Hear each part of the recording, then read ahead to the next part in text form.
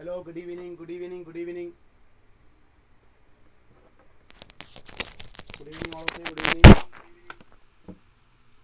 എല്ലാവരും കേൾക്കുന്നുണ്ടല്ലോ അല്ലേ? ഒന്ന് വോയിസ് ഒക്കെ ഓക്കെ ആണ്, ഒന്ന് കമൻറ്റ് ചെയ്തടാ. വോയിസ് ഒക്കെ ഓക്കെ ആണ്, ഒന്ന് കമൻറ്റ് ചെയ്ത് എല്ലാവരും.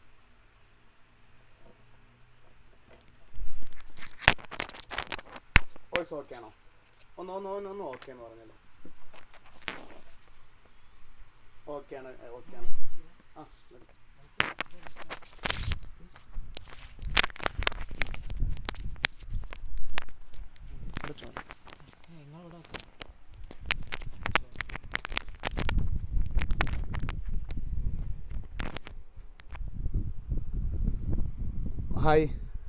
ഹായ് സാജിദ്, വോയിസ് ഓക്കെ ആണല്ലോ അല്ലേ? ഓക്കെ. നിങ്ങൾ ഫ്രണ്ട്സിനൊക്കെ ഒന്ന് ലിങ്ക് എല്ലാവരും ഷെയർ ചെയ്ത് കൊടുക്കുക. ലൈവ് കാണുന്നവരൊക്കെ ഒന്ന് ഫ്രണ്ട്സിനൊക്കെ ഒന്ന് ലിങ്ക് ഷെയർ ചെയ്ത് കൊടുത്തടാ.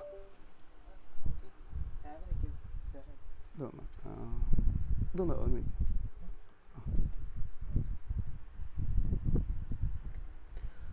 എടാ ഓക്കെ അല്ലേ? വോയിസ് കുറവാണെന്നല്ലേ? ഇപ്പോൾ ഓക്കെ അല്ലേ? വോയിസ് ഓക്കെ അല്ലേ? റെഡി ആയില്ലേ? ഇപ്പോൾ ഓക്കെ. അപ്പോൾ നമ്മൾ ഓരോ പേര് വന്നിട്ടുണ്ട്. റൻഹ വന്നിട്ടുണ്ട്, ദേവിക വന്നിട്ടുണ്ട്, ജോത്സന ചിപ്പി വന്നിട്ടുണ്ട്. വേറെ ആരൊക്കെ വന്നിട്ടുണ്ട്? Hi, good evening sir. Hi, good evening. Okay, അപ്പോൾ ഈ മുഖം നിങ്ങൾ വല്ലാണ്ട് കണ്ടിട്ടുണ്ടാവില്ല. സാറ് പുതിയ സാറാണ്. അപ്പോൾ സാറിൻ്റെ പേര് ഷെഫീഖ് എന്നാണ്. എല്ലാവരും ഉണ്ടല്ലോ അല്ലേ?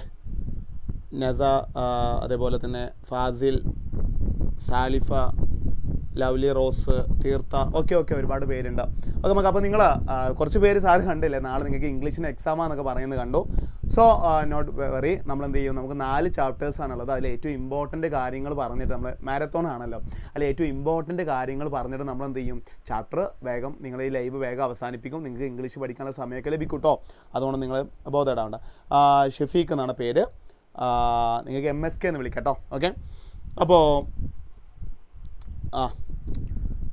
പിന്നെ റസ്മീന വന്നിട്ടുണ്ട്, ഹന്നത്ത് വന്നിട്ടുണ്ട്, സുധീർ വന്നിട്ടുണ്ട്. ഓക്കെ. അപ്പോൾ നമ്മൾ അധികം സമയം കളയുന്നില്ല. നാളെ നിങ്ങൾക്ക് ഏറ്റവും എക്സാം ഉള്ളത് കൊണ്ട് തന്നെ നമ്മൾ എന്ത് ചെയ്യുന്നില്ല, സമയം അധികം കളയുന്നില്ല കേട്ടോ. ഓക്കെ, അപ്പോൾ ഏതായാലും നമ്മൾ എന്ത് ചെയ്യണം? ഏതൊക്കെ 4 ചാപ്റ്റേഴ്സാണ് നമ്മൾ പറഞ്ഞിട്ടുണ്ടായിരുന്നു അല്ലേ? അപ്പോൾ ഒന്നാമത്തെ ചാപ്റ്റർ തന്നെ നിങ്ങൾ കാണുന്നുണ്ടാവും. എന്താണ് നമ്മൾ ഒന്നാമത്തെ ഫസ്റ്റ് ചാപ്റ്ററിൻ്റെ നെയിം? ഏത് നമ്മൾ എടുക്കാൻ പോകുന്നത്? ഫസ്റ്റ് ആയിട്ട് നമ്മൾ എടുക്കുന്നത്, നമ്മൾ പ്രധാനമായും 4 ചാപ്റ്റർ ഏതൊക്കെയായിരുന്നുടാ? ഒന്ന് rice of nationalism in Europe and nationalism in India, and പിന്നെ ഫെഡറലിസം ആൻഡ് പവർ ഷെയറിങ്. ഈ 4 ചാപ്റ്റേഴ്സാണ് നമ്മൾ എന്ത് ചെയ്യുന്നത്? ഡിസ്കസ് ചെയ്യാൻ പോകുന്നത് ഇന്നത്തെ വീഡിയോയോടുകൂടി. സോ അത് വളരെ സിമ്പിളായിട്ട് നമ്മൾ എന്ത് ചെയ്യും? നിങ്ങൾക്ക് ഏതൊക്കെ രീതിയിലാണോ, ഏതൊക്കെ ക്വസ്റ്റ്യൻസ് അതിൽ നിന്ന് വരാൻ ചാൻസ് ഉണ്ട് എന്നൊക്കെ നോക്കിയിട്ട് ഓരോ കാര്യം, ഈച്ച് ആൻഡ് എവരി ടോപ്പിക്കും നമ്മളെല്ലാം കൂടി കമ്പൈൻ ചെയ്തിട്ടുള്ള കാര്യങ്ങൾ നമ്മൾ എന്ത് ചെയ്യും? ഇന്ന് ഡിസ്കസ് ചെയ്യും. സോ നിങ്ങളെല്ലാവരും സപ്പോർട്ടും സാറിന് അതിന് ആവശ്യമാണ്. സോ ഫസ്റ്റ് ഓഫ് ഓൾ ഒരു കാര്യം പറയട്ടെ സാറ്, നമ്മൾ ആരെങ്കിലും ചാനൽ സബ്സ്ക്രൈബ് ചെയ്യാൻ ബാക്കിയുണ്ടെങ്കിൽ, ബാലൻസ് ഉണ്ടെങ്കിൽ അതൊന്ന് സബ്സ്ക്രൈബ് ചെയ്യുക. ഓൾസോ പ്ലീസ് ലൈക്ക് അല്ലേ? നമ്മൾ ആ ബെൽ ബട്ടൺ അല്ല, നമ്മൾ ലൈക്ക് ബട്ടൺ ഒന്ന് എന്ത് ചെയ്യുക? നല്ലപോലെ ഒന്ന് പ്രസ് ചെയ്തേട്ടോ. സെറ്റാണ്. ഓക്കെയാണ്. അപ്പോൾ നമ്മൾ സ്ക്രീൻ കാണുന്നില്ല എന്ന് പറയുന്നുണ്ട്. കാണുന്നില്ല? സ്ക്രീൻ എല്ലാവർക്കും അവൈലബിൾ ആണല്ലോ? കാണുന്നില്ല സ്ക്രീന്? സാലിഫ പറയുന്നുണ്ട് സ്ക്രീന് കാണുന്നില്ല. സ്ക്രീൻ ഓക്കെ ആണല്ലോ? എടാ സ്ക്രീൻ ബാക്കിയുള്ളവർക്ക് സ്ക്രീൻ ഓക്കെ അല്ലേടാ? ഒന്ന് പറഞ്ഞേ. ബാക്കിയുള്ളവർക്ക് സ്ക്രീൻ ഓക്കെ ആണല്ലോ? അബ്ദുൾ റസാഖ് ഓക്കെയാണ്, റൻഹ ഓക്കെയാണ്, ഹന്നത്ത് ഓക്കെയാണ്, കാണുന്നുണ്ടല്ലോ. സലിഫ, ഐ തിങ്ക് യുവർ പ്രോബ്ലം ആയിരിക്കും, ചാൻസ് ഉണ്ട്. ഒന്ന് ചെക്ക് ചെയ്യണേ.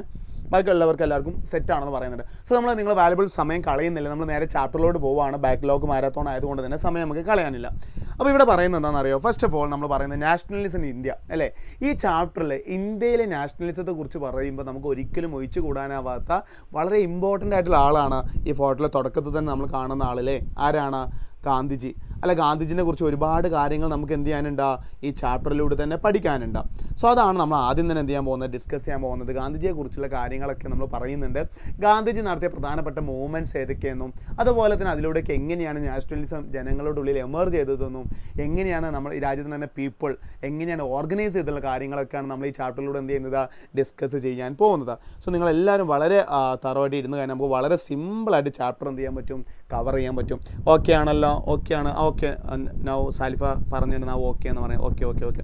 അപ്പോൾ ഏതായാലും മക്കളെ ഒന്ന് ലൈക്ക് ചെയ്യാത്തവർക്കൊന്ന് ലൈക്ക് ചെയ്യണം കേട്ടോ. ശരി, അപ്പോൾ നമ്മൾ ആദ്യം തന്നെ പറയുന്നത് എന്താണെന്ന് അറിയോ? ഫസ്റ്റ് വേൾഡ് വാർ, അതേപോലെ തന്നെ ഖിലാഫത്ത് ആൻഡ് നോൺ കോപ്പറേഷൻ മൂവ്മെൻ്റ് ആണ് അല്ലേ? നമുക്കറിയാം ഫസ്റ്റ് വേൾഡ് വാർ എന്നാണ് നടന്നത്, ഒന്ന് കമൻറ്റ് ചെയ്ത് നിങ്ങൾ. ഫസ്റ്റ് വേൾഡ് വാർ എന്നാണ് നടന്നത്, ഒന്ന് കമൻറ്റ് ചെയ്തേ. നമുക്ക് ഓരോ കമൻറ്റ് ചെയ്ത് ഇങ്ങനെ ഒരു എന്താ പറയുക, 2 സൈഡ് ഇൻട്രാക്ഷനോട് ചാപ്റ്റർ മുന്നോട്ട് പോകും. എന്നാണ് ഫസ്റ്റ് വേൾഡ് വാർ നടന്നത്, ഒന്ന് കമൻറ്റ് ചെയ്തേ. ഏത് ഇയർ കമൻറ്റ് ചെയ്താൽ മതി, ഏത് ഇയറിലാണ് തുടങ്ങിയത്, ഏത് ഇയറിൽ എൻഡ് ചെയ്തു പറഞ്ഞാൽ മതി. ഓക്കെ, യെസ്, ഇതാരാണ്? ലാൽ സ്റ്റീഫൻ അല്ലേ, Lal Stephen and Nasar Aniya. Okay, അടിപൊളിയാണ്, നിങ്ങൾ അടിപൊളിയാണല്ലോ, ഒരു രക്ഷയില്ലോട്ടോ മക്കളെ, അടിപൊളി. എനിക്ക് സാറിന് ഭയങ്കര ഇഷ്ടമായി നിങ്ങൾ അല്ലേ. 1947 അല്ല കേട്ടോ, 1914 ആണ് കേട്ടോ. ഓക്കെ, വളരെ നിങ്ങൾ അടിപൊളി കേട്ടോ, വളരെ സാറിന് ഭയങ്കര ഇഷ്ടമായി, നിങ്ങൾ കാര്യങ്ങളൊക്കെ കറക്റ്റ് നിങ്ങൾ തറവാണ്. യെസ്, ഓക്കെ, അപ്പോൾ നിങ്ങൾ ഫുൾ സെറ്റാണ്. ഓക്കെ ഓക്കെ, എല്ലാവരും പറയുന്നുണ്ടല്ലേ. എൻ്റെ പേര് ഡൊറീൻ ആണോ? Okay okay okay, Doreen. Okay okay okay. അപ്പോൾ ഏതായാലും നമ്മൾ ഫസ്റ്റ് വേൾഡ് വാർ അല്ലേ, അത് നടന്നത് യൂറോപ്പ് ആ സൈഡിലാണെങ്കിൽ അതിൻ്റെ എഫക്റ്റ് എവിടെ ഉണ്ടായിട്ടുണ്ട്? ഇന്ത്യയിൽ ഉണ്ടായിട്ടുണ്ട്. അല്ല, നമ്മൾ ഒരുപാട് കാര്യങ്ങൾ അതിൻ്റെ ഭാഗമായിട്ട് നമ്മൾ ഓൾറെഡി പഠിച്ചതാണ് അല്ലേ. 1914 സ്റ്റാർട്ട് ചെയ്ത് 1918 ഫസ്റ്റ് വേൾഡ് വാർ ഉണ്ടാവുന്നത്.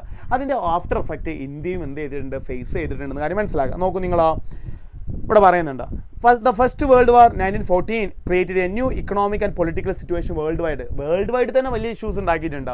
അപ്പോൾ ഇന്ത്യ നമ്മൾ പറയേണ്ട ആവശ്യമില്ലല്ലോ, കാരണം ആ സമയത്ത് ഇന്ത്യ എന്ന് പറയുന്നത് ബ്രിട്ടൻ്റെ കോളനിയാണ്. അതുകൊണ്ട് തന്നെ ബ്രിട്ടൻ എന്ത് ചെയ്തിട്ടുണ്ട്? ഇന്ത്യയിൽ നല്ല രീതിയിലുള്ള അതിൻ്റെ ഒരു എഫക്റ്റ് ഇന്ത്യയിലാണ്. അവർക്ക് ഉണ്ടായ ലോസ് എല്ലാം അവരത് ഓവർകം ചെയ്യാൻ വേണ്ടിയിട്ട് ആരെ യൂസ് ചെയ്തതാ? ഇന്ത്യയാണ് യൂസ് ചെയ്തെന്നുള്ള കാര്യം നിങ്ങൾ മനസ്സിലാക്കുക. ഇവിടെ പറയുന്നത് നോക്കൂ നിങ്ങൾ, അവർക്ക് ആ ലോസ് അവർ ഓവർകം ചെയ്യാൻ വേണ്ടി അവർ കൊണ്ടുവന്ന India faced various problems during the world war period. After the അല്ലെങ്കിൽ വേൾഡ് വാറിൻ്റെ പീരീഡ് അല്ലെങ്കിൽ ആഫ്റ്റർ ദ വേൾഡ് വാർ ഇന്ത്യയിൽ ഞാൻ പറഞ്ഞല്ലോ, ബ്രിട്ടൻ അവരുടെ ലോസ് ഓവർകം ചെയ്യാൻ വേണ്ടിയിട്ട് ഇന്ത്യയിൽ അവർ അവരുടേതായിട്ടുള്ള ചില മൂവ്മെൻറ്റ്സ് കൊണ്ടുവന്നു. എന്തൊക്കെയാണ്? ഡിഫൻസ് എക്സ്പെൻഡിച്ചർ ഇൻക്രീസ്ഡ് അല്ലേ. അവർക്കറിയാം അവരുടെ വേൾഡ് വാറിന് വേണ്ടിയിട്ട് അവർക്ക് എന്താണ്? ഡിഫൻസിന് എക്സ്പെൻഡിച്ചർ ഉണ്ടാവും. ടോട്ടലി നല്ല ആർമി ഉണ്ട്, ഔട്ട് നമ്പേർഡ് ആർമിയാണ്. അപ്പോൾ അവർക്ക് നല്ല എക്സ്പെൻഡിച്ചർ ഉണ്ടാവും. അതിന് വേണ്ടിയുള്ള എമൗണ്ട് വെൽത്ത് അവർ എവിടെ നിന്ന് കൊണ്ടുപോയി? നമ്മുടെ കയ്യിൽ നിന്ന് കൊണ്ടുപോയി. പിന്നെ custom duties were raised and income tax was introduced. അവരെന്ത് ചെയ്ത്? അവർക്ക് നല്ല വെൽത്ത് ആവശ്യമാണ്, കാരണം ഡിഫൻസിൻ്റെ എക്സ്പെൻഡിച്ചർ ഇൻക്രീസ് ആയിട്ടുണ്ട്. അതിൻ്റെ പേരിൽ ന്യൂ ടാക്സ് അല്ലേ, യുദ്ധത്തിൻ്റെ പേരിൽ ന്യൂ ടാക്സ് ഇന്ത്യക്കാരുടെ മേലെ ആര് ഇമ്പോസ് ചെയ്തു? ബ്രിട്ടൻ ഇമ്പോസ് ചെയ്തു. And prices of prices of food grains were increased and doubled between 1913 and 1918. 1913 to 1918 ആയപ്പോഴേക്കും ഫുഡ് ഗ്രെയിൻസിൻ്റെ റൈസ് എല്ലാം വളരെ ഇൻക്രീസ് ആയി. ബിക്കോസ് ഓഫ് നമുക്കൊരു വാർ നടന്നു കഴിഞ്ഞപ്പോൾ എക്സാമ്പിൾ പറയുകയാണെങ്കിൽ, ഇപ്പോൾ ഇറാൻ USA വാർ നടക്കുന്നുണ്ടല്ലേ, ആ വാറിൻ്റെ പേരിൽ തന്നെ എന്ത് നടന്നു? ഗ്യാസിന് വില കൂടിയെന്ന് നമുക്കറിയില്ലേ. ആ ഗ്യാസിന് വില കൂടിയത് കൊണ്ട് തന്നെ നമുക്കതിന് ബുദ്ധിമുട്ട് അനുഭവിച്ചില്ല. ഇതേപോലെ തന്നെ അവിടെ വേൾഡ് വാർ നടന്ന സമയത്ത് ഇന്ത്യയിലൊക്കെ നല്ല പോലെ ഓരോ ഫുഡ് ഗ്രെയിൻസിൻ്റെ പ്രൈസൊക്കെ എന്തായി? വലിയ രീതിയിലുള്ള ഹൈക്കാണ് ഇന്ത്യയിലൊക്കെ ഉണ്ടായിട്ടുണ്ടായിരുന്നത്. Villages were recruited forcefully in army. അടുത്തൊരു ഏറ്റവും ഇഷ്യൂ എന്ന് പറയുന്നത് അതാണ്, ഫോഴ്സ്ഡ് ആർമി. സാധാ വില്ലേജിൽ ഉണ്ടായിരുന്ന ആളുകളെ കൊണ്ട് എന്തായി? ഓർഡിനറി മാനിനോട് പറഞ്ഞു, നിങ്ങൾ എന്തിൽ ജോയിൻ ചെയ്യണം? ആർമിയിൽ ജോയിൻ ചെയ്യണമെന്ന് പറഞ്ഞിട്ട് അവരതിലേക്ക് പുഷ് ചെയ്തു. ഇതൊക്കെയാണ് അവിടെ വലിയ ഇഷ്യൂസ് ഉണ്ടാക്കാനുള്ള കാരണം, വേൾഡ് വാറിൻ്റെ നമ്മളിവിടെ എഫക്റ്റ് എന്ന് പറയുന്നത്. ഏതാ നോക്കി നിങ്ങൾ, after the war in 1918, 1919 and 1920, 1921 Indian industries faced heavy losses. People suffered from acute shortage of food, influence, epidemic, etc. അതായത് ഞാൻ പറഞ്ഞില്ല, ടോട്ടലി പറയുകയാണെങ്കിൽ വലിയ രീതിയിൽ ഇഷ്യൂസാണ് ഇത് ഈ വേൾഡ് വാർ ഇന്ത്യയിൽ ഉണ്ടാക്കിയിട്ടുള്ള. എപ്പിഡമിക്സ് എന്നെന്താ? പകർച്ചവ്യാധി, പല രോഗങ്ങളൊക്കെ ഇതിൻ്റെ ഭാഗമായിട്ട് എവിടെ ഉണ്ടായിട്ടുണ്ട്?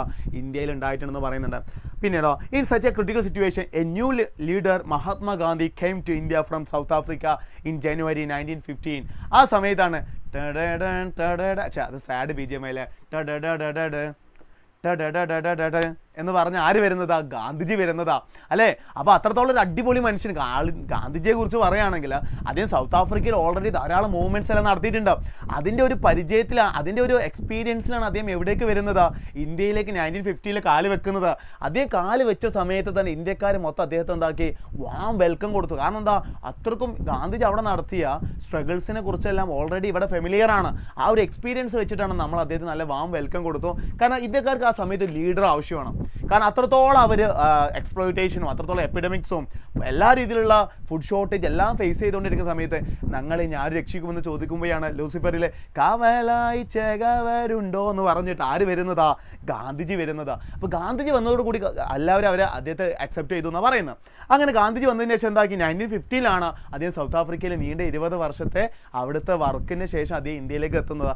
അദ്ദേഹത്തിൻ്റെ എല്ലാത്തിനും കൊണ്ട്, അദ്ദേഹത്തിൻ്റെ ക്യാരക്ടർ ആയിക്കോട്ടെ, ലൈഫ് സ്റ്റൈൽ ആയിക്കോട്ടെ, ഇതെല്ലാം അദ്ദേഹം അവർ സംസാരിക്കുന്ന ലാംഗ്വേജ് ആയിക്കോട്ടെ, ഇതിൻ്റെയൊക്കെ ഒരു ചാൻസിൽ ഗാന്ധിജി നമ്മൾ എന്ത് ചെയ്ത് സ്വീകരിക്കണം.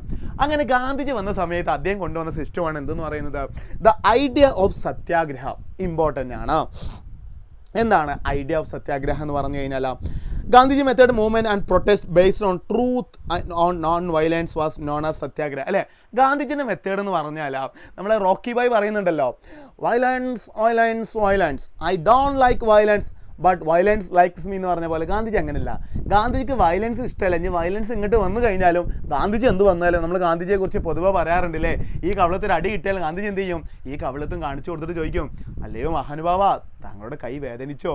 അല്ല, ആ ഒരു മൈൻഡ് സെറ്റുള്ള ആളാണ് ആര്, ഗാന്ധിജി എന്ന് പറയുന്നത്. അതുകൊണ്ട് അദ്ദേഹത്തിൻ്റെ സത്യാഗ്രഹ മൂവ്മെൻറ്റ് എന്ന് പറയുന്നത് നമുക്കറിയില്ലേ, മെയിൻ അദ്ദേഹത്തിൻ്റെ പരിപാടി അല്ലേ, നമ്മൾ പറയുന്ന പോലെ തന്നെ സത്യാഗ്രഹം എന്താ, നിരാഹാര സമരം ഇരിക്കുകയാണ് ആര് ചെയ്യാറുള്ളത്, ഗാന്ധിജി ചെയ്യാറുള്ളത് അല്ലേ. എന്താ നിരാഹാര സമരം എന്ന് പറഞ്ഞാൽ എന്താണ് സാറ് എന്താണ്? ഓക്കെ, സാറ് വന്നിട്ടുണ്ടല്ലോ അല്ലേ. ഓക്കെ സാർ, പല ആളുകളും അവർ പേര് പറഞ്ഞിട്ടുണ്ട് അല്ലേ. Sir my name is Nasari പറഞ്ഞിട്ടുണ്ട്, എൻ്റെ പേര് ഫൈഹ എന്നാണ്, my name is Theertha. Okay, sir കാണുന്നുണ്ട് കേട്ടോ, സാർ കാണുന്നുണ്ട്. JTV Ankit follow me. എടാ ഇവിടെ സാറിന് ഫോളോ ചെയ്യടാ, ക്ലാസ് ഫോളോ ചെയ്യടാ.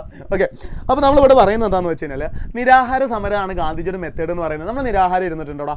നിങ്ങൾ ആരെങ്കിലും നിരാഹാരം വീട്ടിലിരുന്നിട്ടുണ്ടോ എന്ന് പറഞ്ഞ് കമൻറ്റ് ചെയ്തേ. ആരെങ്കിലും മദറിനെട്ടോ ഫാദറിനെട്ടോ എന്തെങ്കിലും പ്രോബ്ലം കാര്യങ്ങളൊന്നും ഉണ്ടായിട്ട് ഫുഡ് കഴിക്കാതെ ഇരുന്നിട്ടുണ്ടോ? ഉണ്ടെങ്കിൽ ഒന്ന് കമൻറ്റ് ചെയ്തേ. എല്ലാവരും ഇരുന്നുണ്ടല്ലോ. അടിപൊളി അടിപൊളി അടിപൊളി. അപ്പോൾ നിരാഹാര സമരം എല്ലാവരും ഇരുന്നിട്ടുണ്ട് അല്ലേ. എന്നാൽ സാറ് ഇരുന്നിട്ടുണ്ട്, പക്ഷെ അത് നിരാഹാരമല്ല കേട്ടോ. സാറ് അവിടെ ചെറിയൊരു മാറ്റം ഉണ്ട് എന്നുള്ളൂ. നിങ്ങളൊക്കെ നിരാഹാര സമരം ഇരുന്ന് പല കച്ചറ ഉണ്ടാക്കുന്ന സമയത്ത് സാറ് ഇരുന്ന സമരം എന്താണെന്ന് അറിയാമോ? സാറ് ഇരുന്ന സമരം എന്ന് പറയുന്നത് ഇതവിടെ ഇതുണ്ട്. സാറ് ഇരുന്ന് നിരന്തരാഹാര സമരമാണ്. എന്താണ്, ഇരിക്കണമെന്നുണ്ടെന്നൊക്കെ പറയുന്നുണ്ട്, പക്ഷേ സാറ് നിരാഹാരം ഇരുന്നിട്ടില്ല. സാറായിട്ട് എന്തെങ്കിലും പ്രശ്നമുണ്ട്, സാറ് നിരന്തരാഹാര സമരമാണ്.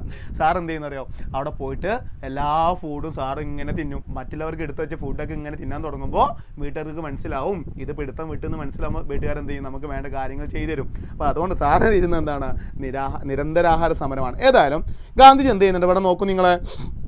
നെജുവ പറയുന്നത് സാറ് പൊളിയല്ലേ. Thank you Nejuva, thank you. ശരി, the idea of satyagraha emphasized on the idea of satyagraha emphasizes on the power of truth. As per Gandhiji, without being aggressive, a satyagrahi could win the battle through non-violence. അല്ല, ഗാന്ധിജിയുടെ ഒരു view point എന്ന് പറയുന്നത് ഒരിക്കലും വയലൻസിലൂടെ എന്ത് കിട്ടില്ല, freedom കിട്ടില്ല. നമുക്ക് എപ്പോഴും നോൺ വയലൻസ് ആണ് കീപ്പ് ചെയ്യുന്നത് നല്ലതെന്നാണ് ഗാന്ധിജിയുടെ ഒരു വ്യൂ പോയിന്റ് ഉണ്ടായിരുന്നത്. അങ്ങനെ നോക്കൂ നിങ്ങൾ, ഇനി ഇമ്പോർട്ടൻ്റ് ആണ് ഗാന്ധിജിയുടെ, നമ്മളിവിടെ പറയുന്നത് ഗാന്ധിജിയുടെ ഏർലി സ്ട്രഗിൾസ് ആണ് നമ്മൾ എന്ത് ചെയ്യുന്നത്, ഡിസ്കസ് ചെയ്യുന്നത് കേട്ടോ. ചിലപ്പോൾ എക്സാമിന് ചോദിക്കാം ഗാന്ധിജിയുടെ ഏർലി സ്ട്രഗിൾസ്. ഗാന്ധിജി നടത്തിയ പ്രധാനപ്പെട്ട ഏർലി റീജിയണൽ സ്ട്രഗിൾസ് പറയുമ്പോൾ പ്രധാനമായിട്ട് 3 എണ്ണമാണുള്ളത്. ഒന്നാമതെന്ന് പറയുന്നത് the struggle of indigo farmers in Champaran, and second one Ahmedabad cotton mill strike, and third one is peasant struggle in Kheda. ഈ 3 സ്ട്രഗിളിനെ കുറിച്ച് നമ്മൾ എന്ത് ചെയ്യണം, അറിയണം കേട്ടോ. എന്താണ് 3 സ്ട്രഗിൾ, എന്താണ് പറയുന്നത് നോക്കൂ നിങ്ങൾ. ഒന്നാമത് പറയുന്നത്, in 1917 Gandhiji travel to Champaran in Bihar to inspire the peasant to struggle against oppressive plantation system. അവിടെ ഇൻഡിഗോ ഫാമേഴ്സ് നല്ല പോലെ, നിങ്ങൾ പഠിച്ചിട്ടുണ്ടാവില്ലേ, ഇൻഡിഗോ ഫാമേഴ്സ് നല്ല പോലെ എക്സ്പ്ലോയിറ്റേഷൻ ഫേസ് ചെയ്യുന്നുണ്ടായിരുന്നു ബ്രിട്ടീഷുകാരായിട്ടുള്ള ഉണ്ടായിരുന്ന ലാൻഡ് ലോഡ്സിൽ നിന്നും. അപ്പോൾ അതിനെതിരെ ഗാന്ധിജി ഒരു ഇൻഡിഗോ ഫാമേഴ്സ് അവിടെ ഒരു മൂവ്മെൻറ്റ് സ്റ്റാർട്ട് ചെയ്തിട്ടുണ്ടായിരുന്നു. അതിൽ ജോയിൻ ചെയ്യാൻ വേണ്ടിയിട്ടാണ് ആര് പോയത്, ഗാന്ധിജി പോയിട്ടുണ്ടായിരുന്നത്. അപ്പോൾ ഇവിടെ ഒരു MCQ ക്വസ്റ്റ്യൻ ആണ്, the struggle of indigo farmers in Champaran were held in which state എന്ന് ചോദിക്കും. ചമ്പാരൻ എന്ന് പറയുന്നത് ഏത് സ്റ്റേറ്റ് ആണ്? അത് ബീഹാറാണ്. ഓർമ്മയിലുമാണ്, എക്സാമിന് ചോദിക്കാറുണ്ട് ബീഹാർ. സാർ അത് പഠിക്കാൻ വേണ്ടി നിങ്ങൾക്ക് സിമ്പിൾ ഒരു കോഡ് പറഞ്ഞു തരാം കേട്ടോ. എവിടെയാണ് ബീഹാറിൽ എന്താ നടന്നതെന്ന് പഠിക്കാൻ വേണ്ടി സിമ്പിളായിട്ടൊരു കോഡ് സാർ പറഞ്ഞു തരാം. ഇത്ര ഓർത്താൽ മതി. നമ്മളൊക്കെ മാരേജിന് പോകുന്നല്ലേടാ അല്ലേ? ഒന്ന് കമൻറ്റ് ചെയ്തേ. നമ്മളൊക്കെ മാരേജിന് പോകുന്നല്ലേ? അവിടെ എന്താണ് സാധാരണ എന്താ ഉണ്ടാവാറ്? ഒന്ന് കമൻറ്റ് ചെയ്തേടാ. മാരേജിന് പോകുമ്പോൾ എന്താണ് ഉണ്ടാവാറ് കഴിക്കാൻ? ഒന്ന് കമൻറ്റ് ചെയ്ത് വേഗം. യെസ്, പറഞ്ഞു, കമൻറ്റ് ചെയ്ത് നോക്കാം. ബിരിയാണി ഉണ്ടാവും. Very good. ബിരിയാണി ഉണ്ടാവില്ലേ? നമുക്ക് അതേ ഓർമ്മയുള്ളൂ. അവിടെ ബ്രൈഡും ഗ്രൂമൊക്കെ ഉണ്ടെങ്കിൽ നമ്മൾ നോക്കുന്നത് എന്താണ്, ബിരിയാണി മാത്രമേ നോക്കാറുള്ളൂ അല്ലേ? സാർ ഇത്ര പഠിച്ചാൽ മതി. ചമ്പാരൻ സ്ട്രഗിൾ ബീഹാറല്ലേ? ഇത്ര ഓർത്താൽ മതി. ബിരിയാണി എന്തിലാണ് വെക്കാറ് അല്ലേ? നമുക്കറിയാം ബിരിയാണി വെക്കുന്ന എന്തില്ല, ചെമ്പിലല്ലേ? അത് ഓർത്താൽ മതി. ബിരിയാണി ചെമ്പ് എന്ന് ഓർത്താൽ മതി. ബീഹാർ ചമ്പാരൻ സിമ്പിൾ അല്ലേ? ബിരിയാണി ചെമ്പ്, ബീഹാർ ചമ്പാരൻ എന്ന് ഓർത്താൽ മതി. അപ്പോൾ ഒരു മാർക്ക് അവിടെ കിട്ടിയില്ലേ? അത്ര ഓർത്താൽ മതിയിട്ട് അതിന് വേണ്ടി സാറ് പറഞ്ഞു എന്നുള്ളൂ. ഓക്കെ അല്ലേ? സെറ്റ് അല്ലേ? സെറ്റ്. അടുത്ത് രണ്ടാമത് എന്താണെന്നറിയോ? രണ്ടാമത് നോക്കൂ നിങ്ങൾ. In the same year, Gandhi also organized Satyagraha to support person in Geda, district of Gujarat, who were suffering from shortage of food due to crop failure and plague epidemic. അതായത് crop failure എന്ന കാരണം അവിടെ വലിയ രീതിയിൽ issue ഉണ്ടായി. അപ്പോൾ ആ issue ആ ക്രോപ്പ് ഫെയിലിയർ കാരണം ഉണ്ടായി അവർക്ക് എന്തായി, അവരെ കൃഷിയൊക്കെ നശിച്ചു പോയി. സോ അവരെ കൊണ്ട് അവരോട് വീണ്ടും എന്ത് ചെയ്തു, അവരെ കൊണ്ട് ഹെവി ടാക്സ് ഇമ്പോസ് ചെയ്തു. അതുമാത്രമല്ല ഫുഡ് ഷോർട്ടേജും വന്നു. അങ്ങനെ വന്നപ്പോൾ അവർക്ക് ഹൈ ടാക്സ് കൊടുക്കാൻ പറ്റില്ല എന്ന് പറഞ്ഞുകൊണ്ട് അവരെന്ത് ആരംഭിച്ചു, മൂവ്മെൻറ്റ് ആരംഭിച്ചു. അതാണ് പെസന്റ് സ്ട്രഗിൾ ഇൻ ഖേദ എന്ന് പറയുന്നത് കേട്ടോ. സിമ്പിൾ അല്ലേ? ഒന്നാമത്തെ struggle of indigo farmers in Champaran, second one peasant struggle in Kheda. ഇനി തേർഡ് വൺ ആണ് Gandhiji went to Ahmedabad to organise satyagraha movement among the cotton mill work. അഹമ്മദാബാദിലെ കോട്ടൺ മില്ലിൽ അവിടുത്തെ വർക്കേഴ്സ് അവിടുത്തെ കോട്ടൺ മിൽ ഓണേഴ്സിൽ നിന്നും ചില എക്സ്പ്ലോയിറ്റേഷൻ ഫേസ് ചെയ്യുന്നുണ്ടായിരുന്നു. അതിനെതിരെ അവരവിടെ മൂവ്മെൻറ്റ് സ്റ്റാർട്ട് ചെയ്തിട്ടുണ്ടായിരുന്നു. അപ്പോൾ അതിലേക്ക് ആര് ജോയിൻ ചെയ്തു? ഗാന്ധിജി ജോയിൻ ചെയ്തു എന്നാണ് പറയുന്നത്. ഇതാണ് പ്രധാനമായിട്ടും ഗാന്ധിജിയുടെ ആദ്യത്തെ ഏർലി സ്ട്രഗിൾസ് എന്ന് പറയുന്നത് കേട്ടോ. ഓക്കെ അല്ലേ? ഓക്കെ. എന്താ ചോദിക്കുന്നത്? റൻഹ സൈനബ് സാർ നാളെയും ക്ലാസ് എടുക്കുമോയെന്ന് ചോദിക്കുന്നത്. ഓ സാർ നാളെയും ക്ലാസ് ഉണ്ട് കേട്ടോ. നാളെ ബാക്കിയുള്ള ചാപ്റ്റേഴ്സിൻ്റെ ക്ലാസ് നാളെ ഉണ്ടാവും. നാളെ ഞാനുണ്ടാവും, നാഫി സാർ ഉണ്ടാവും, അതുപോലെ തന്നെ നമ്മളെ സൽസബിൻ സാർ എല്ലാം കൂടിയിട്ടാണ് നാളെ ഉണ്ടാവുക കേട്ടോ. നാളെ 3 ആളുകളുണ്ടാവും ലൈവിൽ. ഓക്കെ അല്ലേ മക്കളെ? സെറ്റാണ്. ഓക്കെ. അപ്പോൾ ഇനി നമ്മൾ പറയുന്നത് അങ്ങനെ ഗാന്ധിജി ഈ ഒരു ഏർലി സ്ട്രഗിൾസ് നമ്മളൊന്ന് പരിചയപ്പെടുത്തി എന്നുള്ളൂ കേട്ടോ. ഇത് നടക്കുന്നത് വേൾഡ് വാർ നടക്കുന്ന അതേ ടൈം പീരീഡിൽ തന്നെയാണ് ഇത് നടക്കുന്നത്. യെസ്, ഒരു മിനിറ്റ്. എടാ ഒരു ചെറിയ എറർ വന്നിട്ടുണ്ട്. ഖേദ നടന്നിട്ടുണ്ടത് 1918 കേട്ടോ. Okay.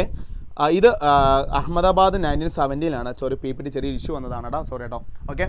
Ahmedabad cotton mill strike നടന്നത് 1970 ഖേദ നടക്കുന്നതെന്നാണ് 1918 ഒന്ന് ഓർത്താൽ മതി കേട്ടോ. അഹമ്മദാബാദ് കോട്ടൺ മിൽ സ്ട്രൈക്കും struggle of indigo farmers in Champaran നടന്നത് 1970 പെസന്റ് സ്ട്രഗിളിൽ ഖേദ നടന്നത് 1918 കേട്ടോ. ചെറിയൊരു എറർ വന്നതാണ്. ഓക്കെ അല്ലേ? ഓക്കെ. പിന്നെ പറയുന്നത് എന്താണെന്ന് അറിയടാ, ചോദിക്കുന്നുണ്ട് സാർ വാർ നടക്കുമ്പോൾ എങ്ങനെ ഇതൊക്കെ നടക്കുന്നു ചോദിക്കുന്നുണ്ട്. വാർ നടക്കുന്നതാണ്, വാർ യൂറോപ്പിലല്ല നടക്കുന്നത്. ആ ടൈമിൽ ഇത് നടത്താനുള്ള മെയിൻ റീസൺ എന്താണെന്ന് പറഞ്ഞു കഴിഞ്ഞാൽ ബ്രിട്ടീഷുകാർ മൊത്തം എന്താണ് ആ യുദ്ധത്തിൻ്റെ ആ ഒരു തിരക്കിലാണ് അല്ലേ. ആ യുദ്ധത്തിൻ്റെ തിരക്കിലായതുകൊണ്ട് തന്നെ ആ സമയത്ത് ഇവിടെ ആർമി കുറവാണ്, അവരുടെ ഡിഫൻസ് ഫോഴ്സ് ഇവിടെ കുറവാണ്. എല്ലാ ഡിഫൻസ് ഫോഴ്സിനെയും എവിടേക്ക് ഷിഫ്റ്റ് ചെയ്തിട്ടുണ്ട്? വാർ ഏരിയക്ക് ഷിഫ്റ്റ് ചെയ്തിട്ടുണ്ട്. ആ ടൈം പീരീഡിൽ എങ്ങനെയെങ്കിലും ഫ്രീഡം നേടാൻ എന്നാണ് ആര് നോക്കിയത്? ഇന്ത്യക്കാർ നോക്കിയത് കേട്ടോ. ഒരു ചാൻസ് കിട്ടുമല്ലേ? ഓക്കെ. അങ്ങനെ വന്ന സമയത്ത് നോക്കൂ, ഇനി നമുക്ക് പഠിക്കേണ്ട ഏറ്റവും ഇമ്പോർട്ടൻ്റ് ആയിട്ടുള്ള കാര്യമാണ് ദ റൗലറ്റ് ആക്ട് എന്ന് പറയും. എന്താണ് റൗലറ്റ് ആക്ട്? ഒന്ന് പറഞ്ഞ റൗലറ്റ് ആക്ട് എന്ന് പറഞ്ഞാൽ എന്താണെടാ? നോക്കിക്കോളൂ നിങ്ങളാ. യെസ്, റൗലറ്റ് ആക്ട് എന്ന് പറയുന്നത് നോക്കി നിങ്ങളാ. അതായത് ഗാന്ധിജി ഇതുവരെ ഏർലി സ്ട്രഗിൾസാണ് കണ്ടക്ട് ചെയ്തത് അല്ലേ. പിന്നീട് അങ്ങോട്ട് ഗാന്ധിജി നാഷണൽ ലീഡറായിട്ട് മാറുകയാണ്. ഇതൊരു റീജിയണൽ ലീഡറിൽ നിന്നും ഒരു നാഷണൽ ലീഡറിലോട്ട് ആര് മാറുകയാണ്? ഗാന്ധിജി മാറുകയാണ്. എങ്ങനെയാണ് ഗാന്ധിജി മാറുന്നത് നോക്കും നിങ്ങളാ. അവിടെയാണ് റൗലറ്റ് ആക്ടിൻ്റെ ഇമ്പോർട്ടൻസ് വരുന്നത്. എന്താണ് റൗലറ്റ് ആക്ട് എന്ന് പറഞ്ഞു കഴിഞ്ഞാലടാ, ബ്രിട്ടീഷുകാരാ ഞാൻ നേരത്തെ പറഞ്ഞില്ലേ ഇന്ത്യയിൽ വേൾഡ് വാർ നല്ല രീതിയിൽ എഫക്റ്റ് ഉണ്ടാക്കി എന്ന് പറഞ്ഞില്ലേ. ഈ ആഫ്റ്റർ എഫക്റ്റ് കാരണം ഇന്ത്യക്കാരാകെ എന്തായി മിസറബിൾ ലൈഫാണ് ലീഡ് ചെയ്യുന്നത്. വളരെ ദുരിത ജീവിതമായിട്ട് മാറി. അപ്പോൾ ഈ മിസറബിൾ ലൈഫ് അത് ഓവർകം ചെയ്യുന്നതിന് വേണ്ടിയിട്ടാണ് അവരെന്ത് ചെയ്തു? ബ്രിട്ടീഷുകാർക്കെതിരെ അവർ പ്രൊട്ടസ്റ്റ് ആരംഭിച്ചു. ആര്? ഇന്ത്യക്കാർ. കാരണം ഞാൻ നേരത്തെ പറഞ്ഞ ഡിഫൻസ് എല്ലാം യുദ്ധത്തിൻ്റെ തിരക്കിലാണ്. ഈ അവസരം മുതലെടുത്തുകൊണ്ട് ഇന്ത്യക്കാർ പ്രൊട്ടസ്റ്റ് ആരംഭിച്ചു. അത് വന്നപ്പോൾ പെട്ടെന്ന് ഓൾറെഡി അവിടെ വാറിലെ തിരക്കിലാണ്. ഇവിടെ ഇന്ത്യയിലും അഥവാ ഇന്ത്യയിൽ മാത്രമല്ല കേട്ടോ, അവരുടെ പല കോളനീസിലും ബ്രിട്ടൻ്റെ പല കോളനീസിലും ഇത്തരത്തിലുള്ള ഡിഫൻസ് വന്ന സമയത്ത് ഇത്തരത്തിലുള്ള പ്രൊട്ടസ്റ്റ് വന്ന സമയത്ത് ഈ പ്രൊട്ടസ്റ്റുകളൊക്കെ സപ്രസ് ചെയ്യുന്നതിന് വേണ്ടിയിട്ട് ബ്രിട്ടീഷുകാർ 1919 കൊണ്ടുവന്ന ഒരു ആക്റ്റാണ് ഏതെന്ന് പറയുന്നത്? റൗലറ്റ് ആക്ട് എന്ന് പറയുന്നത്. ഇവിടെ നോക്കൂ നിങ്ങൾ. അതായത് എങ്ങനെയെങ്കിലും എന്ത് ചെയ്യണം? ഇന്ത്യയിലുള്ള പ്രൊട്ടസ്റ്റുകൾ അവർക്ക് സപ്രസ് ചെയ്യണം. അതിനു വേണ്ടി കൊണ്ടുവന്നതാണ്. The Rowlatt Act was passed through the Imperial Legislative Council of 1919, but Indian members opposed the act. അവരെന്ത് Imperial Legislative Council 1919 പാസ്സാക്കിയതാണെങ്കിലും ഇന്ത്യക്കാർ അതിനെ ഒപ്പോസ് ചെയ്തു. അക്കോർഡിംഗ് ടു ദീസ്, ഇതാണ് ഏറ്റവും ഇമ്പോർട്ടൻറ്റ്. ആ ആക്ട് എന്താണെന്ന് പറയുന്നത് നോക്കൂ നിങ്ങൾ. The political prisoners could be detained in prison for 2 years without any trial. ഒന്ന് ആലോചിച്ച് നോക്കിയടാ. ഇപ്പോൾ ഇന്ത്യയിൽ ഇന്ന് ഒരാളെ അറസ്റ്റ് ചെയ്യണമെന്നുണ്ടെങ്കിൽ വാറൻറ്റും ആണല്ലേ. ഇവരിവിടെ കൊണ്ടുവന്ന സിസ്റ്റം എന്താണെന്ന് പറയുക? വാറൻറ്റൊന്നുമില്ല. വാറൻ്റൊന്നും ഇല്ലാണ്ട്, അതായത് ബ്രിട്ടനെതിരെ പ്രൊട്ടസ്റ്റ് ചെയ്യുന്ന ആളുകളൊക്കെ എക്സ്ട്രീമിസ്റ്റാണ്, തീവ്രവാദികളാണെന്ന് പറഞ്ഞിട്ട് അവരെന്ത് ചെയ്തെന്ന് പറയുമോ? ഒരു വാറൻറ്റും ഇല്ലാണ്ട് അറസ്റ്റ് ചെയ്യും. ഇനി അറസ്റ്റ് ചെയ്താൽ പ്രോസസ്സ് എന്താ 24 ഇന്ത്യയിൽ ഇന്നാണെങ്കിൽ 24 മണിക്കൂറിനുള്ളിൽ കോർട്ടിൽ എന്ത് ചെയ്യണം, അവരെ പ്രസൻറ്റ് ചെയ്യണം. എന്നാൽ കോർട്ടിൽ ഹാജരാക്കാതെ എന്ത് ചെയ്യുന്ന, അവർ ട്രയൽ കുറ്റം ഒന്നും നടത്തൂല, വിചാരണ ഒന്നും നടത്തൂല, ട്രയലൊന്നും നടത്താതെ നേരെ പോയി ജയിലിലിടും. ഈ ഒരു ആക്റ്റാണ് ഏത് റൗലറ്റ് ആക്ട് എന്ന് പറയുന്നത്. അതായത് എങ്ങനെയെങ്കിലും ഈ പ്രൊട്ടസ്റ്റ് എന്ത് ചെയ്യണം, സപ്രസ് ചെയ്യണം, അതിന് വേണ്ടി കൊണ്ടുവന്നതാണ്. എന്നാൽ ഇന്ത്യക്കാരെ വെറുതെ വിട്ടില്ല. Gandhiji decided to oppose this act with satyagraha. Gandhiji ഇവിടെ എന്ത് സ്റ്റാർട്ട് ചെയ്തു, സത്യാഗ്രഹ സ്റ്റാർട്ട് ചെയ്തു. അങ്ങനെ ഈ ആക്ടിന് ഗാന്ധിജി എന്ത് ചെയ്തു, ഒപ്പോസ് ചെയ്തു. On 6th April 1919 Gandhiji launched a national wide satyagraha with hartal. Gandhiji എന്ത് ചെയ്തെന്ന് പറഞ്ഞാൽ 1919 April 6 ഒരു ഹർത്താൽ അങ്ങോട്ട് ഗാന്ധിജി സ്റ്റാർട്ട് ചെയ്യാണ്. എന്തിനു വേണ്ടിയിട്ടാണ്, ഈ ഒരു ആക്ട് ഒപ്പോസ് ചെയ്യുന്നതിന് വേണ്ടിയിട്ടാണ്. അങ്ങനെ ധാരാളം റാലീസും കാര്യങ്ങളൊക്കെ അതിൻ്റെ ഭാഗമായിട്ട് നടത്തി, ധാരാളം സ്ട്രൈക്കും കാര്യങ്ങളൊക്കെ അതിൻ്റെ ഭാഗമായിട്ട് നടത്തിയിട്ടുണ്ടെന്നൊക്കെ പറയുന്നുണ്ട്. ഏതായാലും ഇതിൻ്റെ ആ സ്ട്രൈക്കിൻ്റെ ഭാഗമായിട്ട് സെവറൽ ലോക്കൽ ലീഡേഴ്സൊക്കെ എന്തായി അറസ്റ്റ് ചെയ്യപ്പെട്ട് ഗാന്ധിജി ബാർ ചെയ്തു. എന്തിൽ നിന്നും ഡൽഹിയിലോട്ട് എൻ്റർ ചെയ്യേണ്ടെന്ന് പറഞ്ഞ് അദ്ദേഹത്തെ ഡൽഹിയിലേക്ക് എൻ്റർ ചെയ്യുന്നതിൽ നിന്നും അദ്ദേഹത്തെ ബാർ ചെയ്തു. On 10th April 1919 the police in Amritsar opened A fired on peaceful procession. അതാണ് ഇമ്പോർട്ടൻറ്റ്. അങ്ങനെ ഇരിക്കുമ്പോഴാണ് ഇവിടെ എന്ത് നടക്കുന്നത് നോക്കൂ. അത് എന്താ സാറ് പറഞ്ഞു കേട്ടോ. Martial law was imposed in Amritsar and the command of the area was given to general Dyer. അതായത് 1919 അവിടെ എന്ത് നടക്കുന്നുണ്ടാ, ഒരു ഏപ്രിൽ 1919 ഒരു ഫയർ നടന്നു. ആ ഫയർ നടന്നു, ഒരു പീസ്ഫുൾ ആയിട്ട് നടന്നിരുന്ന ഒരു റാലിക്കെതിരെ ഫയർ നടന്നു. അവിടെ ഉണ്ടായിരുന്ന നാഷണൽ ലീഡേഴ്സിനെ അവരെന്ത് ചെയ്തു, അറസ്റ്റ് ചെയ്ത് കൊണ്ടുപോയി. ആര്, ബ്രിട്ടീഷുകാർ. കാരണം എന്താ, അതിനുശേഷം ഇത് നടക്കുന്ന ഡേറ്റ് നോക്കണേ, 1919 April 10 കേട്ടോ. അന്നാണ് ആദ്യമായിട്ട് അമൃത്സറിൽ ഒരു ഫയർ നടന്നു. അതിൻ്റെ ഭാഗമായിട്ട് അവിടെ ഉണ്ടായിരുന്ന ലീഡേഴ്സിനെ അറസ്റ്റ് ചെയ്ത് കൊണ്ടുപോയി. പിന്നെ അതോടുകൂടി അവിടെ ഉണ്ടായിരുന്ന പഞ്ചാബിലെ ആളുകൾ എന്ത് ചെയ്തു, അമൃത്സർ നമുക്കറിയില്ല പഞ്ചാബിലാണ്, അവരെന്ത് ചെയ്തെന്നറിയോ, ഇന്ന് നാഷണലിസം ഇനി യൂറോപ്പ് ഇല്ലെന്ന് ചോദിക്കുന്നുണ്ട്. ഉണ്ട് കേട്ടോ, നാഷണലിസം ഇനി യൂറോപ്പ് ഇന്നുണ്ടോ. ഇന്ന് 4 ചാപ്റ്റർ ഉണ്ട്, നമ്മൾ പറഞ്ഞല്ലോ. 4 ചാപ്റ്റർ നമ്മൾ ഡിസ്കസ് ചെയ്യുന്ന സമയം അധികം കളയുന്നില്ല. ഇന്ന് നെജു വന്നിരിക്കുന്നത് സാർ നിങ്ങളെ ഇൻസ്റ്റ ഐ ഡി തരാമോ എന്ന് ചോദിക്കുന്നുണ്ട്. ഇൻസ്റ്റ ഐ ഡി MSK സാറിന് അടിച്ചാൽ മതി കേട്ടോ. നിങ്ങൾക്ക് പല എഫക്റ്റീവായിട്ടുള്ള വീഡിയോയും കാര്യങ്ങളൊക്കെ അതിലുണ്ടാവും. MSK സാർ എന്ന് ഇൻസ്റ്റയിൽ അടിച്ചു കഴിഞ്ഞാൽ നിങ്ങൾക്ക് എന്ത് ചെയ്യും, ഇൻസ്റ്റ ഐ ഡി കാണാൻ സാധിക്കും കേട്ടോ. ഓക്കെ അല്ലേ. അപ്പോൾ ഇവിടെ ഈ പ്രൊട്ടസ്റ്റിനെ ഞാൻ പറഞ്ഞല്ലോ, പഞ്ചാബിൽ റൗലറ്റ് ആക്ടിനെതിരെ വലിയ പ്രൊട്ടസ്റ്റ് ഉണ്ടായി. അങ്ങനെ 10th April 1919 എന്തുണ്ടായി, അവിടെ ഒരു ഫയർ ഉണ്ടായി. അതിൻ്റെ ഭാഗമായിട്ട് അവിടെ ലീഡേഴ്സിനെ അറസ്റ്റ് ചെയ്തുകൊണ്ടായി. അത് മാത്രമല്ല, ഇനി ഇത്തരത്തിലുള്ള പ്രൊട്ടസ്റ്റുകൾ ഉണ്ടാവാതിരിക്കാൻ വേണ്ടിയിട്ടാണ് അവിടെ മാർഷ്യൽ ലോ കൂടിയും അവിടെ ഇമ്പോസ് ചെയ്തു. ആരാ, ബ്രിട്ടീഷുകാർ. എന്താ മാർഷ്യൽ ലോ എന്ന് പറഞ്ഞാൽ പട്ടാള നിയമം. ഇനി ആരും എന്ത് ചെയ്യാൻ പാടില്ല, പ്രൊട്ടസ്റ്റിന് ഇറങ്ങിക്കഴിഞ്ഞാൽ ഇവിടുത്തെ ഫുൾ പവർ പട്ടാളത്തിനാണ്. അവർ നിങ്ങൾക്കെതിരെ എന്ത് ചെയ്താലും ഗവൺമെൻറ് ഉത്തരവാദികളല്ല എന്ന് പറഞ്ഞുകൊണ്ട് ഒരു പീസ്ഫുള്ളായിട്ട് പ്രൊട്ടസ്റ്റ് ചെയ്തിരുന്നവർക്കെതിരെ മാർഷ്യൽ ലോ കൂടി കൊണ്ടുവന്നു. അതോടുകൂടി ഇന്ത്യക്കാരാകെ ബുദ്ധിമുട്ടി. ഓക്കെ അല്ലേ. Thank you sir. ഓക്കെ ഇതാണ് ഇൻസ്റ്റ ഐ ഡി കേട്ടോ. ഓക്കെ. അപ്പോൾ ഇവിടെ പറയുന്ന കാര്യം എന്താണെന്ന് വെച്ച് കഴിഞ്ഞാൽ, അതിൻ്റെ ഭാഗമായിട്ട് പിന്നീട് എന്ത് ജനങ്ങൾ വീണ്ടും ഇവിടെ സമ്മേളിച്ച് ജാലിയൻ വാലാബാഗ്, പഞ്ചാബിലെ അമൃത്സറിലെ ജാലിയൻ വാലാബാഗ് എന്ന് പറഞ്ഞ സ്ഥലത്ത് വീണ്ടും അവരെന്ത് ചെയ്തു, സമ്മേളിച്ച്. നോക്കൂ, on the 13th April 1919 a large crowd gathered in the enclosed ground of Jallian Walabagh in Amritsar, Punjab. And some people gathered there to protest against the government repressive measures, while some came to be attend the annual Baisakhi fire. അതായത് പല ആളുകൾക്ക് അറിയുമായിരുന്നില്ല ഞങ്ങൾ എന്തിനാണ് സമ്മേളിക്കുന്നത് എന്ന കാര്യം പോലും അവർക്ക് അറിയുമായിരുന്നില്ല. ചില ആളുകൾ വിചാരിച്ച എന്താ, ഗവൺമെൻറ് കൊണ്ടുവന്നിട്ടുള്ള ചില അൺഫെയർ ആയിട്ടുള്ള ലോസിനെ പ്രൊട്ടസ്റ്റ് ചെയ്യണമെന്ന് വിചാരിച്ച് ചില ആളുകൾ പഞ്ചാബിലെ ഒരു ഫെസ്റ്റിവലാണ് ബൈസാഖി ഫെയർ എന്ന് പറയും, അതിൽ ആഘോഷിക്കാനാണ് കൂടുന്നതെന്നൊക്കെ ചില ആളുകൾ വിചാരിച്ചത്. Many of them unaware of the martial law that imposed. അവർക്ക് അറിയുമായിരുന്നില്ല പഞ്ചാബിൽ മാർഷ്യൽ ലോ ഇമ്പോസ് ചെയ്ത കാര്യമൊന്നും അവർക്ക് അറിയുമായിരുന്നില്ല. പാവങ്ങൾ ഇത് അറിയാതെയാണ് എന്ത് ചെയ്യുന്നത്, ഈ റൗലറ്റ് ആക്ടിനെതിരെ അല്ലെങ്കിൽ തങ്ങളുടെ നേതാക്കളായിട്ടുണ്ടായിരുന്ന ഡോക്ടർ സത്യപാൽ, ഡോക്ടർ സൈഫുദ്ദീൻ കിച്ലു എന്നിവരെ അറസ്റ്റ് ചെയ്തതിനെതിരെ പ്രൊട്ടസ്റ്റ് ചെയ്യാൻ വേണ്ടിയിട്ടാണ് അവർ അവിടെ സമ്മേളിച്ചത്. ബട്ട് എന്ത് സംഭവിക്കുന്നു, General Dyer blocked the exit points of the ground and gave order to open fire on the crowd. Hundreds of people were killed in this incident. അതായത് ഇങ്ങനെ martial law ഡിസ്ഒബേ ചെയ്തുകൊണ്ട് ഇന്ത്യക്കാർ ഇത്തരത്തിലുള്ള ഒരു മീറ്റിംഗ് അവിടെ സമ്മേളിക്കുന്നുണ്ടെന്ന് അറിഞ്ഞാൽ ബ്രിട്ടീഷുകാരായിട്ടുണ്ടായിരുന്ന അവിടെ ചാർജ് ഉണ്ടായിരുന്ന ആളായിരുന്നു ജനറൽ ഡയർ എന്ന് പറയും. ആരാണ്? ജനറൽ ഡയർ എന്ന് പറയുന്ന ആൾ. അദ്ദേഹം എന്ത് ചെയ്തെന്ന് അറിയോ, ആ ഏരിയക്ക് ഈ ഒരു ഗ്രൗണ്ടാണ്. ഈ ഗ്രൗണ്ട് എന്ന് പറഞ്ഞാൽ ഒറ്റ എൻട്രി ഉള്ളൂ. ആ എൻട്രിയിലോട്ട് കയറിയിട്ട് അവരെന്ത് ചെയ്യുന്നു പറയടാ, ഒരു വാർണിങ്ങും കൊടുക്കാതെ അവിടെ പീസ്ഫുള്ളി അവിടെ സമരം ചെയ്തിരുന്ന ആളുകൾക്കെതിരെ അവരെന്ത് നടത്തി, ഫയർ നടത്തി. ഹൺഡ്രഡ്സ് ഓഫ് ഇന്ത്യൻസാണ് അവിടെ എന്ത് ചെയ്യപ്പെട്ടത്, ആ മസാക്കറിൽ കൊല്ലപ്പെട്ടത്. അങ്ങനെ as the news spread, strike clashes with the police and attacks on government buildings started. അതിനുശേഷം ബ്രിട്ടീഷുകാർ വിചാരിച്ചെന്താ, ഇത് കണ്ടിട്ട് അവർ ഇന്ത്യക്കാർ പേടിച്ചോളൂ എന്ന് വിചാരിച്ചു. ബട്ട് ഇന്ത്യക്കാർ പേടിച്ചില്ല. ഇന്ത്യക്കാർ ഒന്നും കൂടി സ്ട്രോങ് ആയിട്ട് അതിനെതിരെ എന്ത് ചെയ്യാൻ തുടങ്ങി, സ്ട്രൈക്ക് ആരംഭിച്ചു. ഓക്കെ അല്ലേ. കണ്ട ആ ഫയറിൻ്റെ ചെറിയ ഫോട്ടോസ് ഒക്കെ കൊടുത്തിട്ടുണ്ട്, കാണുന്നില്ലേ നിങ്ങൾ? ഓക്കെ, ഇന്ന് നമുക്ക് പഞ്ചാബിൽ പോയി കഴിഞ്ഞാൽ ഇത് കാണാൻ സാധിക്കും കേട്ടോ. Okay, the government responded with force to end the movement by humiliating people.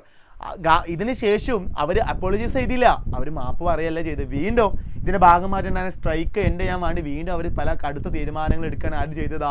ബ്രിട്ടീഷുകാർ ചെയ്തതാ. Satyagrahers were forced to rub their noses on the ground. Punishment നോക്കും നിങ്ങൾ. And crowd on the street and to salaam to all sahib. ബ്രിട്ടീഷുകാർ എവിടെ ബ്രിട്ടീഷുകാർ കണ്ടാലും ഇന്ത്യക്കാർ salute കൊടുക്കേണ്ട രീതിയിലുള്ള പണിഷ്മെൻറ്റാണ്. അത്രത്തോളം ഇന്ത്യക്കാരെ ഇൻസൾട്ട് ചെയ്യാണ് ഇതിന് ശേഷം ആര് ചെയ്തതാ? ഇന്ത്യക്കാർ ചെയ്തെന്ന കാര്യം നിങ്ങൾ മനസ്സിലാക്കണം.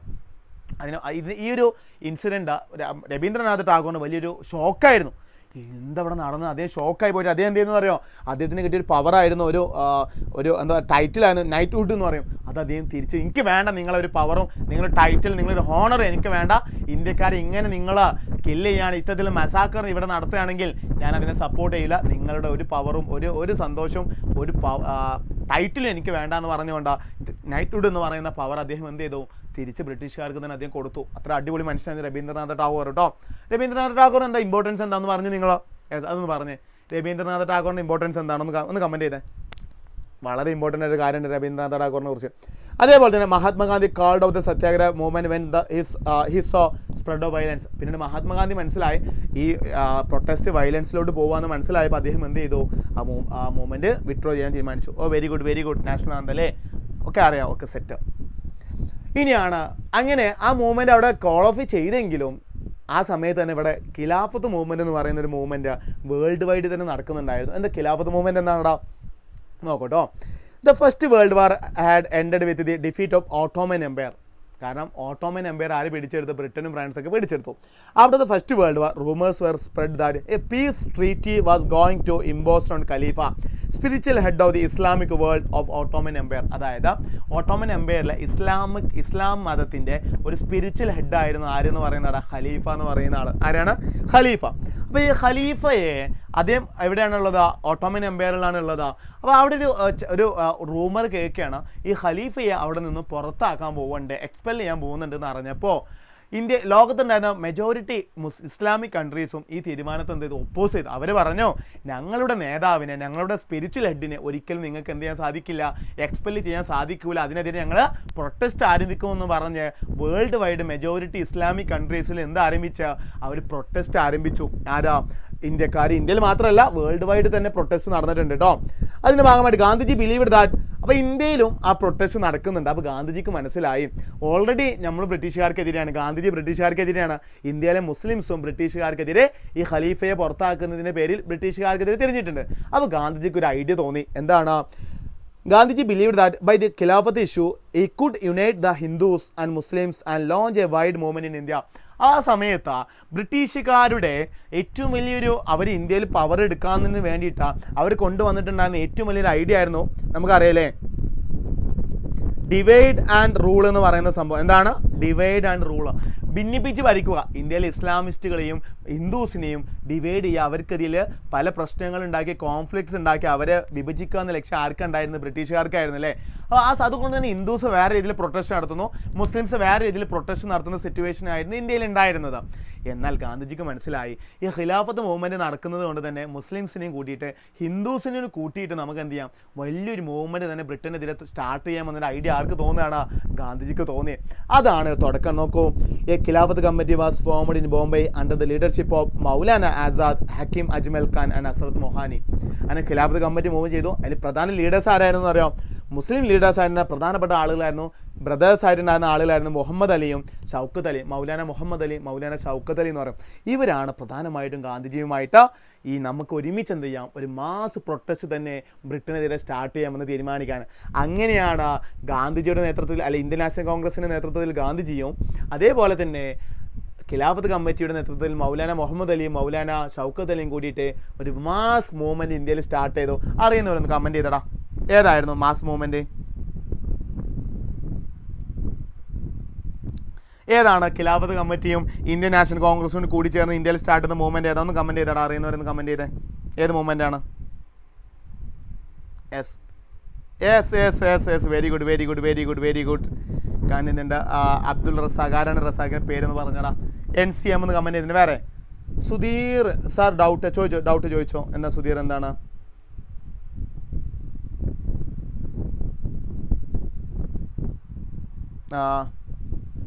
ഇബാദത്താണ് പേരില്ല. ഓക്കെ, ഇബാദത്ത് വെരി ഗുഡ്, ഇബാദത്ത് വെരി ഗുഡ്. യെസ്, അവരെന്ത് സ്റ്റാർട്ട് ചെയ്തെന്ന് പറയാം, വെരി ഗുഡ്. അപ്പോൾ എല്ലാവരും ക്ലാസ്സിൽ വളരെ അഗ്രസീവ് ആയിട്ടുണ്ട് കേട്ടോ. സാർ ഭയങ്കര ഹാപ്പിയാണ് കേട്ടോ, നിങ്ങൾ വളരെ അഗ്രസീവായിട്ട് ക്ലാസ്സിലുണ്ട്. ഓക്കെ ഓക്കെ ഓക്കെ, സാർ കണ്ടിട്ടുണ്ട് NCM അല്ലെ, നോൺ കോപ്പറേഷൻ മൂവ്മെൻ്റ് ആണ്. അങ്ങനെ ഖിലാഫത്ത് കമ്മിറ്റിയുടെയും കോൺഗ്രസിൻ്റെ നേതൃത്വത്തിൽ എന്താ ഇവിടെ ആരംഭിച്ചതാ, ഇന്ത്യയിൽ ആരംഭിച്ചത് കേട്ടോ. Gandhiji saw this opportunity for uniting Hindus and Muslim. അങ്ങനെ ഈ നോൺ കോപ്പറേഷൻ മൂവ്മെൻറ്റോട് കൂടി ഗാന്ധിജി എന്ത് ചെയ്യുന്ന അറിയോ, ഹിന്ദുസിനെയും മുസ്ലിംസിനെയും ഒന്നിപ്പിക്കാമെന്ന് ആർക്ക് മനസ്സിലായി, ഗാന്ധിജിക്ക് മനസ്സിലാവുകയും അങ്ങനെയാണ് ഇവിടെ എന്ത് ആരംഭിക്കുന്നത്, the Congress pass the resolution in Calcutta session the September 1920 to start non cooperation movement. എക്സാമിന് MCQ ക്വസ്റ്റ്യൻ ആണ്, നോൺ കോപ്പറേഷൻ മൂവ്മെൻറ്റ് ഏത് മീറ്റിങ്ങിൽ വെച്ചിട്ടാണ് കോൺഗ്രസ് ഔട്ട് ചെയ്തത്, കൽക്കട്ട സെഷൻ. ഇമ്പോർട്ടൻ്റ് ആണ്, ഏത് സെഷനിലാണ്, കൽക്കട്ട സെഷനിലാണ് NCM കേട്ടോ സ്റ്റാർട്ട് ചെയ്ത്. എവിടെയാണ്, കൽക്കട്ട സെഷനിലാണ്, ഓർമ്മയിൽ വേണം. ഓക്കെ ഓക്കെ അല്ലേ, സെറ്റ് അല്ലേ, ഓക്കെ ആണോ, ശരി. പിന്നെ പറയുന്നത് ഏതാടാ, ഒരു മിനിറ്റടാ. Yes, okay. അങ്ങനെ നോൺ കോപ്പറേഷൻ എന്താണ് ഗാന്ധിജിക്ക് മനസ്സിലായി, need of non cooperation movement. ഇത് ഗാന്ധിജി ആദ്യം പറഞ്ഞതാ, 1909 അദ്ദേഹം ഹിന്ദ് സ്വരാജ് എന്ന് പറഞ്ഞ ബുക്കിൽ ഗാന്ധി എന്ത് പറഞ്ഞിട്ടുണ്ടെന്ന് വായിച്ചു നോക്കണം. ഹിന്ദ് സ്വരാജ് എന്ന ബുക്കിൽ ഗാന്ധിജി ഓൾറെഡി നോൺ കോപ്പറേഷൻ മൂവ്മെൻറ്റിൻ്റെ ഇമ്പോർട്ടൻസിനെ കുറിച്ച് പറഞ്ഞിട്ടുണ്ട്. എന്താണ് പറഞ്ഞിട്ടുള്ളത് നോക്കൂ നിങ്ങൾ. യെസ്, ഒന്ന് വായിച്ചോളൂ നിങ്ങൾ, എന്താണ് പറഞ്ഞിട്ടുള്ളത് കാര്യം എന്താണ്. British rule was established in India with the cooperation of Indians. അല്ലേ, ഇന്ത്യക്കാരുടെ കോപ്പറേഷനുമായി ബന്ധപ്പെട്ടിട്ടാണ് ബ്രിട്ടീഷുകാർ ഇവിടെ റൂൾ സ്റ്റാർട്ട് ചെയ്തത്. ഇന്ത്യ കോപ്പറേറ്റ് ചെയ്തിട്ടുണ്ടായിരുന്നു സ്റ്റാർട്ടിങ്ങില്ല. If Indians refuse to cooperate, British rule in India would collapse within a year and swaraj would come. Gandhiji പറഞ്ഞ ഐഡിയ എന്താണ്, വളരെ വളരെ തോട്ട്ഫുൾ ഐഡിയ ആണ്. ഗാന്ധിജി പറഞ്ഞ കാര്യം ഇതാണ്, ഇന്ത്യയിൽ ബ്രിട്ടീഷുകാർ വന്നത്, ബ്രിട്ടീഷുകാർ അവരുടെ റൂൾ എസ്റ്റാബ്ലിഷ് ചെയ്യാൻ പ്രധാന വഴി ഒരുക്കിയത് ആരാണ്, ഇന്ത്യക്കാരാണ്. അതുകൊണ്ട് ഇന്ത്യക്കാർ അഞ്ഞ് കോപ്പറേറ്റ് ചെയ്യുന്നത് റെഫ്യൂസ് ചെയ്താൽ അവർക്ക് ഇവിടെ നിന്ന് പോവേണ്ടി വരുമെന്ന് ഗാന്ധിജി ഒറ്റ ടോക്കിൽ നിന്നാണ് ഏത് മൂവ്മെൻറ്റ് സ്റ്റാർട്ട് ചെയ്യുന്നത്, നോൺ കോപ്പറേഷൻ മൂവ്മെൻറ്റ് സ്റ്റാർട്ട് ചെയ്യുന്നത് കേട്ടോ. ഇനി നോക്കൂ, ഈ മൂവ്മെൻറ്റുമായി ബന്ധപ്പെട്ടിട്ടാ Mahatma Gandhi proposed the following strategy for the implementation of the non cooperation movement. അപ്പം എന്തൊക്കെ നോൺ കോപ്പറേറ്റ് ചെയ്യാനെന്താ, ഒന്ന് മലയാളത്തിൽ പറഞ്ഞു നിങ്ങളാ, എന്താ നോൺ കോപ്പറേഷൻ ചെയ്യാനെന്താ, ഒന്ന് കമൻറ്റ് ചെയ്തേ. നോൺ കോപ്പറേഷൻ ചെയ്യാനെന്താ, സോറി, നമ്മളൊക്കെ നോൺ കോപ്പറേറ്റ് ചെയ്യാറുണ്ട് അല്ലേ, നിങ്ങളൊക്കെ നോൺ കോപ്പറേറ്റ് ചെയ്യാറുണ്ടോ? വീട്ടിൽ എന്തെങ്കിലും പാരൻസ് എന്തെങ്കിലും ജോബ് പറഞ്ഞു കഴിഞ്ഞാൽ നമ്മൾ എന്ത് ചെയ്യും, നമ്മളത് എടുക്കാൻ താല്പര്യമില്ല എന്ന് പറഞ്ഞുകൊണ്ട് നമ്മൾ എന്ത് ചെയ്യും, അതിൽ നിന്നും മെല്ലെ എസ്കേപ്പ് ആവൂലേ. നിങ്ങൾ അങ്ങനെ ആവാറുണ്ടോ, ഒന്ന് പറഞ്ഞേ.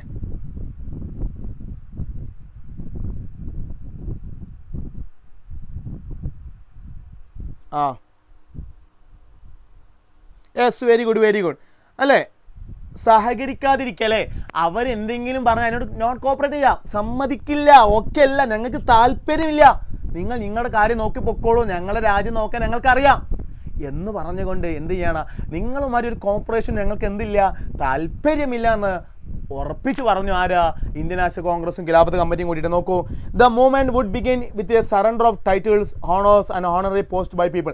ജനങ്ങളോട് ഗാന്ധിജി പറഞ്ഞു, നമുക്ക് ബ്രിട്ടീഷുകാരുമായിട്ട് ഒരു കോപ്പറേഷനും വേണ്ട, അവർ നിങ്ങൾക്ക് എന്തെങ്കിലും പവറോ എന്തെങ്കിലും ടൈറ്റിൽസോ ഹോണറോ ആയിട്ട് എന്തെങ്കിലും പുരസ്കാരങ്ങളൊക്കെ തന്നിട്ടുണ്ടെങ്കിൽ അത് അങ്ങോട്ട് തന്നെ കൊടുത്തേക്ക്, നമുക്ക് അവരെ വേണ്ട, അവരുടെ ഒരു ഔദാര്യം നമുക്ക് എന്ത് ചെയ്യേണ്ട, വേണ്ട എന്ന് പറഞ്ഞു. പിന്നെ the movement would boycott civil services, army, police, British courts and legislative assemblies, school, colleges and British good. ഒക്കെ എന്തേക്ക് ബോയ്ക്കോട്ട് ചെയ്തേക്ക്, നിരോധിച്ചേക്ക്, നമുക്ക് വേണ്ടടാ, അത് വേണ്ടടാ, ഇത് വേണ്ടടാ, ബ്രിട്ടീഷുകാരുമായിട്ട് ഒരു സഹകരണം വേണ്ടടാ എന്ന് ആര് പറഞ്ഞ, ഗാന്ധിജി പറഞ്ഞു. പിന്നെ the British goods would be replaced by domestic goods or swadeshi to promote native cottage industry. നമുക്ക് പറഞ്ഞു, നമുക്ക് ഒരിക്കലും എന്ത് വേണ്ട, ഫോറിൻ ഗുഡ്സ് വേണ്ട, നമുക്ക് നമ്മളുടേതായിട്ടുള്ള നേറ്റീവ് ഗുഡ്സ് ഉണ്ടടാ, നമ്മളെ സ്വദേശി മൂവ്മെൻ്റ് ആണ്, സ്വന്തം ദേശത്ത് ഗുഡ്സ് ഉണ്ടാവും, നമുക്ക് നമ്മളെ നാടൻ ഗുഡ്സ് മതി, ഫോറിൻ ഗുഡ്സ് വേണ്ടെന്ന് പറഞ്ഞു. In case of government suppression civil disobedience movement would be launched. അങ്ങനെ ഗവൺമെൻറ് അതിനെ സപ്രസ് ചെയ്യാൻ നോക്കിയെങ്കിലും ആ സമയത്ത് അവരെന്ത് സിവിൽ ഡിസബോർഡിനൻസ് മൂവ്മെൻറ്റ് എന്താക്കി, നിയമങ്ങൾ ലംഘിച്ചുകൊണ്ട് മൂവ്മെൻറ്റ് അവരെന്ത് ചെയ്തു, നടത്തി. കാരണം ബ്രിട്ടീഷുകാർ പറഞ്ഞു, നിങ്ങൾ ചെയ്യുന്നത് നിയമം ലംഘിക്കാമെന്ന് പറഞ്ഞപ്പോൾ ഓക്കെ നോ പ്രോബ്ലം, ഞങ്ങൾ അതിനും തയ്യാറാന്ന് പറഞ്ഞിട്ട് സിവിൽ ലോസ് എല്ലാം അവരെന്ത് ചെയ്ത് ഡിസ്ഒബേ ചെയ്തുകൊണ്ട് ആ മൂവ്മെൻറ്റ് എന്ത് ചെയ്തു, സ്റ്റാർട്ട് ചെയ്തു എന്നുള്ള കാര്യം മനസ്സിലാക്കുക. അങ്ങനെ നോക്കണേ, the non-cooperation movement was adopted by the Congress during the Nagpur conference in December 1920 and began under the leadership of Mahatma Gandhi. അങ്ങനെ റെസൊല്യൂഷൻ പാസ്സാക്കിയത് എവിടുന്നാണ്, നമ്മൾ പറഞ്ഞില്ലേ, റെസൊല്യൂഷൻ പാസ്സാക്കിയത് കൽക്കട്ട സെഷനിലാണെങ്കിലും അത് ഔട്ട് ചെയ്യുന്നതാണ് ഏത് സെക്ഷനിലാണ്, നാഗ്പൂർ കോൺഫറൻസിൽ വെച്ചിട്ടാണ് അത് ഔട്ട് ചെയ്യാൻ തീരുമാനിക്കുന്നത്. ആരുടെ ലീഡറിലടാ, ആരുടെ ലീഡർഷിപ്പിൽ, മഹാത്മാഗാന്ധി. ഓക്കെ അല്ലേ. ഇനി differing stands with the movement, ആ സമയത്ത് നോക്കൂട്ടോ. In January 1921, the non-cooperation and Khilafat movement was started. Various social groups participated in the movement with their own specific aspiration. അതായത് ഇന്ത്യയിലെ പല ഭാഗത്തുള്ള ആളുകൾ എന്ത് ചെയ്തു ആ മൂവ്മെൻറ്റിൻ്റെ ഭാഗമായിട്ട് മാറിയിട്ടുണ്ടായിരുന്നു. എങ്ങനെയാണ് ദ മൂവ്മെൻറ്റ് ഇത് ടൗണിലെ മൂവ്മെൻറ്റ് എങ്ങനെയാണ് നോക്കടാ. ടൗണിൽ ആരൊക്കെയാണ് അതിൽ പാർട്ടിസിപ്പേറ്റ് ചെയ്ത് നോക്കും നിങ്ങൾ. ടൗണിൽ ആരൊക്കെയാണ് പാർട്ടിസിപ്പേറ്റ് ചെയ്യുന്നതായിരുന്നു നോക്കും. Yes, the non-cooperation Khilafat movement started in the cities with the middle class participation. Mainly participate ചെയ്തത് ആരാണ്? മിഡിൽ ക്ലാസ് ആണ്. Students and teachers left government controlled schools and lawyers left courts. അതേപോലെ തന്നെ സ്റ്റുഡൻസ് ആൻഡ് ടീച്ചേഴ്സ് എന്ത് ചെയ്തു? Government school എന്നാണ് ഇവിടെ ഉദ്ദേശിക്കുന്നത്, ബ്രിട്ടീഷ് റൺ ചെയ്യുന്ന സ്കൂൾ. അതിൽ നിന്ന് അവർ ലെഫ്റ്റ് ചെയ്തു. ഞങ്ങൾക്ക് നിങ്ങളെ സ്കൂളിൽ പഠിക്കാൻ താല്പര്യമില്ല എന്ന് പറഞ്ഞു. അതുപോലെ ലോയേഴ്സ് ലെഫ്റ്റ് കോർട്ട്. ലോയേഴ്സ് എന്ത് ചെയ്തു? കോർട്ടിൽ നിന്ന് കോടതികൾ, ബ്രിട്ടീഷുകാരുടെ കോടതിയിൽ ഞങ്ങൾക്ക് എന്ത് ചെയ്യാൻ താല്പര്യമില്ല, അവർക്ക് വാദിക്കാൻ താല്പര്യമില്ല എന്ന് പറഞ്ഞ് അവർ ഒഴിവായി. Foreign goods were boycotted. The merchant and traders refused to trade in foreign goods or finance foreign trade. As a result, the production of Indian textile mills and handloom increased. അതായത് ഫോറിൻ ഗുഡ്സ് വാങ്ങാതെയും വിൽക്കാതെയൊക്കെ ആയപ്പോൾ ഫോറിനേഴ്സിന് വലിയ നഷ്ടം ഉണ്ടായി. ആ ലാഭം ആർക്ക് കിട്ടി? ഇന്ത്യക്കാർക്ക് കിട്ടി എന്നാണ് പറയുന്നത്. Liquor shop were picketed. Liquor ഷോപ്പിലുള്ള മദ്യ ഷോപ്പുകളൊക്കെ ആ സമയത്ത് ഇന്ത്യക്കാർ പിടിച്ചെടുത്ത പൂട്ടി. Council elections were boycotted in most provinces except Madras. അതായത് മദ്രാസ് ഒഴികെ ബാക്കിയുള്ള ഇലക്ഷനൊക്കെ ഇന്ത്യക്കാരെന്ത് ബോയ്ക്കോട്ട് ചെയ്തു എന്ന കാര്യങ്ങളൊക്കെ പറയുന്നുണ്ട് കേട്ടോ. And however, this movement gradually slowed down for many reasons, like expensive khadi clothes were not suitable for poor people and no alternative institutions were set up. അതായത് ഈ മൂവ്മെൻറ്റ് പിന്നീട് മെല്ലെ ഡൗൺ ആവാനുള്ള മെയിൻ റീസൺ പറയുന്നത് ഒന്ന് എന്താ പറയുക, ഗാന്ധിജി പറഞ്ഞു നിങ്ങൾ ഖാദി ക്ലോത്ത് യൂസ് ചെയ്യണമെന്നാണ്. എന്നാൽ ഖാദി ക്ലോത്ത് എക്സ്പെൻസീവ് ആണ്, അത് പുവറായിട്ടുണ്ടായിരുന്ന ആളുകൾക്ക് വാങ്ങാൻ സാധിക്കുന്നില്ല. അങ്ങനെ വന്നപ്പോൾ അവർ വീണ്ടും ഫോറിൻ ഗുഡ്സ് തന്നെ അത് ചീപ്പാണെന്ന് വാങ്ങാൻ തുടങ്ങി. അത് മാത്രമല്ല alternative institution were set up. അവർക്കില്ല, സ്കൂളുകൾ ലെഫ്റ്റ് ചെയ്തെങ്കിലും പഠിക്കാൻ വേറെ സ്കൂളുകളൊന്നുമില്ല. ആ കാലത്ത് വേറെ സ്കൂളുകൾ വന്നിട്ടുണ്ട്. ഉദാഹരണം പറയുകയാണെങ്കിൽ നമ്മളെ ജാമിയ മില്ലിയ ഇസ്ലാമിയ, അതേപോലെ ഗുജറാത്ത് വിദ്യാപീഠം, ബനാറസ് വിദ്യാപീഠമൊക്കെ ആ കാലത്ത് വന്നതാണെങ്കിലും എന്തിനായിരുന്നില്ലടാ, കൂടുതലായിട്ട് പഠിക്കാൻ ഇൻസ്റ്റിറ്റ്യൂഷൻ ഇല്ലാത്തത് കൊണ്ട് തന്നെ ആ മൂവ്മെൻറ്റ് മെല്ലെ ഡൗൺ ആയി. Finally the teachers and students had to resume their studies and jobs in government schools and lawyers join back in government courts. അവസാനം മൂവ്മെൻറ്റ് മെല്ലെ മെല്ലെ സ്ലോ ഡൗൺ ആയ സമയത്ത് അവർക്ക് മനസ്സിലായി പഠിക്കാൻ വേറെ സൗകര്യമില്ല എന്ന് മനസ്സിലായപ്പോൾ അവരെന്തായി, വേറെ ആൾട്ടർനേറ്റീവ് വേറെ വഴി ഇല്ലാതായപ്പോൾ അവർ വീണ്ടും എന്തായി, ഇവിടെ തന്നെ ജോയിൻ ചെയ്തു എന്ന് പറയുന്നുണ്ട് കേട്ടോ. ഓക്കെ, ഇനി rebellion in the countryside. City വിട്ടതിന് ശേഷം ടൗൺ എല്ലാം വിട്ടു ഒരു കൺട്രി സൈഡിലേക്ക് വന്ന സമയത്ത് എന്താണ് സംഭവിക്കുന്നത്? അവിടെ from cities the non cooperation movement spread to the countryside. സിറ്റിയിൽ നിന്നും കൺട്രി സൈഡിലോട്ട് മാറി. അവിടെ മെയിനായിട്ട് പാർട്ടിസിപ്പേറ്റ് ചെയ്ത് ആരാണ്? പെസൻ്റ് ആണ്. അതിൽ അവധ് പറയില്ല. അവധ് എന്ന് പറയുന്ന അയോധ്യ ഇല്ലടാ, അയോധ്യ രാമക്ഷേത്രമൊക്കെ ഞങ്ങൾ കേട്ടില്ലേ, അവധിലാണ്. നോക്കൂ നിങ്ങൾ. ഇൻ അവധ് ഈ ചാപ്റ്റർ ഇപ്പോൾ കഴിയും കേട്ടോ. അടുത്ത ചാപ്റ്ററിലോട്ട് നമ്മളിപ്പോൾ പോവേ. In Awadh the peasant movement developed under the leadership of Baba Ramchandra. അവിടെ വലിയൊരു പെസൻറ്റ് മൂവ്മെൻറ്റ് തന്നെ എവിടെ ഉണ്ടായിട്ടുണ്ട്? അവധിൽ ഉണ്ടായിട്ടുണ്ട്. This peasant movement demand reduction of revenue, abolition of begar and social boycott of oppressive landlords. അതായത് നമ്മൾ പറഞ്ഞില്ലേ, അവിടെ വലിയ രീതിയിലുള്ള ലാൻഡ് ലോഡ്സ് എന്ത് ചെയ്യുന്നുണ്ടായിരുന്നു? ഇവരെ സപ്രസ് ചെയ്യുന്നുണ്ടായിരുന്നു. ആരെ? ഇന്ത്യക്കാരെ, അതിൽ ഫാമേഴ്സിനെ. അതിനെതിരെയാണ് അവരെന്ത് നടത്തിയത്? മൂവ്മെൻറ്റ് സ്റ്റാർട്ട് ചെയ്തത്. In many places nai dhobi bandhs were organised by panchayat to deny service to all landlords. അതായത് ലാൻഡ് ലോഡ്സിന് ഒരു സർവീസ് കൊടുക്കാൻ ആര് തയ്യാറായില്ല? പെസൻസ് തയ്യാറായില്ല എന്നാണ് പറയുന്നത്. അതിനുവേണ്ടി അവർക്ക് ഒരു ഓർഗനൈസേഷൻ വരെ അവിടെ ഫോം ചെയ്തു.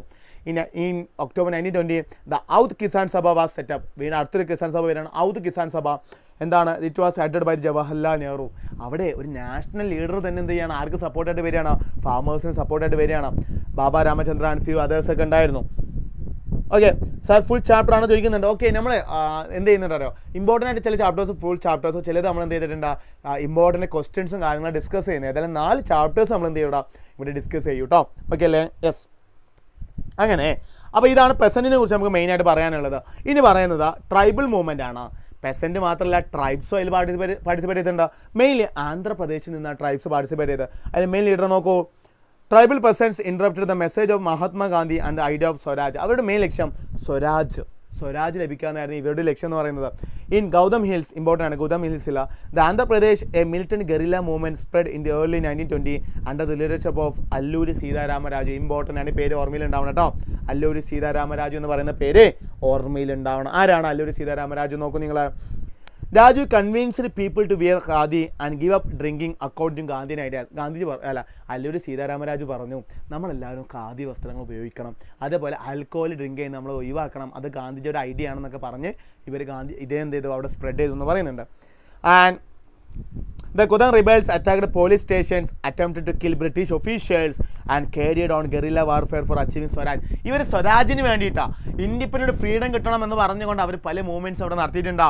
Raju was captured and executed in 1924 and gradually he became a folk hero. But after എന്താ പറയുക whatever അദ്ദേഹത്തെ എന്ത് ചെയ്തു, ബ്രിട്ടീഷുകാർ ക്യാപ്ചർ ചെയ്യുകയും അദ്ദേഹത്തെ എക്സിക്യൂട്ട് ചെയ്തു, കൊന്നു. അതോടുകൂടി ആ മൂവ്മെൻറ്റും എല്ലാം അവിടെ എന്തായി സപ്രസ് ആയി എന്ന് പറയുന്നുണ്ട് കേട്ടോ. ഓക്കെ അല്ലേ? ഓക്കെയാണോ?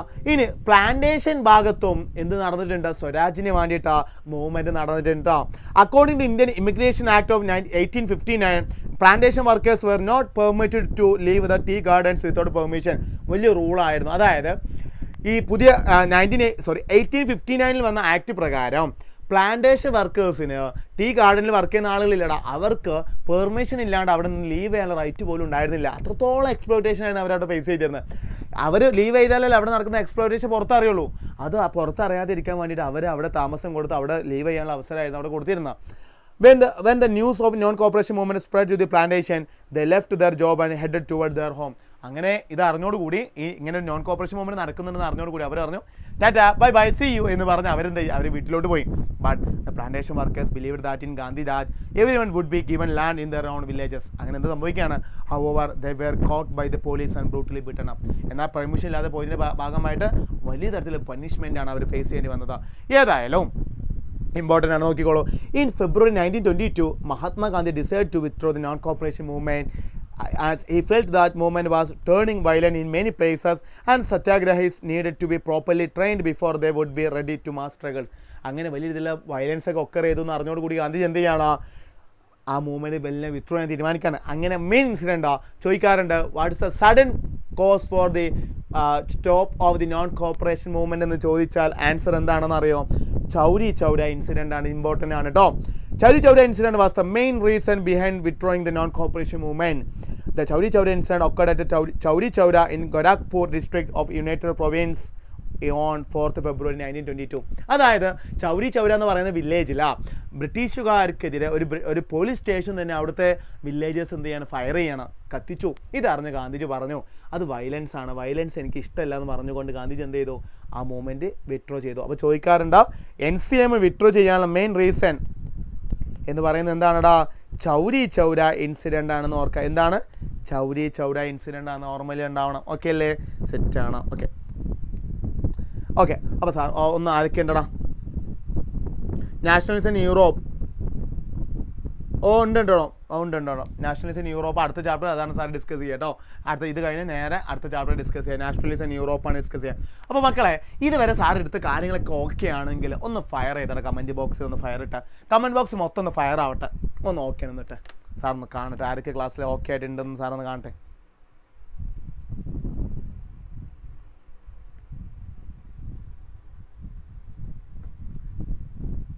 ഓക്കെ സെറ്റാണ് ക്ലാസ്സൊക്കെ ഓക്കെ ആണെങ്കിൽ ഒന്ന് കമൻറ്റ് ഒന്ന് ഓക്കെ റെഡിയാണ്.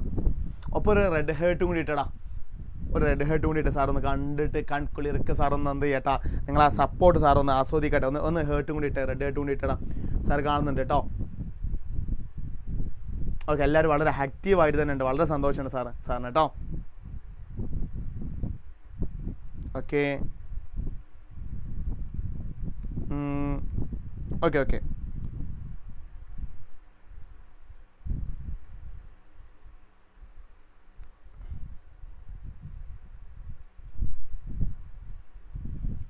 ഓക്കെ അല്ലേ സെറ്റാണ്. ഓക്കെ പിന്നെ ആരൊക്കെയാണ്, വേറെ ആരൊക്കെയുണ്ട്?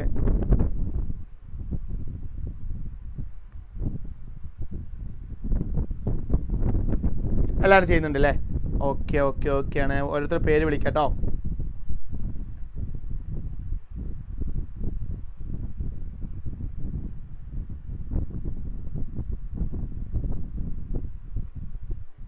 ഓക്കെ സാറ് കാണുന്നുണ്ട് കേട്ടോ, ഓരോരുത്തരും കാണുന്നുണ്ട് സാറ്.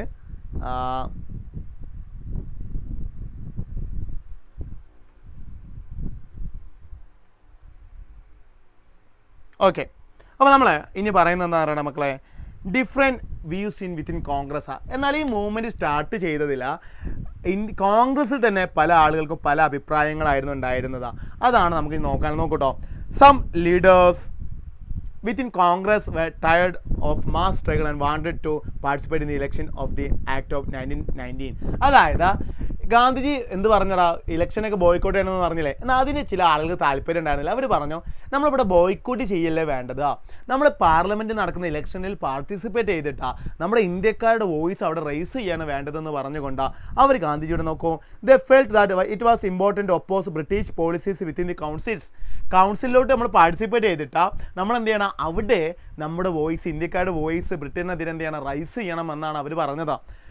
അതിന് മെയിൻ ലീഡേഴ്സ് ആയിരുന്നു CR Das and Motilal Nehru formed the Swaraj party within the Congress to argue for a return to council politics, whereas some younger leaders like Jawaharlal Nehru and Subhash Chandra Bose argued for more strong mass agitation and for full independence. അതായത് CR ദാസും Motilal നെഹ്റുവും പറഞ്ഞു നമ്മൾ election boycott ചെയ്യല്ലേ വേണ്ടത്, നമ്മൾ അതിൽ participate ചെയ്തിട്ട് നമ്മൾ എന്ത് ചെയ്യണം, ബ്രിട്ടീഷുകാർ കൊണ്ടുവരുന്ന പോളിസികൾ നമ്മൾ അവിടെ നിന്ന് ഒപ്പോസ് ചെയ്യണമെന്നാണ് അവർ മുന്നോട്ട് വെച്ചത്.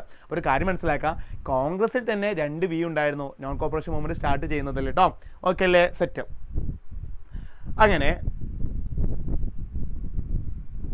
അങ്ങനെ എന്തുണ്ടായി നോക്കൂ, ഈ മൂവ്മെൻറ്റ് എന്തിനു കാരണമായി? In this situation of internal debate and discussion 2 factors shape Indian politics towards late of 1920. അതിൻ്റെ ഭാഗമായിട്ട് ഇന്ത്യൻ പൊളിറ്റിക്സിൽ രണ്ട് ഐഡിയാസുള്ള ആളുകൾ ഉണ്ടായി വരികയാണ്. These were the first was effect to the world wide economic depression and the second was agriculture prices which began to fall from 1926 to collapse after 1913. അതായത് ഈ സിറ്റുവേഷനിൽ ഉണ്ടായിരുന്ന ഏറ്റവും വലിയ പ്രശ്നങ്ങളാണ് ഇവിടെ നമ്മൾ പറഞ്ഞത്. കോൺഗ്രസ് തന്നെ എന്തുണ്ടായടാ, 2 ടീം ഇതിനെ എതിർത്തുണ്ടായെന്നൊക്കെ പറഞ്ഞില്ലേ എന്ന കാര്യങ്ങൾ നമ്മൾ പറഞ്ഞു. അതേപോലെ തന്നെ നമ്മൾ മനസ്സിലാക്കേണ്ട ഏറ്റവും ഇമ്പോർട്ടൻ്റ് എന്ന് അറിയാം, അങ്ങനെ ആ മൂവ്മെൻറ്റ് നോൺ കോപ്പറേഷൻ മൂവ്മെൻറ്റ് ചൗര്യവുമായി ബന്ധപ്പെട്ട് എന്തായി, അതവിടെ സ്റ്റോപ്പായി. ഇനി പറയുന്നത് എന്താണ്, ജാലിയൻവാല ബാഗൊക്കെ നമ്മൾ പറഞ്ഞല്ലോ. ഓക്കെ സാർ, 4th ചാപ്റ്റർ ഇന്ന് തീർക്കാൻ കഴിയുമോ എന്ന് ചോദിക്കുന്നത്, ഈസി ആയിട്ട് കഴിയും കേട്ടോ. നമ്മൾ ഇനി കുറച്ച് ചാപ്റ്റേഴ്സിന് നമ്മൾ ഇമ്പോർട്ടൻറ്റ് ക്വസ്റ്റ്യൻസ് ആണ്, ചില ചാപ്റ്റേഴ്സാണ് അതിന് ഇമ്പോർട്ടൻറ്റ് ക്വസ്റ്റ്യൻസ് ആൻസേഴ്സ് നമ്മൾ എന്ത് ചെയ്യുക, ഡിസ്കസ് ചെയ്യാം കേട്ടോ. ഓക്കെ. അപ്പോൾ ഇനി നമ്മൾ പറഞ്ഞ അടുത്ത ആക്റ്റാണ് സിവിൽ ഡിസബോർഡിയൻസ് മൂവ്മെൻറ്റാ. ഇത് കഴിയാനാണ്, അത് വളരെ കുറച്ച് സ്ലൈഡ്സും കൂടി ഉള്ളൂ കേട്ടോ. സാർ നിങ്ങൾക്ക് മാരത്തോൺ ആയതുകൊണ്ട് തന്നെ ഏറ്റവും ഇമ്പോർട്ടൻ്റ് ആയിട്ട് കുറച്ച് കാര്യങ്ങൾ മാത്രമേ ഇവിടെ ആഡ് ചെയ്തിട്ടുള്ളൂ കേട്ടോ. ഓക്കെയാണ് സാറ്, അലവിക്കുട്ടി സാർ ക്ലാസ് പൊളിയാണ്. Thank you sir, thank you. Okay, ഇനി എങ്ങനെയാണ് നമ്മൾ സിവിൽ ഡിസബോർഡിയൻസ് മൂവ്മെൻറ്റ് ഇവിടെ സ്റ്റാർട്ട് ചെയ്യാനുണ്ടായ റീസൺ എന്താണെന്ന് പറയുന്നുണ്ട്. Simon commission was constituted under John Simon.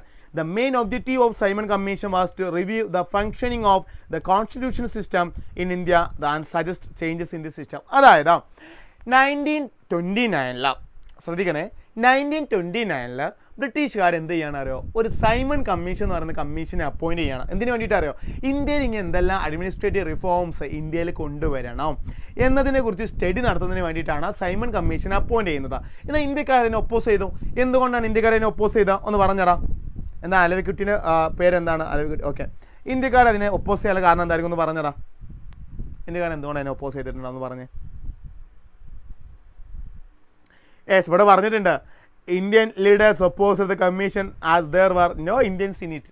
അല്ലേ, ബ്രിട്ടീഷുകാരോട് ഇന്ത്യക്കാർ പറഞ്ഞേ, എടാ ഞങ്ങൾക്ക് ഇവിടെ റീഫോംസ് കൊണ്ടുവരാനാണ് വന്നതെന്നുണ്ടെങ്കിലും ബട്ട് ഇവിടെ ഒരു ഇഷ്യൂ ഉണ്ടല്ലോ, നിങ്ങൾ ഇന്ത്യക്കാരാരെയും അതിൽ ഇൻക്ലൂഡ് ആയിട്ടില്ലെങ്കിൽ ഇന്ത്യക്കാർക്ക് വേണ്ട കാര്യം എന്താ നിങ്ങൾക്ക് എങ്ങനെ അറിയാൻ പറ്റും? അതുകൊണ്ട് ഞങ്ങളെ ചാമ്പാൻ നിങ്ങൾ വരേണ്ട, ഞങ്ങൾക്ക് പണി തരാൻ നിങ്ങൾ വരേണ്ട എന്ന് പറഞ്ഞുകൊണ്ടാണ് അവിടെ എന്ത് ചെയ്യുന്നതാ, മൂവ്മെൻറ്റ് സ്റ്റാർട്ട് ചെയ്യുന്നതാ. When the commission arrived in India in 1928, it was greeted with the slogan Simon go back.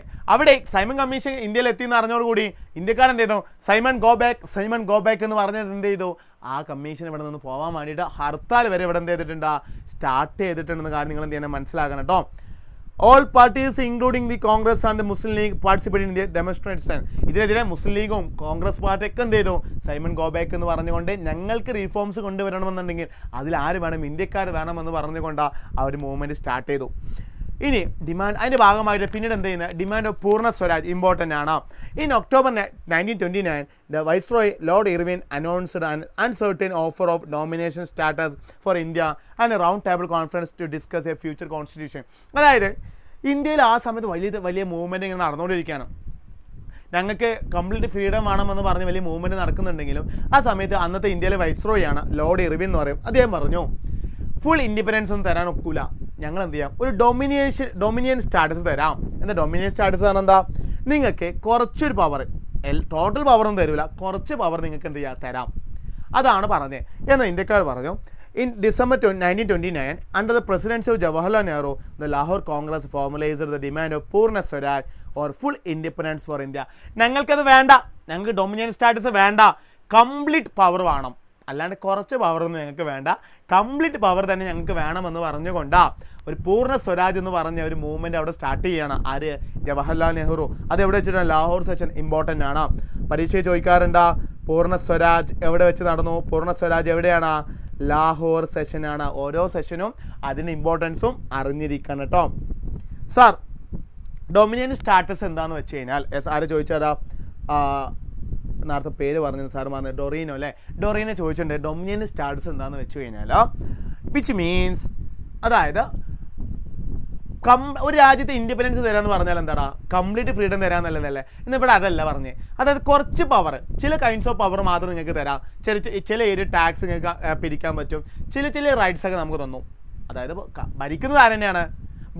ബ്രിട്ടീഷുകാർ തന്നെയാണ്. എന്നാൽ ചെറിയ കാര്യങ്ങളിലെ പവർ മാത്രം ഇന്ത്യക്കാർക്ക് കൊടുക്കുക. അതുകൊണ്ട് കാര്യമുണ്ടോ? അൾട്ടിമേറ്റ് പവർ ആരുടെ കയ്യിലാണ്? ബ്രിട്ടൻ്റെ കയ്യിലാണ്. അത് വേണ്ട, ഞങ്ങൾക്ക് അൾട്ടിമേറ്റ് പവർ ആർക്ക് കിട്ടണം? കംപ്ലീറ്റ് സോവനിറ്റി, ഫുൾ സോവനിറ്റി, പരമാധികാരം ആർക്ക് കിട്ടണം? ഇന്ത്യക്കാർക്ക് കിട്ടണമെന്നാണ് അവർ അവിടെ ആവശ്യപ്പെട്ടത്. മനസ്സിലായോ? ഇതാണ് ഉദ്ദേശിച്ചത് കേട്ടോ. ഓക്കെ ആണോ ഡൊറീനോ? സാർ ഡൊമിനിയൻ സ്റ്റാറ്റസ് എന്താണെന്ന് ചോദിച്ചിട്ടുണ്ടായിരുന്നു. ഓക്കെ ആണോ? ഓക്കെ.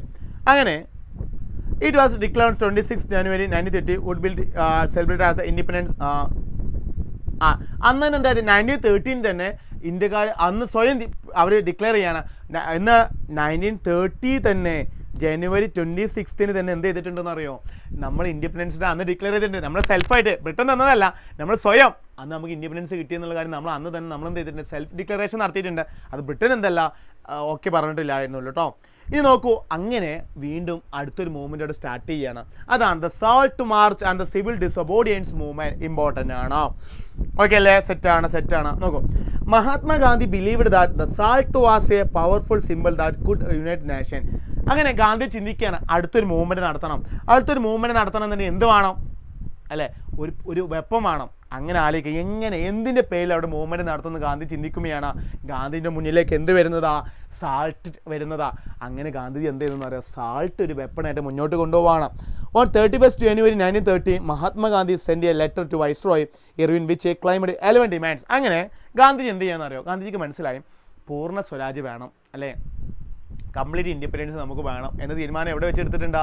ലാഹോർ സെഷനിൽ വെച്ച് എടുത്തിട്ടുണ്ടോ? അതിൻ്റെ ഭാഗമായിട്ട് ഗാന്ധിജി അന്ന് ഇന്ത്യയിലെ വൈസ്രോയ് ലോർഡ് ഇർവിൻ പ്രഭുവിന് ഒരു കറസ്പോണ്ട് ലെറ്റർ അയക്കാണ്. എന്നിട്ട് പറഞ്ഞു 11 ഡിമാൻഡ്സാണ് മുന്നോട്ട് വെച്ചത്. ഈ ഡിമാൻഡ്സ് നിങ്ങൾ അക്സെപ്റ്റ് ചെയ്യണം, otherwise I will start another movement എന്നൊരു ഭീഷണി കൂടി അതിൽ ഗാന്ധിജി ഇൻക്ലൂഡ് ചെയ്തിട്ടുണ്ടായിരുന്നു. അങ്ങനെ അതിൽ ഏറ്റവും വലിയ വൺ ഓഫ് ദീസ് 11 ഡിമാൻഡ്സിൽ was abolition of salt tax. ആ 11 ഡിമാൻഡ്സിലെ ഏറ്റവും വലിയ 11 ഡിമാൻഡ്സിലെ വെരി ഇമ്പോർട്ടൻറ്റ് ഡിമാൻഡ് എന്ന് പറയുന്നത് എന്തായിരുന്നു? അബോളിഷ് സാൾട്ട് ടാക്സ് ആയിരുന്നു. എന്താണ്? So was in January 26 the day constitution was formed. അതായതടാ ആ കാര്യങ്ങൾ മനസ്സിലാക്കണേ. നമ്മൾ ഇന്ത്യയിൽ ആ ഒരു ഡൗട്ട് ഞാൻ ക്ലിയർ ആക്കി തരാം കേട്ടോ. നമ്മൾ അറിഞ്ഞിരിക്കേണ്ട കാര്യമാണ്. നമ്മളെല്ലാവരും ഇൻഡിപെൻഡൻസ് ഡേ ആഘോഷിക്കുന്നത് എന്നാണ്? 1915 നമ്മളെല്ലാവരും ഇൻഡിപെൻഡൻസ് ഡേ ആഘോഷിക്കുന്നത് എന്നാണ് അല്ല 1947 August 15 ആണല്ലേ. August 15 1947 നമ്മൾ ആഘോഷിക്കുന്നത്. അവിടെ ഒരു ഇഷ്യൂ ഉണ്ടോ? അപ്പോൾ എന്താണ് സാറേ 1950 January 26 എന്താണ് സംഭവം? നമ്മൾ പറയാം അന്ന് റിപ്പബ്ലിക് ഡേ ആണെന്ന് പറയും. എങ്ങനെയാണ് അന്ന് റിപ്പബ്ലിക് ഡേ? എന്താണ് റിപ്പബ്ലിക്? ഒരു കൺട്രി റിപ്പബ്ലിക് ആവാന്ന് പറഞ്ഞാൽ എന്താണെടാ? ഒരു കൺട്രി റിപ്പബ്ലിക് ആവാന്ന് പറഞ്ഞാൽ എന്താ? ഒന്ന് കമൻറ്റ് ചെയ്ത്. ഒരു കൺട്രി റിപ്പബ്ലിക് ആവാന്ന് പറഞ്ഞാൽ എന്താ? കമൻറ്റ് ചെയ്തൊന്ന്. സമയം കളയാനില്ല, എന്നാലും ഒന്ന് പറയാം. ഇമ്പോർട്ടൻ്റ് അറിഞ്ഞിരിക്കുന്ന കാര്യമാണ്. ഒരു കൺട്രി റിപ്പബ്ലിക് ആവാന്ന് പറഞ്ഞാൽ എന്താണ്? യെസ്, ആരുല്ലേ? യെസ്, കോൺസ്റ്റിറ്റ്യൂഷൻ ഗവൺമെൻറ് വരിക എന്നുള്ളതാണോ? ഓക്കെ സാർ, സിമ്പിളായിട്ട് പറഞ്ഞുതരാം കേട്ടോ. സാർ ഒന്നുകൂടി പറഞ്ഞുതരാം. ഗെയിൻ ഇൻഡിപെൻഡൻസ് അല്ല കേട്ടോ, എന്നാൽ മനസ്സിലാക്കിക്കോളൂ, വളരെ സിമ്പിളായിട്ട് പറഞ്ഞാൽ എത്രയേ ഉള്ളൂ. 1947 ഓഗസ്റ്റ് 15 നമുക്ക് ഇൻഡിപെൻഡൻസ് കിട്ടി. ബട്ട് 1950 ജാനുവരി 26 റിപ്പബ്ലിക് ആവാമെന്നാണ്. ഒരു കൺട്രി റിപ്പബ്ലിക് ആവുന്നത് എപ്പോഴാണെന്ന് അറിയാം, കോൺസ്റ്റിറ്റ്യൂഷൻ വന്നാലല്ല. അത് മനസ്സിലാക്കേണ്ടത് ആ രാജ്യത്തിൻ്റെ ഹെഡ് ഓഫ് ദി സ്റ്റേറ്റ് മനസ്സിലാക്കുക. ആ രാജ്യത്തിൻ്റെ ഭരണത്തലവൻ ഹെഡ് സാധാ പീപ്പിളിൽ നിന്നുള്ള ആളാണെങ്കിൽ മാത്രമേ ആ രാജ്യം റിപ്പബ്ലിക് ആണെന്ന് പറയാൻ പറ്റുള്ളൂ. ഉദാഹരണത്തിന് ഇപ്പോൾ ഇന്ത്യയിലെ ഹെഡ് ഓഫ് ദി സ്റ്റേറ്റ് എന്ന് പറഞ്ഞാൽ പ്രസിഡൻ്റാണ്. ആ പ്രസിഡൻ്റ് അവിടെ ഇന്ത്യൻ പീപ്പിളിൽ നിന്നുള്ള ആളാണ് ദ്രൗപദി മുർമു എന്ന് പറയുന്നത്. ഒരു സാന്താൽ എന്ന് പറഞ്ഞ ട്രൈബിൽ നിന്നുള്ള ആളാണ് ദ്രൗപദി മുർമു എന്ന് പറയുന്നത്. അതുകൊണ്ട് ഇന്ത്യയിൽ ഹെഡ് ഓഫ് ദി സ്റ്റേറ്റ് വരെ ജനങ്ങളിൽ നിന്നുള്ള ആളല്ലേ. അപ്പോൾ എന്താണ് റിപ്പബ്ലിക് അല്ലാത്ത രാജ്യത്തിൻ്റെ അർത്ഥം എന്താ? ആ രാജ്യത്തിന് ഹെഡ് ഓഫ് ദി സ്റ്റേറ്റ് എന്ന് പറഞ്ഞാൽ അവിടെ കിങ് ഉണ്ടാവും. കിങ് ഉണ്ടെങ്കിൽ ആ രാജ്യം എന്തായാലും റിപ്പബ്ലിക് അല്ല. കാരണം എന്താ? ഹെഡ് ഓഫ് ദി സ്റ്റേറ്റ് ജനങ്ങളിൽ നിന്നുള്ള ആളല്ല. ആ കിങ് പോയ അടുത്ത ആൾ വരും, ഇൻഹെറിറ്റൻസ് ആയിട്ട് സക്സഷൻ ആയിട്ട് അടുത്ത ആൾ വരും, രാജാവിൻ്റെ മകനായിട്ട് വരും. അവിടെ എന്തല്ല ആ രാജ്യം റിപ്പബ്ലിക് ആണെന്ന് പറയാൻ നമുക്ക് സാധിക്കില്ല. ഇപ്പോൾ ഉദാഹരണത്തിന് പറയാൻ ഇന്ത്യ എന്താണ് റിപ്പബ്ലിക് ആണ് because of the head of the state were selected from the people. But the Britain is not republic because there is a king. അല്ലെ, ബ്രിട്ടൻ കിങ് ആണ്. USA അമേരിക്ക റിപ്പബ്ലിക് ആണ്, head of the state were selected from the people ആണ്. മനസ്സിലായോ? അതാണ് difference. അതുകൊണ്ട് republic എന്ന് പറയുന്നത് കേട്ടോ. ഓക്കെ അല്ലേ? ഈ കാര്യങ്ങൾ മനസ്സിലാക്കുക. റിപ്പബ്ലിക്കും തമ്മിലുള്ള ഡിഫറൻസ് ക്ലിയർ ആയെന്ന് സാറ് വിശ്വസിക്കുകയാണ്. ഓക്കെ, ഇനി പറയുന്നത് എന്താണ്? സാൾട്ട് മാർച്ചിനെ കുറിച്ച് പറഞ്ഞല്ലോ. നോക്കൂ നിങ്ങളാ. The tax on salt and government monopoly over its production revealed that cruelest side of British rule. Gandhiji civil disobedience മൂവ്മെൻറ്റിന് സാൾട്ട് ഒരു വെപ്പണായിട്ട് എടുക്കാനുള്ള പ്രധാന കാരണമെന്ന് പറയുന്നത് സാൾട്ടിൻ്റെ പേരിൽ വലിയ തരത്തിൽ എക്സ്പ്ലോയിറ്റേഷൻ വരെ അവിടെ നടക്കാറുണ്ടായിരുന്നു മനസ്സിലാക്കാം. Irwin was not ready to talk upon the demand. അങ്ങനെ ഗാന്ധിജി മുന്നോട്ട് വെച്ച ഡിമാൻഡ് ഒന്നും ആരും അക്സെപ്റ്റ് ചെയ്തില്ല. ഇർവിൻ പ്രഭു അക്സെപ്റ്റ് ചെയ്തില്ല, അദ്ദേഹം റിജക്ട് ചെയ്തു. Thus Gandhiji took the decision to launch the movement. അതോടുകൂടി ഗാന്ധിജി പറഞ്ഞു, ഓ അങ്ങനെയാണോ, എങ്കിൽ അടുത്ത വേ എന്താണെന്ന് എനിക്കറിയാമെന്ന് പറഞ്ഞുകൊണ്ടാണ് ഗാന്ധിജി സിവിൽ ഡിസൊബീഡിയൻസ് മൂവ്മെൻറ്റ് എന്ത് ചെയ്യുന്നത്, സ്റ്റാർട്ട് ചെയ്യുന്നത്. നോക്കൂ, എന്താ സിവിൽ ഡിസൊബീഡിയൻസ് മൂവ്മെൻറ്റ് എന്താണ് പറയുന്നതാ? ഒന്ന് വായിച്ചു നോക്കൂ നിങ്ങൾ. സാർ ഒന്ന് വെള്ളം കുടിക്കട്ടെ കേട്ടോ. ഒന്ന് വായിച്ചു. സിവിൽ ഡിസൊബീഡിയൻസ് മൂവ്മെൻറ്റ് എന്താ പറയുന്നുണ്ട്, വായിച്ചോളൂ.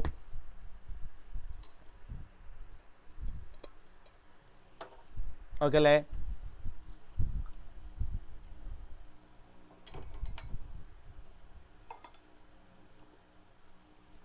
എന്നാ നിങ്ങൾക്ക് സിവിൽ ഡിസൊബീഡിയൻസ് മൂവ്മെൻറ്റിനെ കുറിച്ച് എന്തൊക്കെയാണ് അറിയാം അല്ലേ? Yes,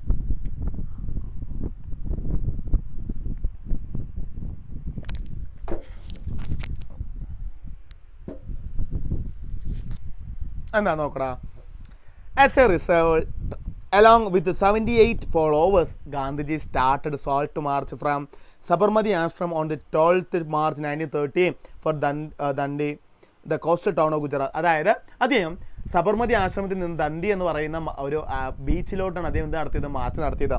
On 6th April he reached Dandi and broke the salt law by boiling sea water and manufacturing salt. അങ്ങനെ അദ്ദേഹം എന്ത് ചെയ്തെന്ന് അറിയോ? ദണ്ഡി മാർച്ച് നടത്തി. ദണ്ഡിയിലെത്തിയതിനു ശേഷം അവിടെ എന്താക്കി, സോൾട്ട് പ്രൊഡ്യൂസ് ചെയ്തിട്ടാണ് സാൾട്ട്. അതായത് ഇന്ത്യക്കാർക്ക് അന്ന് സാൾട്ട് പ്രൊഡ്യൂസ് ചെയ്യാനുള്ള റൈറ്റ് ബ്രിട്ടന് കൊടുത്തിട്ടുണ്ടായിരുന്നില്ല. സാൾട്ട് ഇന്ത്യക്കാർ പ്രൊഡ്യൂസ് ചെയ്തെന്ന് പറഞ്ഞ ലോ ഉണ്ടായിരുന്നു, അത് അബോളിഷ് ചെയ്തുകൊണ്ടാണ്, അതേ ചാലഞ്ച് ചെയ്തുകൊണ്ട് ഗാന്ധി എന്ത് ചെയ്തു, സാൾട്ട് പ്രൊഡ്യൂസ് ചെയ്തു. അങ്ങനെ this mark the beginning of the civil disobedience movement. അങ്ങനെ ആദ്യമായിട്ട് ഗാന്ധിജി എന്ത് ചെയ്തു, ഒരു ലോ ഡിസ്ഒബേ ചെയ്തുകൊണ്ട്, ഒരു സിവിൽ ലോ ഡിസ്ഒബേ ചെയ്തുകൊണ്ട് ഗാന്ധിജി എന്ത് സ്റ്റാർട്ട് ചെയ്ത മൂവ്മെൻറ്റ് സ്റ്റാർട്ട് ചെയ്തു. As the movement spread, foreign clothes were boycott. അതിൻ്റെ ഭാഗമായിട്ട് പിന്നീട് എന്തൊക്കെയാണ് അവിടെ നടന്നടാ, ഫോറിൻ ക്ലോത്ത്സ് ബോയ്ക്കോട്ട് ചെയ്ത്. ഗേൾസൊക്കെ വിമനൊക്കെ എന്ത് ചെയ്തു, ഞങ്ങൾക്ക് ഫോറിൻ ക്ലോത്ത് വേണ്ടാന്ന് പറഞ്ഞ് അവർ ബോയ്ക്കോട്ട് ചെയ്യാൻ തുടങ്ങി. Peasant refuse to pay revenue and chowkidar taxes. അവർ ടാക്സ് കൊടുക്കാൻ ഫാമേഴ്സ് എന്ത് ചെയ്തു, പ്രിവെൻറ്റ് ചെയ്ത്, ഞങ്ങൾക്ക് ടാക്സ് തരാൻ താല്പര്യമില്ലെന്ന് പറഞ്ഞു. Village officials resigned. വില്ലേജ് ഒഫീഷ്യൽസൊക്കെ ഞങ്ങൾ പറഞ്ഞു ഞങ്ങൾക്ക് ബ്രിട്ടൻ ഉണ്ടല്ലോ വർക്ക് ചെയ്യാൻ താല്പര്യമില്ലെന്ന് പറഞ്ഞുകൊണ്ട് അവരൊക്കെ റിസൈൻ ചെയ്തു. ഇനി many place forest people violate forest laws. അന്ന് ഫോറസ്റ്റിൽ ജീവിക്കുന്ന ആളുകൾക്ക് മേലിൽ ഫോറസ്റ്റ് ലോ ഇമ്പോസ് ചെയ്തിരുന്നു. എന്താ ഫോറസ്റ്റ് ലോ? ബ്രിട്ടൻ്റെ പെർമിഷൻ ഇല്ലാണ്ട് അവർക്ക് ഫോറസ്റ്റിലൂടെ എൻ്റർ ചെയ്യാൻ റൈറ്റ് ഉണ്ടായിരുന്നില്ല. ആ റൈറ്റൊക്കെ ആ ഒരു എന്താ പറയുക ലോ ഒക്കെ ഡിസ്ഒബേ ചെയ്തുകൊണ്ടാണ് ഫോറസ്റ്റിലെ ആളുകൾ എന്ത് ചെയ്തടാ അവിടെ എൻ്റർ ചെയ്തു. എന്നിട്ട് ഫോറസ്റ്റ് പ്രൊഡ്യൂസ് എല്ലാം കളക്ട് ചെയ്തു. ഇങ്ങനെയാണ് സിവിൽ ഡിസൊബീഡിയൻസ് മൂവ്മെൻറ്റ് അവരിന്ന് നടത്തിയത് കേട്ടോ. However, British government arrested all the leaders including Gandhiji. Okay, അങ്ങനെ അവസാനം ഗാന്ധിജി അടക്കമുള്ള നേതാക്കളൊക്കെ അറസ്റ്റ് ചെയ്തു. ആ മൂവ്മെൻറ്റ് മെല്ലെ എന്ത് ചെയ്യാൻ നോക്കി, സപ്രസ് ചെയ്യാൻ നോക്കി. ഓക്കെ, അതിൻ്റെ ഭാഗമായിട്ട് പറഞ്ഞു. മക്കളെ ഒരു കാര്യം ചെയ്യാം, നമ്മൾ ഓക്കെ ഇപ്പോൾ അവസാനിക്കോട്ടോ. ഈ ചാപ്റ്റർ കഴിഞ്ഞാൽ നേരെ നമ്മൾ അടുത്ത ചാപ്റ്ററിലോട്ട് പോകും. 4 ചാപ്റ്ററും ഇത്ര പോലെ നമ്മൾ എന്ത് ചെയ്യുന്നത് അടുത്ത ചാപ്റ്ററുകളൊക്കെ ഏറ്റവും ഇമ്പോർട്ടൻറ്റ് ക്വസ്റ്റ്യൻസ് ആണ് നമ്മൾ എന്ത് ചെയ്യുക ഡിസ്കസ് ചെയ്യുക കേട്ടോ. എക്സാമിന് സാധാരണ വരുന്ന ക്വസ്റ്റ്യൻസ് ആണ് ഏറ്റവും ബോർഡ് എക്സാമിനും നമ്മളെ സ്കൂൾ എക്സാമിനൊക്കെ കൂടുതലായിട്ട് വരുന്ന ഇമ്പോർട്ടൻ്റ് ആയിട്ടുള്ള ക്വസ്റ്റ്യൻസ് ആണ് നമ്മൾ എന്ത് ചെയ്യുക ഡിസ്കസ് ചെയ്യുക കേട്ടോ. ഇനി ഗാന്ധി പിന്നീട് എന്ത് ചെയ്യണം, സിവിൽ ഡിസബോർഡിനൻസ് മൂവ്മെൻറ്റ് കോൾ ചെയ്യാണ്, തിരിച്ചെടുക്കുകയാണ്, കോളിംഗ് ഓഫ് ചെയ്യാണ്. കാരണം എന്താണ്, പ്രധാനപ്പെട്ട ലീഡേഴ്സിനെ അറസ്റ്റ് ചെയ്തു എന്ന് അറിഞ്ഞുകൊണ്ട് കൂടി ഗാന്ധിജി പറഞ്ഞു ഇനി വയലൻസ് ആണെങ്കിൽ നമുക്ക് എന്താണ് മൂവ്മെൻറ്റ് വേണ്ടാന്ന് പറഞ്ഞു. കാരണം എന്താ നോക്കൂ, during civil disobedience movement, peaceful satyagrahis were attacked, women and children were beaten, about 1 lakh people were arrested. നോക്കൂ നിങ്ങൾ, അത്രത്തോളം ഇഷ്യൂ ഉണ്ടായി. കാരണം മൂവ്മെൻറ്റ് സപ്രസ് ചെയ്യാൻ വേണ്ടി ബ്രിട്ടീഷ് എന്ത് ചെയ്തടാ, പീസ്ഫുള്ളി മൂവ്മെൻറ്റ് ചെയ്തിരുന്ന ആളുകളൊക്കെ അറസ്റ്റ് ചെയ്യാൻ തുടങ്ങി, കുട്ടികളടക്കം അവർ എന്ത് ചെയ്യാൻ തുടങ്ങി, ബ്രൂട്ടലി സപ്രസ് ചെയ്യാൻ തുടങ്ങി. When Abdul Ghaffar Khan was arrested in April 1930, several violent incidents took place in Peshawar. Abdul Ghaffar Khan അറിയില്ലേ, അബ്ദുൽ കാഫർ ഖാൻ അറിയപ്പെടുന്ന പേരെന്താ, ഖാൻ അബ്ദുൽ കാഫർ ഖാനെ കുറിച്ച് കേട്ടിട്ടില്ലേ, അദ്ദേഹം അറിയപ്പെടുന്ന പേരെന്താന്ന് പറഞ്ഞേ,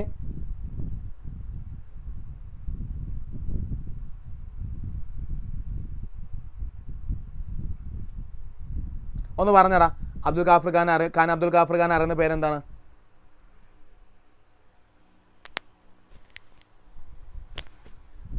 അത് ആരോ പറഞ്ഞിട്ടുണ്ടായിരുന്നല്ലോ ഇവിടെ.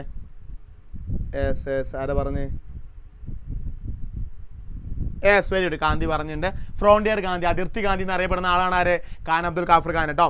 ഏതാണ് അങ്ങനെ സമരം ആകെ ശക്തമായി വലിയ ഇഷ്യൂ ആയി എന്ന് പറഞ്ഞപ്പോൾ in this situation Mahatma Gandhi call of the movement and signed A pact with Lord Irwin on 5th March 1931. അങ്ങനെ ഗാന്ധിജി പറയാണ് നമുക്ക് ഈ മൂവ്മെൻറ്റ് വേണ്ട. അങ്ങനെ ലോർഡ് ഇർവിനുമായിട്ട് ഒരു പാക്ട്, ഒരു കരാറിൽ ആര് സൈൻ ചെയ്തു, ഗാന്ധി സൈൻ ചെയ്തു. This was called Gandhi Irwin pact. അങ്ങനെ ഒരു ഗാന്ധിജി ഒരു പാക്ട്, അതായത് ഇനി ഞങ്ങളെ ആളുകൾ ആരും നിങ്ങൾ അറ്റാക്ക് ചെയ്യരുതെന്ന് പറഞ്ഞ് ഗാന്ധി ഇർവിന് ആരോട് പറഞ്ഞു, ബ്രിട്ടീഷുകാരുമായിട്ട് പറയുകയും അങ്ങനെ ഒരു പാക്ട് സൈൻ ചെയ്തതോടുകൂടി അവിടെ കുറച്ച് പ്രശ്നങ്ങൾ സോൾവ് ആവുകയാണ്. അതിൻ്റെ ഭാഗമായിട്ട് ഗാന്ധി പിന്നെ എന്ത് ചെയ്യാനെന്ന് അറിയോ, ലണ്ടനിലോട്ട് പോയി ഈ പ്രശ്നങ്ങൾ ഡിസ്കസ് ചെയ്യാൻ വേണ്ടി ലണ്ടനിലോട്ട് പോവുകയാണെങ്കിലും അവിടെ വെച്ച് സെക്കൻഡ് റൗണ്ട് ടേബിൾ കോൺഫറൻസ് നടന്നു. എന്നാൽ സെക്കൻഡ് റൗണ്ട് ടേബിൾ കോൺഫറൻസിൽ വെച്ച് ബ്രിട്ടൻ ഇന്ത്യക്ക് ഫുൾ ഇൻഡിപെൻഡൻസ് കൊടുക്കാൻ തയ്യാറായില്ല. അങ്ങനെ വന്നപ്പോൾ വീണ്ടും ആ മൂവ്മെൻറ്റ് ആര് സ്റ്റാർട്ട് ചെയ്തു, ഗാന്ധിജി സ്റ്റാർട്ട് ചെയ്തു കേട്ടോ. അതാണ് ഇവിടെ പറഞ്ഞത്. അങ്ങനെ അവസാനം എന്ത് ചെയ്തെന്ന് അറിയോ, ആ മൂവ്മെൻറ്റ് വലിയ ഇഷ്യൂ ആയിട്ട് മാറി. ആ മൂവ്മെൻറ്റിൽ ഇനി നമ്മൾ പറയുന്നത് ആ മൂവ്മെൻറ്റിൽ ആരൊക്കെയാണ് പാർട്ടിസിപ്പേറ്റ് ചെയ്തത് നോക്കൂട്ടോ, ഇമ്പോർട്ടൻ്റ് ആണ്, അറിഞ്ഞിരിക്കണം. ഓക്കെ, നോക്കൂ, meaning of swaraj was different for different social groups. അതായത് ഫ്രീഡം കിട്ടാന്നുള്ളത് ഓരോരുത്തർക്കും ഓരോ ആവശ്യമായിരുന്നു. ഇപ്പോൾ നിങ്ങൾക്ക് നിങ്ങൾ ഫ്രീഡം എന്നാണ് ഉദ്ദേശിക്കുന്നത് എന്താടാ, ഇപ്പോൾ നമ്മൾ ഓരോരുത്തർക്കും ഫ്രീഡം കൊണ്ട് പല അർത്ഥങ്ങളുണ്ട് അല്ലേ. അപ്പോൾ നിങ്ങൾക്ക് ഫ്രീഡം കൊണ്ട് നിങ്ങൾ ഉദ്ദേശിക്കുന്നത് എന്താണെന്ന് കമൻറ്റ് ചെയ്തേ. നിങ്ങൾ ഫ്രീഡം എന്നുകൊണ്ട് ഉദ്ദേശിക്കുന്ന കാര്യം എന്താണ് ഒന്ന് പറഞ്ഞേ.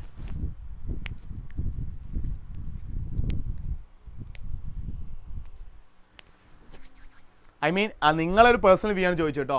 നിങ്ങൾ ഫ്രീഡം വന്നുകൊണ്ട് എന്താണ് ഉദ്ദേശിക്കുന്നതാണ് ചോദിച്ചത്, ഒന്ന് കമൻറ്റ് ചെയ്തേ.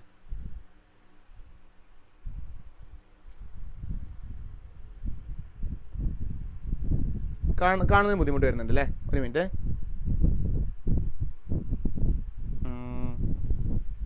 ഇട്ടാ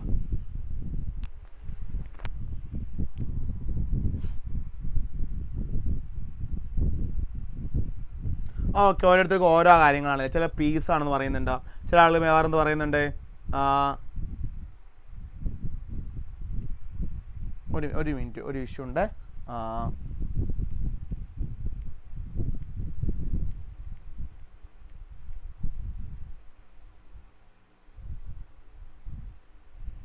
സോളോ ലൈഫാണ് ചില ആളുകൾ ആഗ്രഹിക്കുന്നത് അല്ലേ. ചില ആളുകൾ എന്താണ് ആഗ്രഹിക്കുന്നത്, പിന്നെ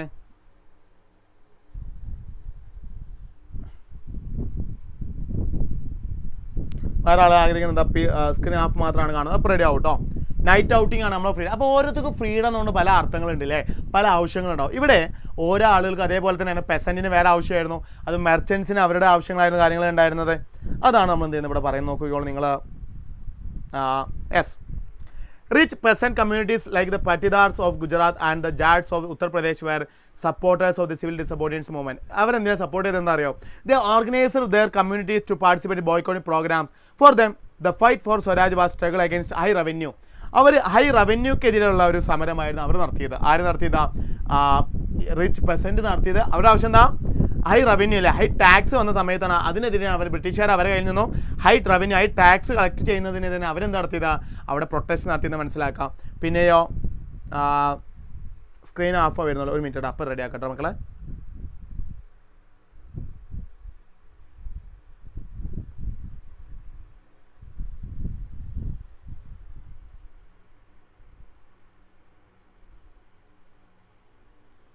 ഓക്കെ,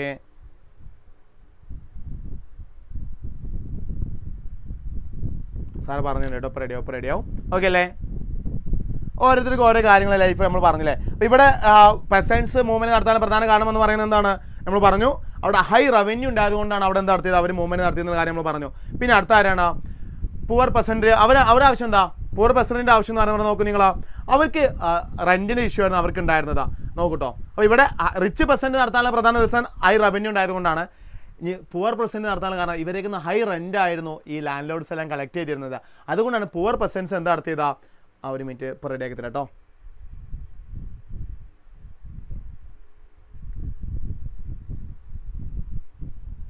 ഒന്ന് വെയിറ്റ് ചെയ്യണടാ, സ്ക്രീൻ ഇഷ്യൂ ഉണ്ട് അല്ലേ. സാർ പറഞ്ഞിട്ട് ഇപ്പോൾ അവർ വരുന്ന റെഡി ആക്കി തരാമെന്ന് പറഞ്ഞിട്ടുണ്ട് കേട്ടോ. ഓക്കെ അല്ലേ?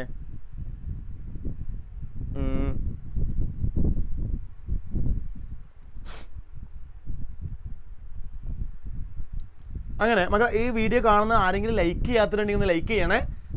സാറെ പ്രത്യേകം പറയട്ടെ മക്കൾ. അപ്പോൾ ഇതുവരെ ക്ലാസ് ഓക്കെ ആണെങ്കിൽ, ഇതുവരെയുള്ള ക്ലാസ്സൊക്കെ ഓക്കെ ആണെങ്കിൽ ഒന്ന് ഒരു എന്താ പറയുക, ഒരു റെഡ് ഹേർട്ട് ഇട്ടടാ. സാറിന് അത് കാണുമ്പോൾ ഭയങ്കര സന്തോഷമാണ്. പയ്യെ മതി, തിരക്കില്ല. Okay okay, thank you. ഒരു റെഡ് ഹേർട്ട് ഇട്ടടാ.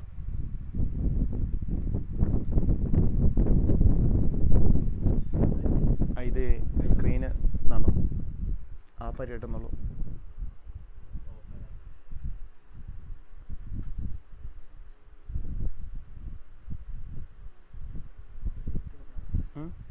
എടാ ഒരു മിനിറ്റ് ഇടാ, അപ്പോൾ റെഡി ആവട്ടെടാ. അപ്പോൾ ഒരു ഓഫായി വന്നതാണ്.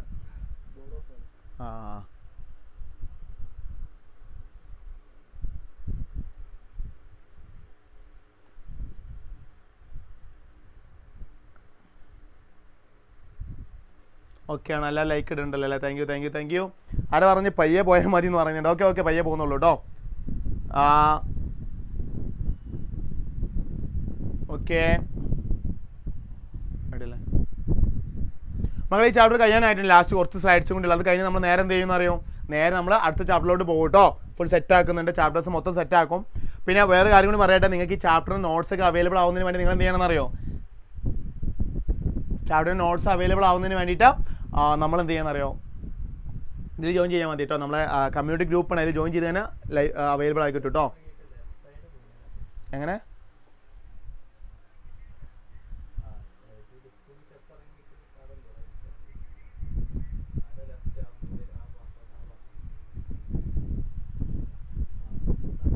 ആരെ ഫോണിനെ കുറിച്ചൊക്കെ പറയുന്നത് അവിടെ? സാറേ കാണുന്നുണ്ടോ?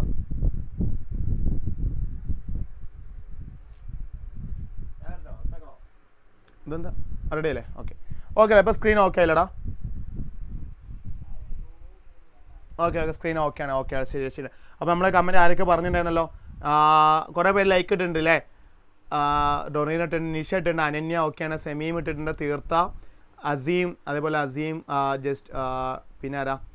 അസീം ആണ്. പിന്നെ വേറെ ആരൊക്കെ പേര്? അജിനാസ് ഇട്ടിട്ടുണ്ട്, ഹന്നത്ത് ഇട്ടിട്ടുണ്ട്, രാധ വാഷിങ്ടൺ, ഫാത്തിമ മൊയ്തു ഇട്ടിട്ടുണ്ട്, സെമീം, ആയിഷ ഫിസ, അബ്ദുൾ റസാഖ്, സഫീന, അതേപോലെ കാന്തി, റൻഹാക്ക്, ലൗലി റോസ്, മെഹ്റീൻ, ഫാത്തിമ,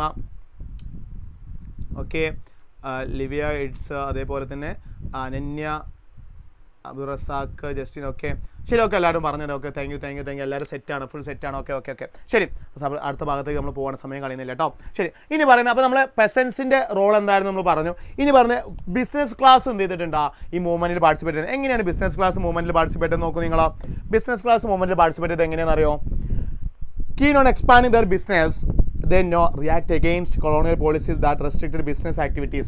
അതായത് അവർക്കറിയാം ഞങ്ങൾ കൊളോണിസത്തിനെതിരെ ചെയ്യുന്നത്, അപ്പോസ് ചെയ്യുന്നത്. സോ നമ്മൾ ബിസിനസ്സിനെ അഫക്റ്റ് ചെയ്യുമെന്ന് അറിയുമായിരുന്നു. എന്നിട്ട് അവർ പാർട്ടിസിപ്പേറ്റ് ചെയ്തു.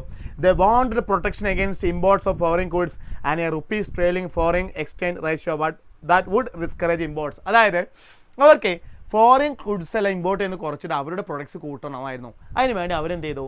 മൂവ്മെൻറ്റ് പാർട്ടിസിപ്പേറ്റ് ചെയ്തു.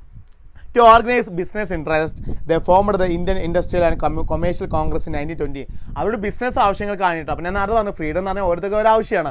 പെസൻസിൻ്റെ ആവശ്യം എന്താ? റെൻറ്റ് കുറക്കണം, റവന്യൂ കുറക്കണം എന്നായിരുന്നു. ഇവരുടെ ആവശ്യം എന്താണ്? ഇവിടെ ആവശ്യം ഇവർക്ക് ബിസിനസ് കൂടുതൽ കിട്ടണം. And the federation of the Indian chamber of commerce and industries ഒക്കെ ഫോം ചെയ്തു എന്നൊക്കെ പറയുന്നുണ്ട് ഇവർക്ക് വേണ്ടിയിട്ട്. Led by prominent industries like Purushottamdas Thakurdas and G.D. Birla, the industrialist attacked colonial control over the Indian economy and support civil disobedience movement when it was first launched. First launch ചെയ്ത സമയത്ത് ഇവരെന്ത് ചെയ്തു? കാരണം ഇന്ത്യൻ ഇക്കോണമിയിൽ ആർക്ക് കൺട്രോൾ ഉണ്ട്? ബ്രിട്ടന് കൺട്രോൾ ഉണ്ട്. ആ control ഇവിടെ നിന്ന് ഇല്ലാണ്ടാക്കുക എന്ന ലക്ഷ്യമായിരുന്നു ഇവർക്ക് ഉണ്ടായിരുന്നത്. അതിന് വേണ്ടിയിട്ടാണ് ഇവർ എന്തിൽ പാർട്ടിസിപ്പേറ്റ് ചെയ്തത്? മൂവ്മെൻറ്റിൽ പാർട്ടിസിപ്പേറ്റ് ചെയ്തത്. The gave financial assistance and refuse to buy or sell imported goods. അവരെന്ത് ചെയ്തു പറയാം? ഗാന്ധിജിക്ക് മൂവ്മെൻറ്റ് നടത്താൻ ഫൈനാൻഷ്യൽ അസിസ്റ്റൻസ് വരെ കൊടുത്തു. അത് മാത്രമല്ല അവർ പറഞ്ഞു നമ്മളാരും ഇമ്പോർട്ടഡ് ഗുഡ്സ് എന്ത് ചെയ്യരുത്, ഇങ്ങോട്ട് ഇമ്പോർട്ട് ചെയ്യരുത്, ബൈ ചെയ്യരുത്, സെല്ല് ചെയ്തെന്ന കാര്യം കൂടി അവരെന്ത് ചെയ്തു പറഞ്ഞിട്ടുണ്ടായിരുന്നു.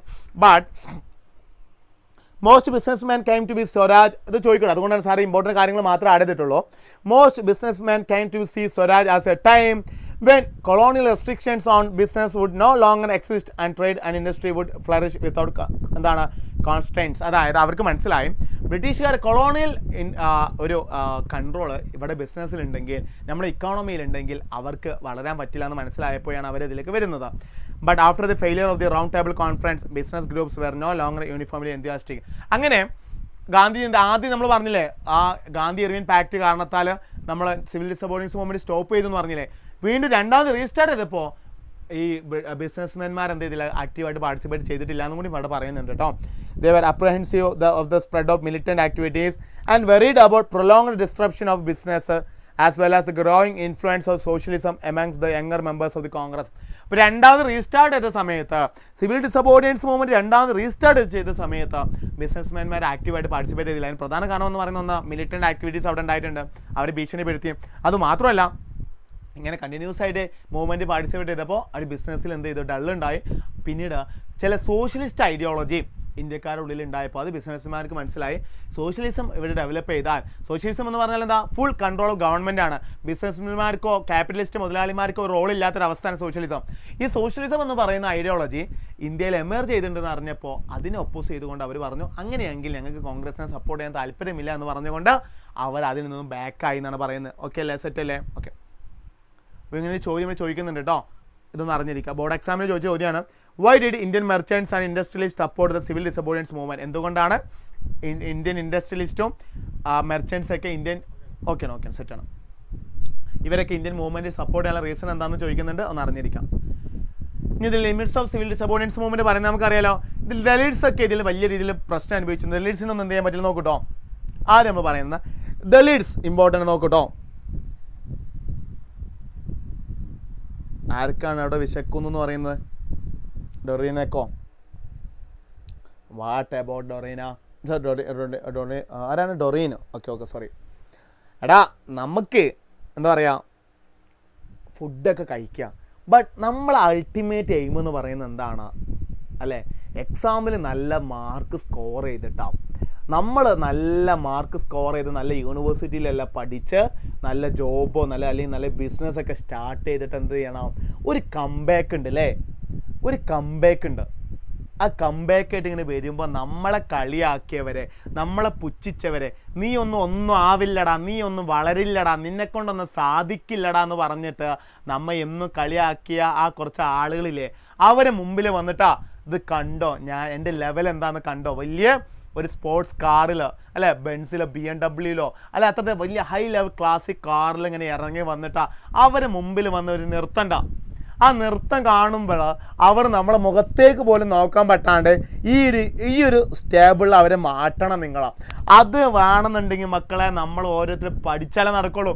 പഠിച്ച് നല്ല മാർക്ക് നേടിയിട്ടാ, ഞാൻ പറഞ്ഞല്ലോ അവരെ മുമ്പിലേക്ക് ഒരു വരവുണ്ട് ആ വണ്ടിയിൽ, അത് എന്ന് ഇറങ്ങുമ്പോഴാണ് അവർക്ക് തോന്നണം പണ്ട് നമ്മൾ അല്ലേ കളിയാക്കിയവനല്ലവൻ, പണ്ട് നമ്മൾ കളിയാക്കിയവളല്ലവൾ എന്ന് അവർ പറയണം എന്ന് നിങ്ങൾക്ക് ആഗ്രഹം ഇല്ലടാ.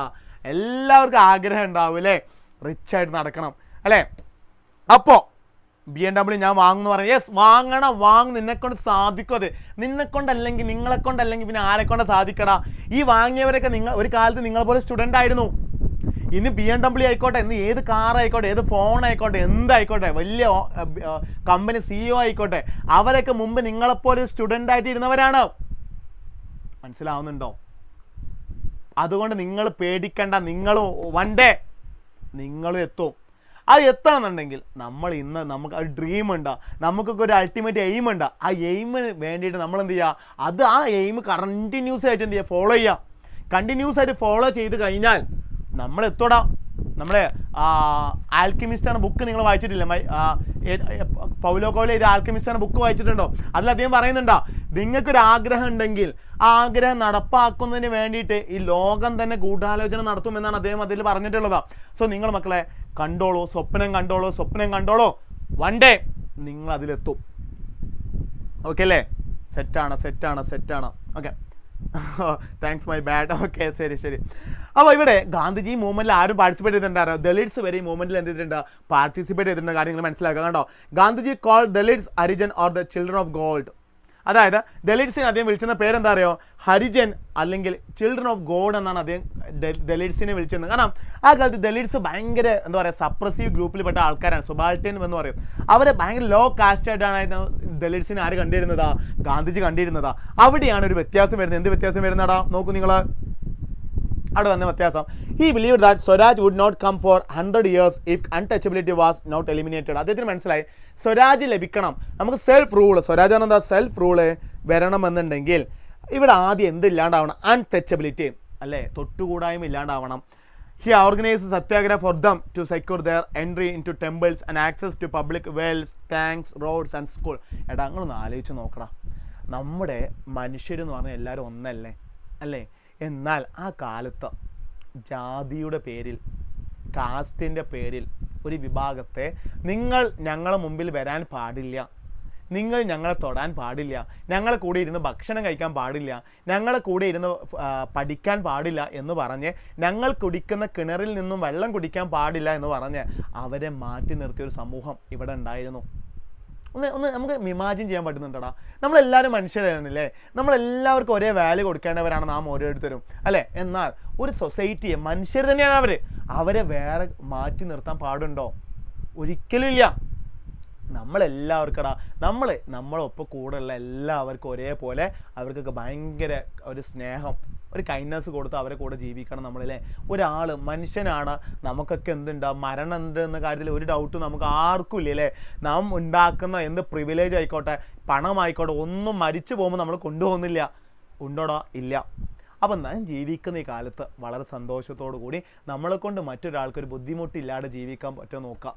എന്നെങ്കിൽ ലൈഫ് ഓക്കെ ആവും, ബാക്കിയുള്ളവരും ഓക്കെ ആവും. സെറ്റല്ലേ? സമയം കളയുന്നില്ല കേട്ടോ. ഏതായാലും ഗാന്ധിജി അടക്കമുള്ള ജവഹർലാൽ നെഹ്റു അടക്കമുള്ള ലീഡേഴ്സ് ആര് കൂടെ നിന്നിട്ടുണ്ട്, ദളിറ്റ്സ് ലീഡേഴ്സിന് കൂടെ നിന്നിട്ടുണ്ട്. നോക്കൂ, Dalits leaders wanted to different political solution to the problems of their community. അതിൽ പ്രധാനപ്പെട്ട ആളാരാണ്? ഡോക്ടർ BR അംബേദ്കറിനെ അറിയാമല്ലേ നമുക്ക്. അതിനൊരു ആവശ്യമായിരുന്നു, എന്തെന്ന് അറിയോ, സെപ്പറേറ്റ് ഇലക്ടഡ് ദ അതൊരു ഇഷ്യൂ ആയിരുന്നു കേട്ടോടാ. അതായത് ഡോക്ടർ BR അംബേദ്കറിന് എന്ത് ആവശ്യമുണ്ടെന്ന് അറിയോ, ദളിറ്റ്സിന് SC ST എന്ന് പറയാറില്ല, ദളിറ്റ്സിന് ആരാണ്? SC, നമ്മൾ ST scheduled caste, scheduled tribes എന്ന് പറയുന്നില്ല. ഇവർക്ക് സെപ്പറേറ്റ് ഇലക്ഷൻ നടത്തണം എന്നൊരു ആവശ്യം ആര് മുന്നോട്ട് വെക്കുകയാണ്? ഡോക്ടർ BR അംബേദ്കർ മുന്നോട്ട് വെക്കുകയാണ്. ആ സമയത്ത് ഗാന്ധിജി പറഞ്ഞു അത് നല്ലതല്ല. അവർ അങ്ങനെ ഒരു സെപ്പറേറ്റ് ഇലക്ഷൻ അവർക്ക് വേണ്ടി വെച്ചാൽ എന്താ സംഭവിക്കുക, അവർ വീണ്ടും സമൂഹത്തിൽ ലോ ലെവലിൽ തന്നെ നിൽക്കും. അതുകൊണ്ട് അവർ നമ്മൾ ഉയർച്ചയിലേക്ക് കൊണ്ടുവരണം, അതിന് വേണ്ടിയുള്ള കാര്യങ്ങളാണ് നോക്കേണ്ടത് എന്നാണ് ഗാന്ധിജി ആരോട് ആവശ്യപ്പെട്ടത്? ഡോക്ടർ BR അംബേദ്കറിനോട് ആവശ്യപ്പെട്ടത്. നോക്കൂ നിങ്ങൾ, Ambedkar organised Dalits into depressed classes association in 1930. His views differed with Mahatma Gandhi at the second round table conference. Dr. BR Ambedkar demanded separate elected for Dalits. അവിടെയാണ് ഡോക്ടർ BR അംബേദ്കർ പറഞ്ഞു, ഞങ്ങൾക്ക് separate ആയിട്ട് എന്ത് വേണം, ഒരു ഇലക്ഷൻ നടത്താനുള്ള സൗകര്യം ഞങ്ങൾക്ക് നടത്തി തരണമെന്ന് ആരാവശ്യപ്പെടുകയാണ്? ഡോക്ടർ BR അംബേദ്കർ ആവശ്യപ്പെടണം. എന്നാൽ അതിനാരോ നോക്കൂ, when the British government admitted Ambedkar's demand, Gandhiji strongly opposed it and began a fast on to death. ബ്രിട്ടന് മനസ്സിലായി ഈ ഒരു സംവിധാനം നമ്മൾ കൊടുത്തു കഴിഞ്ഞാൽ വീണ്ടും സൊസൈറ്റി ഡിഫറെൻ്റ് ആവുമ്പോൾ മെച്ചെന്താണ്, അവർ ഓർഗനൈസ്ഡ് ആവില്ല. കാരണം ഓർഗനൈസ്ഡ് ആയി കഴിഞ്ഞാൽ നമുക്ക് ബുദ്ധിമുട്ടാണ്. അപ്പോൾ സൊസൈറ്റിയെ മാക്സിമം ഡിവൈഡ് ചെയ്ത് കഴിഞ്ഞാൽ അവർ സെപ്പറേറ്റ് ആയിട്ട് അവരുടെ ആവശ്യങ്ങൾക്ക് വേണ്ടി ഇങ്ങനെ സമരം ചെയ്തോളും, അവർ ഓർഗനൈസ് ആവില്ല എന്ന് ആർക്ക് മനസ്സിലായി? ബ്രിട്ടന് മനസ്സിലായി. ബ്രിട്ടൻ പറഞ്ഞു ഓക്കെ അങ്ങനെയാണെങ്കിൽ ഞങ്ങൾ എന്ത് ചെയ്യാം, ദളിറ്റ്സിന് സെപ്പറേറ്റ് ഇലക്ഷൻ തരാമെന്ന് പറഞ്ഞു. ഗാന്ധിജി പറഞ്ഞു അത് വേണ്ടാന്ന് പറഞ്ഞു. അങ്ങനെ Gandhiji believed that separate electorate for Dalits would slow down the process of their integration to main society. അങ്ങനെ സെപ്പറേറ്റ് ഇലക്ഷൻ കൊടുത്താൽ അവർ വീണ്ടും സൊസൈറ്റിയിൽ അവർ ലോ ലെവലാവുമെന്ന് പറഞ്ഞു. Ambedkar ultimately accepted Gandhiji's positions and as a result Poona pact of September 1932 was sign. അങ്ങനെ എന്തായത്, ഗാന്ധിജിയുടെ ആ ഒരു അഭിപ്രായം ആര് അക്സെപ്റ്റ് ചെയ്തു? അംബേദ്കർ അക്സെപ്റ്റ് ചെയ്തു കാര്യങ്ങളൊക്കെ പറയുന്നുണ്ട്. ഓക്കെ, അങ്ങനെ എന്ത് ചെയ്തെന്ന് അറിയോ? ദിസ് പാക്ട്, പൂണ പാക്ട് എന്താ നടക്കുന്നത്? This pact gave the depressed classes reserved seats in provincial and central legislative council, but the voting was to be done by the general electorate. അങ്ങനെ എന്തായി? അവർക്ക് റിസർവേഷൻ കൊടുത്തു. ദളിറ്റ്സിന് ഇലക്ഷൻ നടക്കുമ്പോൾ അവർക്ക് സെപ്പറേറ്റ് ഇലക്ഷൻ റിസർവേഷൻ തന്നെ, ജനറൽ ഇലക്ഷൻ തന്നെ അവർക്ക് റിസർവേഷൻ കൊടുത്തു. അല്ലാണ്ട് അവർക്ക് സെപ്പറേറ്റ് ഇലക്ഷൻ നടത്താനൊന്നും നിന്നില്ല. ഓക്കെ അല്ലേ? ശരി, ലാസ്റ്റ് ടോപ്പിക്കാണ് ഇത് പറഞ്ഞ് നമ്മൾ അടുത്ത ചാപ്റ്ററിലോട്ട് പോവാണ് കേട്ടോ. ലൈക്ക് കാണുന്നവരൊക്കെ ഒന്ന് മക്കളെ, ലൈവ് കാണുന്നവർക്ക് ലൈക്ക് അടിക്കാൻ, ബാക്കി ലൈക്ക് അടിക്കണേ. Some of the Muslim political organisation in India really participate in the civil disobedience movement. Muslim participation കുറവായിരുന്നു. After the decline of the non cooperation and Khilafat movement a large section of Muslims felt separated from the Congress. ആ movement അവസാനിച്ചതിൻ്റെ ഭാഗമായിട്ട് കോൺഗ്രസിൽ നിന്നും ഒരുപാട് മുസ്ലിങ്ങൾ മാറി നിന്നിരുന്നു. But from the mid-1920, the Congress came to be more associated with the openly Hindu religious nationalist groups like the Hindu Mahasabha. As a result, Hindu-Muslim communal clashes and riots occurred in various cities. അങ്ങനെ civil disobedience movement സമയത്തൊക്കെ അവിടെ ഹിന്ദു മുസ്ലിം ക്ലാഷുകൾ നടക്കുന്നുണ്ടായിരുന്നു ആ സമയത്ത് കേട്ടോ. ഏതായാലും in 1930, Sir Muhammad Iqbal, the president of Muslim League, demanded the importance of separate electorate for Muslims. He thought that it would safeguard for their minority political interest. ആ സമയത്താണ് 1930 മുഹമ്മദ് ഇക്ബാൽ എന്ന് പറയുന്ന ആൾ എന്ത് ഒരു ആവശ്യം മുന്നോട്ട് വെക്കണം, എന്താണ്? മുസ്ലിംസിന് സെപ്പറേറ്റ് ഇലക്ഷൻ വേണമെന്ന് പറഞ്ഞു. അങ്ങനെ he justified the Muslim demand for, that is the creation of Muslim India within India. അതായത് മുസ്ലിംസ് എന്താണടാ? മൈനോറിറ്റീസ് ആണ്. മൈനോറിറ്റീസിൻ്റെ കാര്യങ്ങൾ പ്രൊട്ടക്റ്റ് ചെയ്യുന്നതിന് വേണ്ടിയിട്ട് അവർക്ക് സെപ്പറേറ്റ് ഇലക്ഷൻ വേണമെന്നൊക്കെ അന്ന് ഈ ക്ലാഷ് കാരണം, ഹിന്ദു മുസ്ലിം ക്ലാഷ് കാരണം ആവശ്യപ്പെട്ടിട്ടുണ്ടായിരുന്നു? മുഹമ്മദ് ഇക്ബാൽ ആവശ്യപ്പെട്ടിരുന്ന കാര്യം പറയുന്നുണ്ട്. ഏതായാലും ഇനി പറഞ്ഞ കാര്യങ്ങൾ അത്ര ഇമ്പോർട്ടൻ്റ് അല്ല, ജസ്റ്റ് ഒരു കളക്റ്റീവ് ബിലോങ്ങിങ്, പിന്നെ എല്ലാവരും ഒന്നാവാണ് കാര്യങ്ങളൊക്കെ പറയുന്നുണ്ട്. അങ്ങനെയാണ് അവിടെ എന്താവുന്നത്? ഒരു നാഷണലിസം എന്ന ഐഡിയോളജി വന്നു. അതിൻ്റെ ഭാഗമായിട്ട് നോക്കൂ, ഭാരതമാതാ എന്ന പിക്ചറിനെ കുറിച്ചൊക്കെ ഇവിടെ പറയുന്നില്ലേ? ബങ്കിം ചന്ദ്ര ചാറ്റോപാധ്യായ 1817 കൊണ്ടുവന്നത്, വന്ദേ ഭാരതൊക്കെ കൊണ്ടുവന്നതിനെ കുറിച്ച് നമുക്കറിയില്ലേ? വന്ദേ ഭാരത് അതിനെക്കുറിച്ചൊക്കെ പറയുന്നുണ്ട്. അതേപോലെ തന്നെ ആനന്ദമഠ് എന്ന് പറയുന്ന ബുക്കിനെ കുറിച്ച് പറയുന്നുണ്ട്, അറിഞ്ഞിരിക്കണം. ഏതായാലും ഭാരതമാതാ എന്ന് പറയുന്ന ചിത്രം ആര് വരച്ച? അഭിനേന്ദ്രനാഥ് ടാഗോറാണ് വരച്ചതെന്ന ഓർമ്മയിൽ കാര്യങ്ങളും കൂടി ഉണ്ടാവണം കേട്ടോ. അപ്പോൾ ഇതാണ് ഈ ചാപ്റ്ററിനെ കുറിച്ച് പ്രധാനമായിട്ടും പറയാനുള്ളത്. ഇനി നമുക്ക് ഈ ചാപ്റ്ററിനെ കുറിച്ച് പറയുമ്പോൾ ട്രൈ കളർ ഫ്ലാഗും കാര്യങ്ങളൊക്കെ അവിടെ വന്നിട്ടുണ്ട്. അതൊക്കെ വന്നത് ഈ സമയത്താണ് കേട്ടോ. ഓക്കെ മക്കളെ, ഒരു കാര്യം പറയട്ടെ, അടുത്ത ചാപ്റ്ററിലോട്ട് നമ്മൾ പോവുകയാണ്. ചാപ്റ്ററിലോട്ട് പോകുമ്പോൾ നമ്മൾ വീണ്ടും സാറ് ഇമ്പോർട്ടൻ്റ് പറയുന്ന ഒരു കാര്യമുണ്ട്. നമ്മൾ 95+ മാർക്കിനുള്ള CBSE പവർ ബാച്ച് എജുബോർഡ് വീണ്ടും സ്റ്റാർട്ട് ചെയ്തിട്ടുണ്ട്. അപ്പോൾ നിങ്ങൾക്ക് ആർക്കെങ്കിലും ഇതിൽ ജോയിൻ ചെയ്യാൻ താല്പര്യം ഉണ്ടെങ്കിൽ ആർക്കെങ്കിലും നിർബന്ധമായിട്ട് ജോയിൻ ചെയ്യണം. അതിൽ ഫ്രീ ബേസിക് ക്ലാസ് ഉണ്ട്, ഫ്രീ ഇംഗ്ലീഷ് ബേസിക് ക്ലാസ് ഉണ്ട്, അത് ഹിന്ദി ബേസിക് ക്ലാസ് ഒക്കെ ഫ്രീ ആണ്, മാത്സ് ഒക്കെ ഫ്രീ ആണ്. അപ്പോൾ അതിന് ഒറിജിനൽ ചാർജ് എന്ന് പറയുന്നത് 12,999 ആണ്. എന്നാൽ ഫസ്റ്റ് ജോയിൻ ചെയ്യുന്ന 500 സ്റ്റുഡൻസിന് അവിടെ സ്പെഷ്യൽ പ്രൈസാണ് 8,999 ആണ്. ഇപ്പോൾ ഓഫർ പ്രൈസാണ്. അപ്പോൾ വേഗം നിങ്ങൾ എന്ത് ചെയ്യുക, ജോയിൻ ചെയ്യുക. അവിടെ ലിങ്ക് ഉണ്ട്, ആ ലിങ്കിൽ ജോയിൻ ചെയ്താൽ നിങ്ങൾക്ക് എന്ത് ചെയ്യാൻ പറ്റും? അതിൽ ജോയിൻ ചെയ്യാൻ സാധിക്കും കേട്ടോ. ഓക്കെ, ഇനി ആർക്കെങ്കിലും എന്നാണ് ബാച്ച് സ്റ്റാർട്ട് ചെയ്യുന്നത്? August 1 അതായത് മറ്റന്നാളെ. ഇന്ന് 29 31 കഴിഞ്ഞാൽ 1 August സ്റ്റാർട്ട് ചെയ്യുന്നുണ്ട്. അതുകൊണ്ട് തന്നെ അതിൽ ജോയിൻ ആവും. ഈ നമ്പറിൽ നിങ്ങൾക്ക് മെസ്സേജ് അയച്ച് കഴിഞ്ഞാൽ എന്ത് ചെയ്യാൻ പറ്റും? ജോയിൻ ചെയ്യാനുള്ള ഓപ്ഷൻ ഉണ്ട് കേട്ടോ. ഓക്കെ അല്ലേ? അതേപോലെ ഈ ചാപ്റ്റർ നോട്ട്സൊക്കെ നമ്മുടെ കമ്മ്യൂണിറ്റി ഗ്രൂപ്പിൽ അവൈലബിൾ ആണ്. നിങ്ങൾ എന്ത് ചെയ്യുക, അത് നോക്കി കഴിഞ്ഞാൽ നിങ്ങൾക്ക് ലഭിക്കും. അപ്പോൾ നമ്മൾ നേരെ എന്ത് ചെയ്യണം? സെക്കൻഡ് ചാപ്റ്ററിലോട്ട് പോകണം. ഏത് ചാപ്റ്റർ നിങ്ങൾക്ക് വേണ്ടി പറഞ്ഞോ? 4 ചാപ്റ്ററിൽ നെക്സ്റ്റ് ചാപ്റ്റർ ഏതാ വേണ്ടത് പറഞ്ഞോ? ഇനി ഏത് ചാപ്റ്റർ വേണ്ടി പറഞ്ഞോളൂ കേട്ടോ.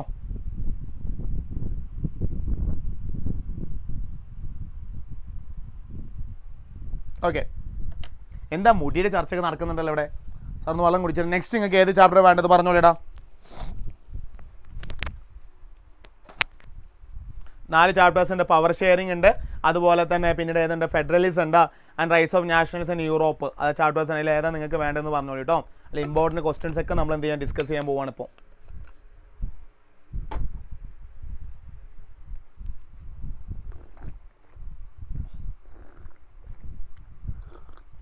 ഒന്നും വേണ്ട സാർ. യാരത്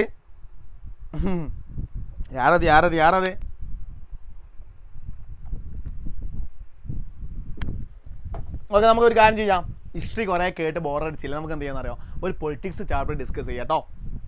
പിന്നെ അത് ഞാൻ പറഞ്ഞില്ല, നമ്മൾ സമയം ഓവറായിട്ടുണ്ട്. അതുകൊണ്ട് നമ്മൾ എന്ത് ചെയ്യുന്നില്ല, ഫുൾ ടോട്ടലി നിങ്ങൾ എന്ത് ചെയ്യുക, ബോറടിപ്പിക്കുന്നതിന് വേണ്ടിയിട്ട് ഒരുപാട് കാര്യങ്ങളൊന്നും ഡിസ്കസ് ചെയ്ത് നിങ്ങൾ ബോറടിപ്പിക്കുന്നില്ല.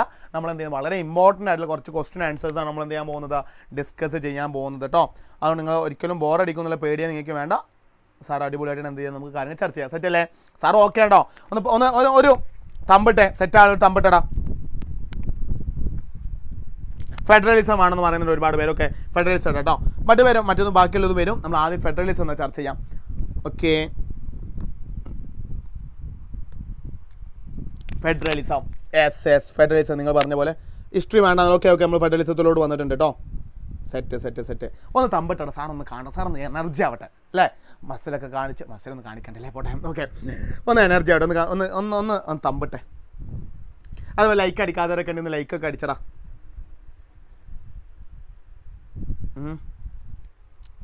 സെറ്റാണ്. അയ്യോ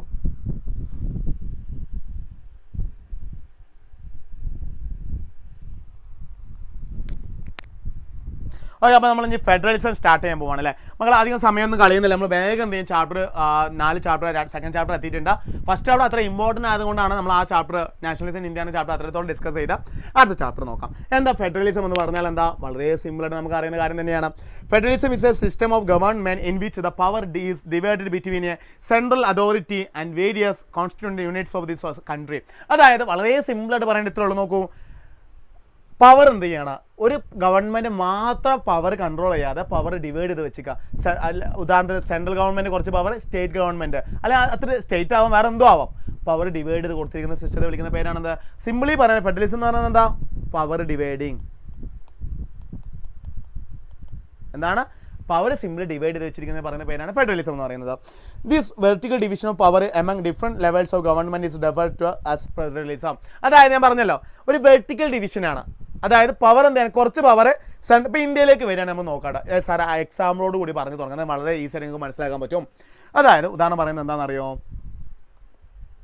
ഇവിടെ ഇന്ത്യയിൽ സെൻട്രൽ ഗവൺമെൻറ് ഉണ്ട്, സ്റ്റേറ്റ് ഗവൺമെൻറ്റ്സ് ഇല്ലടാ അല്ലേ. 28 സ്റ്റേറ്റ്സ് ഉണ്ട്, ഒരു സെൻട്രൽ ഗവൺമെൻറ് ഉണ്ട്. ഇവിടെ ചില കാര്യങ്ങളിൽ ഇപ്പോൾ ഉദാഹരണം പറയുകയാണെങ്കിൽ ഡിഫൻസ് അല്ലേ, എവിടെ ഏത് രാജ്യത്തെ എങ്ങനെ അറ്റാക്ക് ചെയ്യണം അല്ലെങ്കിൽ ഏതൊക്കെ അറ്റാക്കിനെ എങ്ങനെ ഡിഫെൻഡ് ചെയ്യണം തീരുമാനിക്കുന്ന അധികാരം ആർക്കാണെന്നറിയോ? അത് സെൻട്രൽ ഗവൺമെൻറ്റിനാണ്.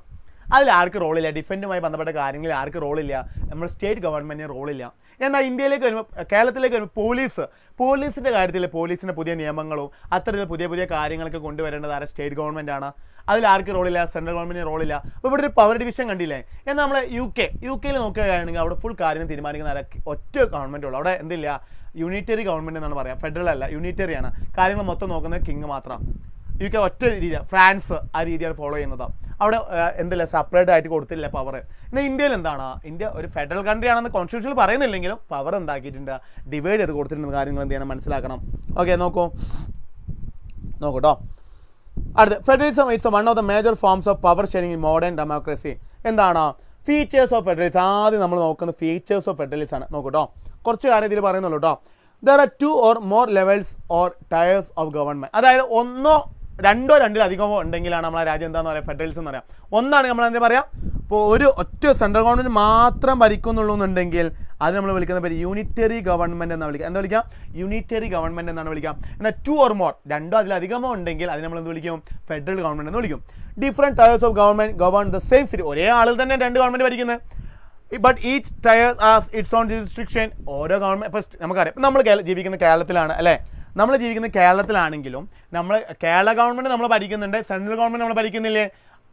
എന്നാലോ രണ്ട് അധികാരം, 2 ജുറിസ്ട്രിക്ഷനാണുള്ളത്. അതാണ് ഇവിടെ പറയുന്നത്. In specific matters of legislature, taxation and administration, ഇതിലൊക്കെ സെൻട്രൽ ഗവൺമെൻറ് പ്രത്യേക പവർ ഉണ്ട്, സ്റ്റേറ്റ് ഗവൺമെൻറ്റിന് വേറെ ചില റൈറ്റ്സ് ഉണ്ട്. The jurisdiction of the respective levels of tiers of government are specified in the constitution. Important. So the existence and authority of each tier of government is constitutionally guaranteed. അവിടെ മനസ്സിലാക്കേണ്ടത്, അപ്പോൾ ആരാണ് central government role ഇതാണ്, state government power ഇതാണെന്ന് ആര് തീരുമാനിച്ചതാണ്? Central government തീരുമാനിച്ചതല്ല, അത് നമ്മൾ കോൺസ്റ്റിറ്റ്യൂഷനിൽ പറയുന്നുണ്ട്. അതാണ് ഇമ്പോർട്ടൻസ്. കോൺസ്റ്റിറ്റ്യൂഷൻ ഗ്യാരണ്ടി ചെയ്യുന്നുണ്ട്. അല്ലാണ്ട് സ്റ്റേറ്റ് ഗവൺമെൻറ് എന്തെങ്കിലും പവർ ആർക്ക് എടുക്കാൻ പറ്റില്ല, സെൻട്രൽ ഗവൺമെൻറ് എടുക്കാൻ പറ്റില്ല. അവിടെ ആർക്ക് റോളുണ്ട്? കോൺസ്റ്റിറ്റ്യൂഷന് റോൾ ഉണ്ടെന്ന് പറയുന്നുണ്ട്. അതാണ് the fundamental provisions of the constitution cannot be unilaterally changed by one level of government. ഒരിക്കലും സ്റ്റേറ്റ് ഗവൺമെൻറ്റിൻ്റെ പവർ സെൻട്രൽ ഗവൺമെൻറ്റിനെ അറ്റാക്ക് ചെയ്യാൻ പറ്റില്ല, സെൻട്രൽ ഗവൺമെൻറ്റിൻ്റെ പവർ സ്റ്റേറ്റ് ഗവൺമെൻറ്റിന് എന്ത് ചെയ്യാൻ പറ്റില്ല, അറ്റാക്ക് ചെയ്യാൻ പറ്റില്ല. കാരണം കോൺസ്റ്റിറ്റ്യൂഷൻ അവിടെ എന്ത് ചെയ്യുന്നുണ്ടോ? ഒരു ഗ്യാരണ്ടി അതിൽ കൊടുക്കുന്നുണ്ടോ? അങ്ങനെ such changes require the consent of both levels of government. അവിടെ എന്തെങ്കിലും ചേഞ്ചസ് വരുത്തണമെന്നുണ്ടെങ്കിൽ അവിടെ 2 ഗവൺമെൻറ്റിൻ്റെയും എന്തുവാണോ സമ്മതമാണ്, കൺസെൻറ്റ് വേണം കേട്ടോ. Courts have the power to interpret the constitution and the powers of the different levels of government. The highest court acts as an umpire if disputes arise between different levels of government in exercise of their respective powers. അങ്ങനെ പറഞ്ഞാൽ എന്താണെന്ന് വെച്ച് കഴിഞ്ഞാൽ, ഇനി ഏതെങ്കിലും ഇപ്പോൾ example, ഇപ്പോൾ state ഗവൺമെൻറ്റിൻ്റെ ഒരു റൈറ്റ്. ഇപ്പോൾ എക്സാമ്പിൾ ജയിൽ ആരുടെ കയ്യിലാണ്? സ്റ്റേറ്റ് ഗവൺമെൻറ്റിൻ്റെ പവറാണ്.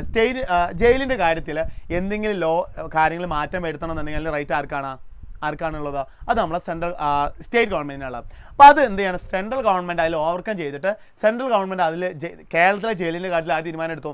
സെൻട്രൽ ഗവൺമെൻറ് തീരുമാനം എടുക്കുകയാണെങ്കിൽ അവിടെ സ്റ്റേറ്റും സെൻട്രൽ ഗവൺമെൻറ് തമ്മിൽ ഡിസ്പ്യൂട്ട്സ് ആയാലും തർക്കമായില്ലേ, അവിടെ തീരുമാനം എടുക്കുന്ന ഒരു അമ്പയറാണ് ആരെന്ന് പറയുന്നത്? Supreme court. അങ്ങനെ വരുമ്പോൾ സ്റ്റേറ്റ് ഗവൺമെൻറ് നേരെ എവിടെ കംപ്ലയിൻറ്റ് എടുക്കും? സുപ്രീം കോർട്ട് കംപ്ലയിൻറ്റ് എടുക്കും. അപ്പോൾ സുപ്രീം കോർട്ട് നോക്കും അത് ശരിയാണ്, സെൻട്രൽ ഗവൺമെൻറ് സ്റ്റേറ്റ് ഗവൺമെൻറ്റിൻ്റെ കാര്യത്തിൽ ഇടപെട്ടിട്ടുണ്ടെന്ന് മനസ്സിലാക്കുകയാണെങ്കിൽ സുപ്രീം കോർട്ട് അതെന്ത് ചെയ്യും? ഒഴിവാക്കാനുള്ള റൈറ്റ് ആർക്കുണ്ട്? സുപ്രീം കോർട്ടിനുണ്ടെന്ന് കാര്യം കൊണ്ട് ഇവിടെ എന്ത് ചെയ്യുന്നുണ്ട്? പറയുന്നുണ്ട്. ഓക്കെ അല്ലേ? സെറ്റാണ്. അതേപോലെ sources of revenue for each level of government are clearly specified to ensure its financial autonomy. ഓരോ government, state government source of revenue എന്താണെന്ന് പറയുന്നുണ്ട്, central government source of revenue എന്താണെന്നൊക്കെ ഇവിടെ പറയുന്നുണ്ട്, കോൺസ്റ്റിറ്റ്യൂഷനിൽ പറയുന്നുണ്ട്. അതുകൊണ്ട് തന്നെ സ്റ്റേറ്റ് ഗവൺമെൻറ്റിൻ്റെ സോഴ്സ് ഓഫ് റവന്യൂവിൽ ആർക്ക് കൈവെക്കാൻ പറ്റൂല? സെൻട്രൽ ഗവൺമെൻറ് കൈവെക്കാൻ പറ്റൂല. And the federal system that has dual objectives to safeguard and promote unity of the country while at the same time accommodate regional diversity. നമുക്കറിയാലേ, ഇന്ത്യ എന്ന് പറയുന്നത് ഒരു ഡൈവേഴ്സ് കൺട്രിയാണ്. പല സംസ്ഥാനത്തും പല ആളുകൾ പല ഭാഷയാണ് സംസാരിക്കുന്നത്. അപ്പോൾ ആ ഭാഷ സംസാരിക്കുന്ന അവർക്ക് അവരുടേതായ രീതിയിലുള്ള അധികാരങ്ങൾ കൊടുത്തിട്ടുണ്ട്. ഇപ്പോൾ കേരളത്തിൽ ഓണം വരുമ്പോൾ കേരളത്തിൽ ലീവില്ലേ? അത് തമിഴ്നാട്ടിൽ ഇല്ലല്ലോ. നിങ്ങൾ ആലോചിച്ച് നോക്കടാ. ഉദാഹരണം പറയുകയാണെങ്കിൽ ഇന്ത്യ മൊത്തം ഒരു രാജ്യമാണ്, ഒരു സെൻട്രൽ ഗവൺമെൻറ് ആണെങ്കിൽ എന്താ സംഭവിക്കാം? കേരളത്തിൽ മാത്രം ലീവ് കൊടുക്കാമെന്ന് പറയാൻ പറ്റുമോ? കേരളത്തിൽ മാത്രം ലീവ് കൊടുക്കുന്നു. അങ്ങനെ അതിന് പകരമായിട്ട് കേരളത്തിൽ ഓണം വരുമ്പോൾ കേരളത്തിൽ മാത്രം ലീവ് ഉണ്ട്, തമിഴ്നാട്ടിൽ പൊങ്കൽ വരുമ്പോൾ അവിടെ ലീവ് ഉണ്ട്, നോർത്തിലെ ഹോളി വരുമ്പോൾ അവിടെ ലീവ് ഉണ്ട്. ആ സ്റ്റേറ്റിന് അവർക്ക് തീരുമാനം എടുക്കാൻ പറ്റും. അതാണ് ഫെഡറലിസത്തിൻ്റെ മറ്റൊരു ഉപകാരം എന്ന് പറയുന്നത്. ഓക്കെ അല്ലേ? ഇനി ഫെഡറലിസത്തിന് രണ്ട് രീതിയുണ്ട്. കമ്മിങ് ടുഗദർ ഫെഡറേഷൻ ഉണ്ട്, അതേപോലെ തന്നെ ഹോൾഡിംഗ് ടുഗദർ ഉണ്ട്. എന്താണ് കമ്മിങ് ടുഗദർ ഫെഡറേഷനും ഹോൾഡിംഗ് ടുഗദർ ഫെഡറേഷനും തമ്മിൽ വ്യത്യാസം? സാർ ഈസി ആയിട്ട് പറഞ്ഞുതരാം. നോക്കൂ, അവിടെ പൊങ്കൽക്ക് ഇവിടെ അവധി. അത് ചാൻസ് പൊങ്കൽ ചിലപ്പോൾ പാലക്കാട് ജില്ലയിലൊക്കെ പൊങ്കലിന് അവധി കൊടുക്കാറുണ്ടെങ്കിലും കേരളത്തിൽ മൊത്തം കിട്ടാറുന്നില്ല, പൊങ്കലിന് അവധി കിട്ടാറില്ല. ചില ജില്ലകളിൽ മാത്രം മേ ബി ലീവ് കിട്ടാറുണ്ട്. ഓക്കെ അല്ലേ? ശരി. ഓക്കെ, അപ്പോൾ കമ്മിങ് ടുഗദർ എന്ന് പറഞ്ഞാൽ എന്താണെന്നറിയോ?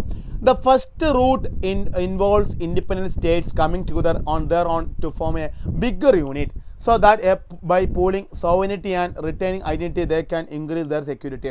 This type of coming to the federations include USA, Switzerland, Australia. അതായത് വളരെ സിമ്പിളായിട്ട് പറഞ്ഞിട്ടുള്ളൂടാ. ഇവിടെ എന്താണെന്ന് അറിയോ? In this first category of federations, all the constituent states usually have equal power and are strong vis-a-vis federal government. അതായത് ഇവിടെ പറയുന്ന USA, Switzerland, Australia, ഈ 3 രാജ്യങ്ങൾ എടുത്ത് നോക്കുകയാണെങ്കിൽ ഇവിടെ എന്താ അറിയോ? സെൻട്രൽ ഗവൺമെൻറ്റിന് അതേപോലെ ഈക്വൽ റൈറ്റ്സ് ആർക്കും ഉണ്ടാവും, സ്റ്റേറ്റ് ഗവൺമെൻറ്റിനുണ്ട്. ഈക്വലാണ് പവർ, രണ്ടാൾക്കും ഈക്വലാണ്. കമ്പയർ ചെയ്യുമ്പോൾ രണ്ടാൾക്ക് ഈക്വൽ പവറാണ് കിട്ടുക. എന്നാലോ ഇന്ത്യയിലേക്ക് വരുമ്പോൾ അങ്ങനെയല്ല വരുന്നത്. ഇന്ത്യയിൽ എന്താ അറിയോ? സെൻട്രൽ ഗവൺമെൻറ്റും സ്റ്റേറ്റ് ഗവൺമെൻറ്റും കമ്പയർ ചെയ്യുമ്പോൾ കുറച്ച് കൂടുതൽ പവർ ആർക്കാണ്? സെൻട്രൽ ഗവൺമെൻറ്റാണ്. അതുകൊണ്ടാണ് ഇവിടെ ഹോൾഡിംഗ് ടുഗദറാണ്, ഇവിടെ കമ്മിങ് ടുഗദറാണ്. ഇവിടെ ഈക്വൽ പവറാണ് രണ്ടാൾക്കുള്ളതുണ്ടെങ്കിൽ സ്റ്റേറ്റ് ഗവൺമെൻറ്റിനും സെൻട്രൽ ഗവൺമെൻറ്റിനും ഇവിടെ ഈക്വൽ പവറാണെങ്കിൽ ഇന്ത്യ അടക്കമുള്ള ഇന്ത്യ, അതേപോലെ തന്നെ സ്പെയിൻ, അതേപോലെ തന്നെ മറ്റേത് രാജ്യമാണ് ആ രാജ്യങ്ങളിലേക്ക് വരുമ്പോൾ എന്താണ് പ്രശ്നം? ഇന്ത്യ, സ്പെയിന്, ബെൽജിയം ഒക്കെ വരുമ്പോൾ എന്താണെന്ന് അറിയോ? ഇവിടെ ഹോൾഡിംഗ് ടുഗദർ എന്നാണ്. എന്താ? മെജോറിറ്റി പവർ ആരുടെ കയ്യിലാണ്? സെൻട്രൽ ഗവൺമെൻറ്റിൻ്റെ കയ്യിലാണ്. ലിമിറ്റഡ് പവർ മാത്രമേ ആർക്കുള്ളൂ? സ്റ്റേറ്റ് ഗവൺമെൻറ്റിനുള്ളൂ. എന്നാൽ പവർ ഡിവൈഡ് ചെയ്തിട്ടുണ്ടല്ലോ, അതുകൊണ്ട് നമുക്ക് ഫെഡറൽ കൺട്രി ആണെന്ന് പറയാം. What make India federal country? നമുക്കറിയാലോ.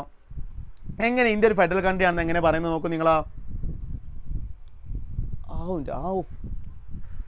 എൻ്റെ മോനെ ഒന്നും പറയാനില്ല. India's holding together, USA coming together, ഷാസ് ലിവിങ് ടുഗദർ. മോനെ വാട്ട് എ കമൻറ്റ്. എടാ നീ ഒന്ന് ഈ ഒരു സ്പേസിൽ ജീവിക്കേണ്ട ആളല്ലടാ, നീ ഒന്നും ഇവിടെ ജീവിക്കേണ്ട ആളേ അല്ല. നീയൊക്കെ അങ്ങ് ചൊവ്വയിലൊക്കെ പോയി ചൊവ്വയിലൊക്കെ ഒരു വീടൊക്കെ വെച്ച് അവിടെ ലൈഫൊക്കെ അടിച്ചു പൊളിച്ച് ജീവിക്കേണ്ട ആളാട്ടോ. നിൻ്റെ ക്രിയേറ്റിവിറ്റി വെച്ചിട്ട് നീ ഒന്നും ഇവിടെ ജീവിക്കേണ്ട ആളേ അല്ല. ഒന്നും പറയാനല്ല. സെമീം, നീ എവിടെ നിന്നാണ്? നിൻ്റെ വീട് എവിടെടാ? ഒന്ന് പറഞ്ഞേ, ഒന്ന് പരിചയപ്പെടട്ടെ.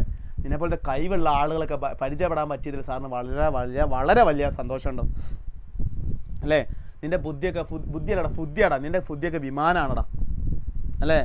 ഏതായാലും ഷാസ് ഓക്കെ. ഷെമീൻ വീട് എറണാകുളമാണല്ലേ? അതിൻ്റെ ഇടയിൽ ഷാസിൻ്റെ ഒരു ചളി തറൻ്റെ മുകളിൽ വീണ്ടും അതിൻ്റെ ഇടയിലൊരു വിറ്റങ്ങോട്ട് കാച്ചി അല്ലേ? ഏതായാലും ഒന്നും പറയാനില്ല സെമീമേ, നിന്നെ നമിച്ചിരിക്കുന്നടാ അല്ലേ? ഓക്കെ. അപ്പോൾ നമ്മൾ ഏതായാലും ഇനി പറയുന്നത് എന്താണെന്നറിയാം? എങ്ങനെയാണ് ഇന്ത്യയിൽ ഫെഡറലിസം വരുന്നത്? എങ്ങനെയാണ്? Union list includes subjects of national importance such as defense of the country, foreign affairs, banking, communications, currency. ഈ കാര്യത്തിൽ തീരുമാനമെടുക്കുന്ന റൈറ്റ് ആർക്കാണ്? അത് സെൻട്രൽ ഗവൺമെൻറ്റിനാണ് പോകുന്നത്. They are included in this list because we need A uniform policy on the matters through out the country. രാജ്യത്ത് മൊത്തം ഒരു uniform രീതിയിൽ കാര്യങ്ങൾ വരണമെന്നുണ്ടെങ്കിൽ ഈ പറഞ്ഞ foreign affairs, banking, communication, currency, ഇതിൻ്റെ തീരുമാനം ആർക്ക് എടുക്കണം? അത് സെൻട്രൽ ഗവൺമെൻറ് എടുക്കണം. അല്ലെങ്കിൽ ആലോചിച്ച് നോക്കി, ഓരോ സ്റ്റേറ്റിലും ഓരോ കറൻസി വന്നാലോ ആകെ പ്രശ്നമാവില്ലേ? അപ്പോൾ അത് എല്ലായിടത്തും ഒരേപോലെ ആവാൻ വേണ്ടിയിട്ടാണ് സെൻട്രൽ ഗവൺമെൻറ് ഈ കാര്യം കൺട്രോൾ ചെയ്യുന്നത്. The union government alone can make laws relating to the subject mention union list. മനസ്സിലാക്കാൻ ഫെഡറലിസം എന്ന് പറയുമ്പോൾ നമ്മൾ മെയിൻലി മനസ്സിലാക്കാൻ 3 ലിസ്റ്റ് ഉണ്ട്. ഏതൊക്കെ 3 ലിസ്റ്റാണ്? ഒന്ന് കമൻറ്റ് ചെയ്തേ. ആ 3 ലിസ്റ്റ് അറിയുന്നൊന്ന് കമൻറ്റ് ചെയ്തേ. ഫെഡറലിസത്തിലെ 3 ലിസ്റ്റുകൾ ഏതൊക്കെയാണെന്ന് കമൻറ്റ് ചെയ്തേ.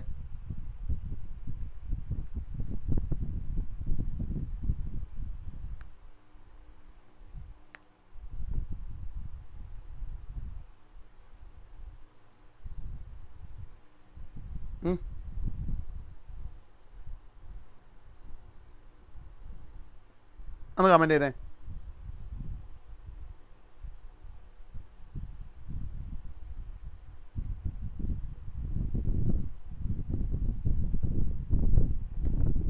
യെസ്, ആര് കമൻറ്റ് ചെയ്തേ? Very good very good very good very good very good. Mehreen ഞങ്ങളുടെ കൊച്ചിനെ അറിയാമോ? Okay okay. അജനാസ് പറഞ്ഞിട്ടുണ്ട്, സാജിദ് പറഞ്ഞിട്ടുണ്ട്. State list, union list, Ayesha Fida union list, state list, concurrent list. Very good very good very good. സെറ്റാണ്. അപ്പോൾ നിങ്ങൾ ഫുൾ പഠിച്ച് വെച്ചിട്ടുണ്ടല്ലോ മക്കളെ. വളരെ സന്തോഷം. സാറ് ഭയങ്കര ഹാപ്പിയാണ് കേട്ടോ. നിങ്ങൾ ഫുൾ കാര്യങ്ങൾ സെറ്റാക്കി വെച്ചതിൽ നോക്കുക എഴുതാലോ. അടുത്ത് പറയുന്നത് എന്താ അറിയോ? അപ്പോൾ നമുക്ക് ഡിസ്കസ് ചെയ്യാൻ കേട്ടോ. ഇനി സ്റ്റേറ്റ് ലിസ്റ്റിലോട്ട് വരുമ്പോൾ എന്താണ്? State list contains subject of state and local importance such as police, trade, commerce, agriculture, irrigation. ഈ കാര്യത്തിലേക്ക് തീരുമാനം എടുക്കാനുള്ള റൈറ്റ് ആർക്കാണ്? സ്റ്റേറ്റിനാണ്. The state governments alone can make laws relating to the subject mention in the state list. എന്താ ഞാൻ പറഞ്ഞുതരാം. ഇനി കൺകറൻറ്റ് ലിസ്റ്റ് ഉണ്ടോ? കൺകറൻറ്റ് ലിസ്റ്റ് ഏതാണ്? includes subjects of common interest of both the union government as well as the state government such as education, forest, trade unions, marriage, adoption of and succession. അതായത് ഇവിടെ വരുന്ന കാര്യം എന്താണെന്നറിയോ? നമ്മൾ simple പറയത്തുള്ളൂ. Union list എന്ന് പറഞ്ഞാൽ ആ ലിസ്റ്റിൽ വരുന്ന കാര്യങ്ങളിൽ കംപ്ലീറ്റ് ലോ മേക്ക് ചെയ്യാൻ തീരുമാനം റൈറ്റ് ആർക്കുക? സെൻട്രൽ ഗവൺമെൻറ് ആണ്. സ്റ്റേറ്റ് ലിസ്റ്റ് എന്ന് പറഞ്ഞാൽ ആ ലിസ്റ്റിൽ വരുന്ന കാര്യങ്ങൾ തീരുമാനം എടുക്കാനുള്ള റൈറ്റ് ആർക്കുക? അതിൽ ലോ മേക്ക് ചെയ്യാനുള്ള റൈറ്റ് ആർക്കാണ്? അത് സ്റ്റേറ്റ് ഗവൺമെൻറ്റിനാണ്. ഇനി കൺകറൻറ്റ് ലിസ്റ്റ് എന്ന് പറഞ്ഞാൽ ഈ കാര്യത്തിൽ സെൻട്രൽ ഗവൺമെൻറ് തീരുമാനം എടുക്കുക, സ്റ്റേറ്റ് ഗവൺമെൻറ് എന്ത് ചെയ്യാൻ പറ്റും? തീരുമാനം എടുക്കാൻ പറ്റും. അത്തരത്തിലുള്ള ലോ ആണ്, അത്തരത്തിലുള്ള ലിസ്റ്റ് നമ്മൾ കൺകറൻറ്റ് ലിസ്റ്റ് എന്ന് പറയും. ഓക്കെ അല്ലേ? സെറ്റ് അല്ലേ? ശരി. Both the union as well as the state governments can make laws on the subjects mentioned in the list. പറഞ്ഞില്ലേ, if their laws conflict with each other, the law made by union government will prevail. അതിന് issue വരികയാണെങ്കിൽ, ഇത്തരം കാര്യങ്ങൾ നിയമങ്ങൾ തീരുമാനം എടുക്കുന്നതിന് പ്രശ്നം വരികയാണെങ്കിൽ അവിടെ തീരുമാനം ആരെടുക്കും? യൂണിയൻ ഗവൺമെൻറ് എടുക്കും കേട്ടോ. ഇനി ആ ടോപ്പിക്ക് കഴിഞ്ഞു. ഓക്കെ അല്ലേ? അപ്പോൾ ഇതുവരെ എടുത്ത കാര്യങ്ങൾ ഓക്കെയാണ്. വീണ്ടും ഒരു ഫയർ ഇട്ടേ. ഇതെടുത്ത ടോപ്പിക്കൊക്കെ ഓക്കെയാണ്. ഫയർ ഇട്ടടാ. സെറ്റാണ്. ഫയർ ഇട്ടെ മക്കളെ. സാർ ഒരു കാര്യം കൂടി പറയട്ടെ. അപ്പോൾ നിങ്ങൾക്ക് ഇതുവരെടുത്ത കാര്യത്തിൽ എന്തെങ്കിലും ഡൗട്ട്സോ കാര്യങ്ങളൊക്കെ ഉണ്ടെങ്കിൽ നമ്മളെ നോട്ട്സ് എന്താണ് അവൈലബിൾ ആണ്, നമ്മുടെ കമ്മ്യൂണിറ്റി ഗ്രൂപ്പിൽ അവൈലബിൾ ആണ്. ഇനി വേറെ എന്തെങ്കിലും ഡൗട്ട്സോ കാര്യങ്ങളൊക്കെ ഉണ്ടെങ്കിൽ നിങ്ങൾക്ക് എന്ത് ചെയ്യാം? സാറിൻ്റെ ഇൻസ്റ്റാഗ്രാമിലോ സാറിന് മെസ്സേജ് വാട്സപ്പിലൊക്കെ വന്ന് നിങ്ങൾക്ക് ചോദിക്കാൻ പറ്റും കേട്ടോ. ഇൻസ്റ്റാഗ്രാം, വാട്സപ്പൊക്കെ വന്ന് നിങ്ങൾക്ക് ചോദിക്കാം. ഡൗട്ട്സ് എന്തുണ്ടെങ്കിലും സാറ് ക്ലിയർ ആക്കി തരാം കേട്ടോ. ഓക്കെ അല്ലേ? വാട്സപ്പിലൊക്കെ നിങ്ങൾക്ക് കമ്മ്യൂണിറ്റി ഗ്രൂപ്പിൽ ജോയിൻ ചെയ്ത് കഴിഞ്ഞാൽ ചോദിക്കാൻ പറ്റും. ഒന്ന് ഫയർ ഇട്ടെ. ഓക്കെ. വാട്സപ്പ് നമ്മൾ മെൻറ്റേഴ്സിനോട് ചോദിച്ചാൽ നിങ്ങൾക്ക് വാട്സപ്പ് അവൈലബിൾ ആണ്. ഇനി ഇൻസ്റ്റ ചോദിക്കുന്നുണ്ടവർക്ക് സാറിൻ്റെ ID സാർ ഇവിടെ മെൻഷൻ ചെയ്യുന്നുണ്ട്. നിങ്ങൾക്ക് MSK സാർ എന്ന് പറയുന്ന ID ഇൻസ്റ്റയിൽ സെർച്ച് ചെയ്ത് കഴിഞ്ഞാൽ നിങ്ങൾക്ക് എന്ത് ചെയ്യും? സാറിൻ്റെ ID കിട്ടും. അപ്പോൾ നിങ്ങൾക്ക് എന്ത് ചെയ്യാം? എന്തെങ്കിലും ഡൗട്ട്സ് കാര്യങ്ങളുണ്ടെങ്കിലൊക്കെ അതിൽ നിങ്ങൾക്ക് ചോദിക്കാം. അതേപോലെ തന്നെ വാട്സപ്പിൽ മെൻറ്റേഴ്സിനോട് ചോദിച്ചാൽ വാട്സപ്പ് എന്ത് ചെയ്യും? കമ്മ്യൂണിറ്റി ഗ്രൂപ്പിൽ നോട്ട്സ് വരും. ക്ലാസ് കഴിഞ്ഞ ശേഷം നോട്ട്സ് വരും കേട്ടോ. ഇൻസ്റ്റയില്ലാത്തതൊക്കെ വേണ്ട. നാളെ ഡൗട്ട് ക്ലിയറൻസ് ലൈവ് ഉണ്ട് കേട്ടോ. നാളെ 6 മണിക്ക് ആപ്പിലുള്ളവർക്ക് 6 മണിക്ക് എന്തുണ്ടാ? കമ്മ്യൂണിറ്റി ലൈവ്, നമ്മൾ സൂം ലൈവ് ഉണ്ട്. നിങ്ങൾക്ക് എന്തെങ്കിലും ഡൗട്ട്സ് ഉണ്ടെങ്കിൽ അതിൽ നിങ്ങൾക്ക് ചോദിക്കാൻ പറ്റും. ഏതായാലും ഇനി പറയുന്നത് ഇന്ത്യ എന്ന് പറയുന്നത് മറ്റ് രാജ്യം എന്ന് പറഞ്ഞാൽ നമ്മൾ പറഞ്ഞല്ലോ, ഒരു പവർ സെൻട്രൽ ഗവൺമെൻറ്, സ്റ്റേറ്റ് അല്ലെങ്കിൽ അടുത്ത പവറാണ്. ഇന്ത്യയിലേക്ക് വരുമ്പോൾ 3 ടയർ ഓഫ് ഗവൺമെൻറ് ഉണ്ട് അല്ലേ? സെൻട്രൽ ഗവൺമെൻറ് ഉണ്ട്, സ്റ്റേറ്റ് ഗവൺമെൻറ് ഉണ്ട്. അവിടെയാണ് നമ്മൾ അടുത്തത് വരുന്നതാണ് ലോക്കൽ സെൽഫ് ഗവൺമെൻറ്റും കൂടി ഉണ്ടാവും. എന്താ അതിനെക്കുറിച്ച് നമ്മൾ പറയുന്നത് നോക്കും നിങ്ങളാ. സോ സാർ ഫോളോവേഴ്സ് കൂടട്ടാ. സാറിന് ബുദ്ധിമുട്ടൊന്നുമില്ല. ഇനിയിപ്പോൾ നിങ്ങളെ കൊണ്ട് ഞാൻ ഫോളോവേഴ്സ് കൂടുകയാണെങ്കിൽ സാർ അങ്ങോട്ട് സഹിച്ച് സാർ അതുകൊണ്ട് സാറും ബുദ്ധിമുട്ടൊന്നും പറയുന്നില്ല കേട്ടോ. നിങ്ങൾക്ക് ഞാനൊരു ഒരു സങ്കടം വേണ്ട. നിങ്ങൾ ഇനി ഫോളോ ചെയ്തുകൊണ്ട് സാറിന് ഫോളോവേഴ്സ് കൂടുന്നു. സാർ അങ്ങോട്ട് സഹിച്ചു. ഫോളോവേഴ്സ് കൂടുന്നതിന് സാർ സഹിച്ചു. ഓക്കെ. ഓക്കെ റെന ഫോളോ ചെയ്യാനാണ്. Thank you. ശരി, എന്താണ് ഡീസെൻട്രലൈസേഷൻ? നോക്കൂ, the need for decentralisation was recognised our constitution. ഇന്ത്യയിൽ ഒരു ഡീസെൻട്രലൈസേഷൻ ആണ്, ഒരിക്കലും സെൻട്രലൈസ്ഡ് അഡ്മിനിസ്ട്രേഷൻ വേണ്ട എന്ന് ആര് പറയുന്നുണ്ട്? നമ്മൾ കോൺസ്റ്റിറ്റ്യൂഷൻ തന്നെ പറയുന്നുണ്ട്. Since then there have been several attempt to decentralise power to this level of village and town. അല്ലേ, നമ്മൾ ഇന്ന് പറയുന്നത് പഞ്ചായത്തിലടാ, മുനിസിപ്പാലിറ്റി പഞ്ചായത്ത് എന്ന് പറയുന്നില്ലേ, ആ സിസ്റ്റം വേണമെന്ന് നമ്മൾ കോൺസ്റ്റിറ്റ്യൂഷൻ തന്നെ പറയുന്നുണ്ട്. Panchayat in villages and municipalities in urban areas were set up in all the states. അതുകൊണ്ട് തന്നെ ഓരോ സ്റ്റേറ്റിലും എന്തുണ്ട്? പഞ്ചായത്ത് അല്ലെങ്കിൽ മുനിസിപ്പാലിറ്റി സിസ്റ്റം ഉണ്ട്. അത് വേണമെന്ന് ആര് പറയുന്നുണ്ടോ? നമ്മുടെ കോൺസ്റ്റിറ്റ്യൂഷൻ തന്നെ പറയുന്നുണ്ട്. ഇതെങ്ങനെ സ്റ്റാർട്ട് ചെയ്യുന്നത് അത് നമുക്ക് ഇവിടെ പറയാം. ഇവിടെ നിന്ന് തുടങ്ങാം. നോക്കിയോ കേട്ടോ. A major step towards decentralisation was taken in 1992. The constitution was amended to make the third tier of democracy more powerful and effective. കാരണം കോൺസ്റ്റിറ്റ്യൂഷൻ അറിയാം, നമ്മൾ രാജ്യം എന്ത് ചെയ്യണം? ഒരു സെൻട്രൽ ഗവൺമെൻറ് സ്റ്റേറ്റ് ഗവൺമെൻറ് മാത്രം പോരാ, ഒരു 3 ടയർ തന്നെ വേണമെന്ന് അവർക്ക് അറിയാമായിരുന്നു. അങ്ങനെയാണ് Now it is constitutionally mandatory to hold regular elections to local government bodies. അതുകൊണ്ട് തന്നെ കോൺസ്റ്റിറ്റ്യൂഷൻ പ്രകാരം ഓരോ ലോക്കൽ സെൽഫ് ഗവൺമെൻറ്, നമ്മൾ പഞ്ചായത്തിലേക്ക് ഇലക്ഷൻ നടക്കുന്ന കാര്യങ്ങളൊക്കെ നമുക്ക് അറിയില്ലേ, അത് കോൺസ്റ്റിറ്റ്യൂഷൻ എന്ന് പറയുന്നത് റെഗുലർ ആയിട്ടോ 5 years 5 കൊല്ലം കൂടുമ്പോൾ ഈ ലോക്കൽ സെൽഫ് ബോഡിയിലോട്ട് എന്ത് നടത്തണം? ഇലക്ഷൻ നടത്തണം എന്നൊക്കെ നമ്മൾ കോൺസ്റ്റിറ്റ്യൂഷൻ തന്നെ പറയുന്നുണ്ട്. അങ്ങനെ റൻഹ സൈനബ് ഞാൻ ഫോളോ ചെയ്യാം sir. Okay Ranha, thank you. Okay, അങ്ങനെ പിന്നെ പറയുന്നെന്താ? Seats are reserved in these elected bodies and the executive heads of these institutions for the scheduled caste, scheduled tribes and other backward classes. ഇവിടെ election നടക്കുമ്പോൾ ഇവിടെയും SC/ST കാർക്ക് എന്തുണ്ട്? Seat reserve ചെയ്ത് കൊടുത്തിട്ടുണ്ട് കേട്ടോ. At least 1/3 of all positions R reserved four women. അത് മാത്രമല്ല 1/3 ഭാഗം സ്ത്രീകൾക്ക് റിസർവ് ചെയ്ത് കൊടുത്തിട്ടുണ്ട്, മനസ്സിലാക്കാം. ഇനി ഇവിടെ നടത്താൻ ഇലക്ഷൻ ഞാൻ ചോദിക്കട്ടാ, സെൻട്രൽ ഗവൺമെൻറ്റിലും സ്റ്റേറ്റ് ഗവൺമെൻറ് MP MLA ഇത് ഒരു ചോദ്യം ചോദിക്കട്ടെ സാറ്. ഇതൊരു ഗിഫ്റ്റിനുള്ള ചോദ്യമാണ് കേട്ടോ. ഓക്കെ, ഒരു ഗിഫ്റ്റ് സാർ അയക്കും നിങ്ങൾക്ക്. ഇതിന് ആൻസർ ചെയ്യുന്ന ആൾക്കൊരു ഗിഫ്റ്റ് സാർ അയക്കുന്നതായിരിക്കും. സാർ കറക്റ്റ് നോക്കണം. MP MLA പാർലമെൻറ്റിലേക്കും സ്റ്റേറ്റ് ലെജിസ്ലേറ്റീവ് അസംബ്ലിയിലോട്ടും ഇലക്ഷൻ നടത്തുന്നത് ഇലക്ഷൻ കമ്മീഷൻ ഓഫ് ഇന്ത്യയാണ്. അങ്ങനെയെങ്കിൽ നമ്മുടെ സംസ്ഥാനത്തുള്ള ഈ ലോക്കൽ സെൽഫ് ഗവൺമെൻറ്റിലേക്ക് ഇലക്ഷൻ നടത്തുന്നത് ആരാണ്? ഒന്ന് പറഞ്ഞേ, ആരാണ് ലോക്കൽ സെൽഫ് ഗവൺമെൻറ്റിലേക്ക് ഇലക്ഷൻ നടത്തുന്നത് ആരാണെന്ന് കമൻറ്റ് ചെയ്തണം. അത് ഫസ്റ്റ് കമൻറ്റ് ചെയ്യുന്ന ആൾക്ക് സാർ എന്ത് ചെയ്യുന്നുണ്ടോ? ഒരു ഗിഫ്റ്റ് സാർ കൊറിയറായിട്ട് അയക്കുന്നതായിരിക്കും കേട്ടോ.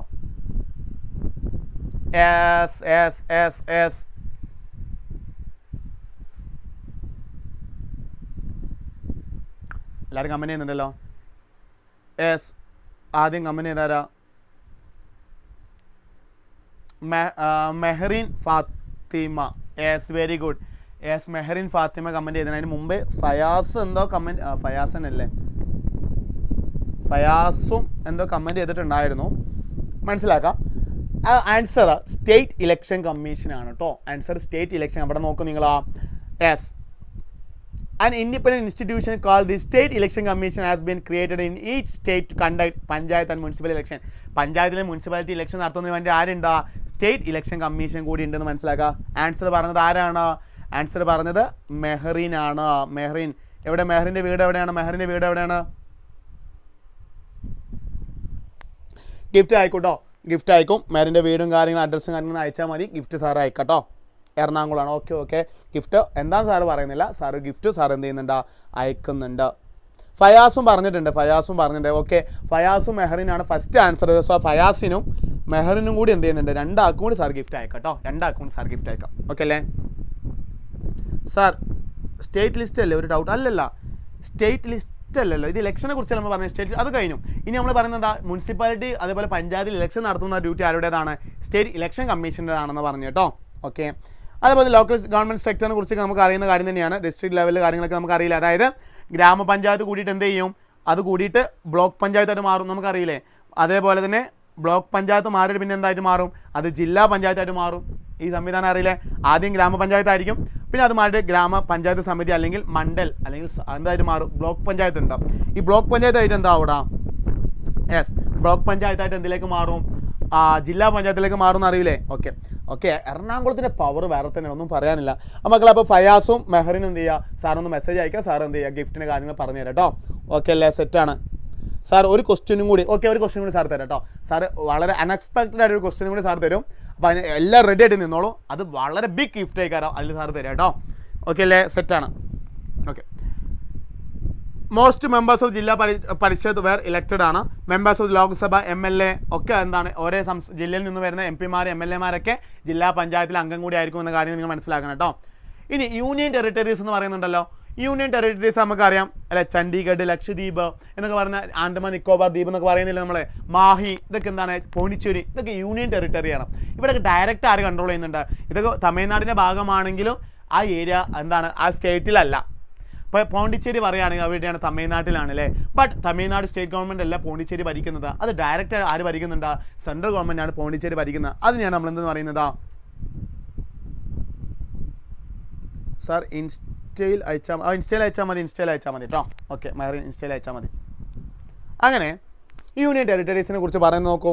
Some units of the Indian union which are too small to become independent state and could not be merged with any of the existing state the are called union territory. അതായത് ചില പ്രദേശങ്ങൾ സംസ്ഥാനത്തിൻ്റെ ഭാഗമായിട്ട് മാറിയിട്ടില്ല, അത്ര പ്രദേശങ്ങൾ നാം വിളിക്കുന്ന പേരാണ് എന്തെന്ന് പറയുന്നത്? യൂണിയൻ ടെറിട്ടറീസ് എന്ന് പറയുന്നത്.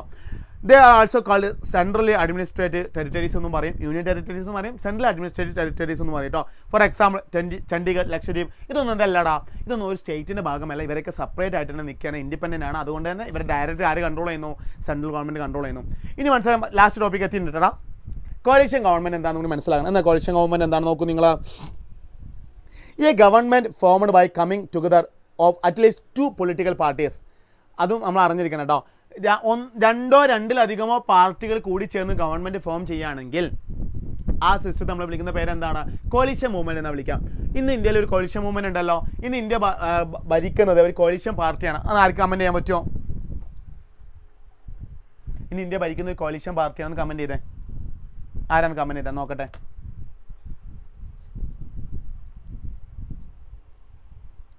ഇന്ത്യ ഭരിക്കുന്നത് കോalition പാർട്ടിയാണ് ഇന്ത്യ ഭരിക്കുന്നത്. ആരാണ് കമൻറ്റ് ചെയ്യുക? BJP അല്ല. BJP എന്ന് പറയുന്നതാ അതാ കോalition മൂവ്മെൻറ്റ് ഒരു പാർട്ടിയാണ് മാത്രം. Yes, very good. ആര് കമൻറ്റ് ചെയ്യുന്നുണ്ടല്ലോ? റെൻഹ സൈനബ് കമൻറ്റ് ചെയ്ത് very good. NDA, national democratic alliance അല്ലേ, അവരാണ് ഇന്ത്യ ഭരിക്കുന്നത്. അങ്ങനെയാണ് കോalition മൂവ്മെൻറ്റ്. എങ്ങനെയാണ് കോalition മൂവ്മെൻറ്റ്? ഇപ്പോൾ ഉദാഹരണത്തിന് പറയുകയാണെങ്കിൽ സാറ് വളരെ സിമ്പിളായിട്ട് പറഞ്ഞുതരാം.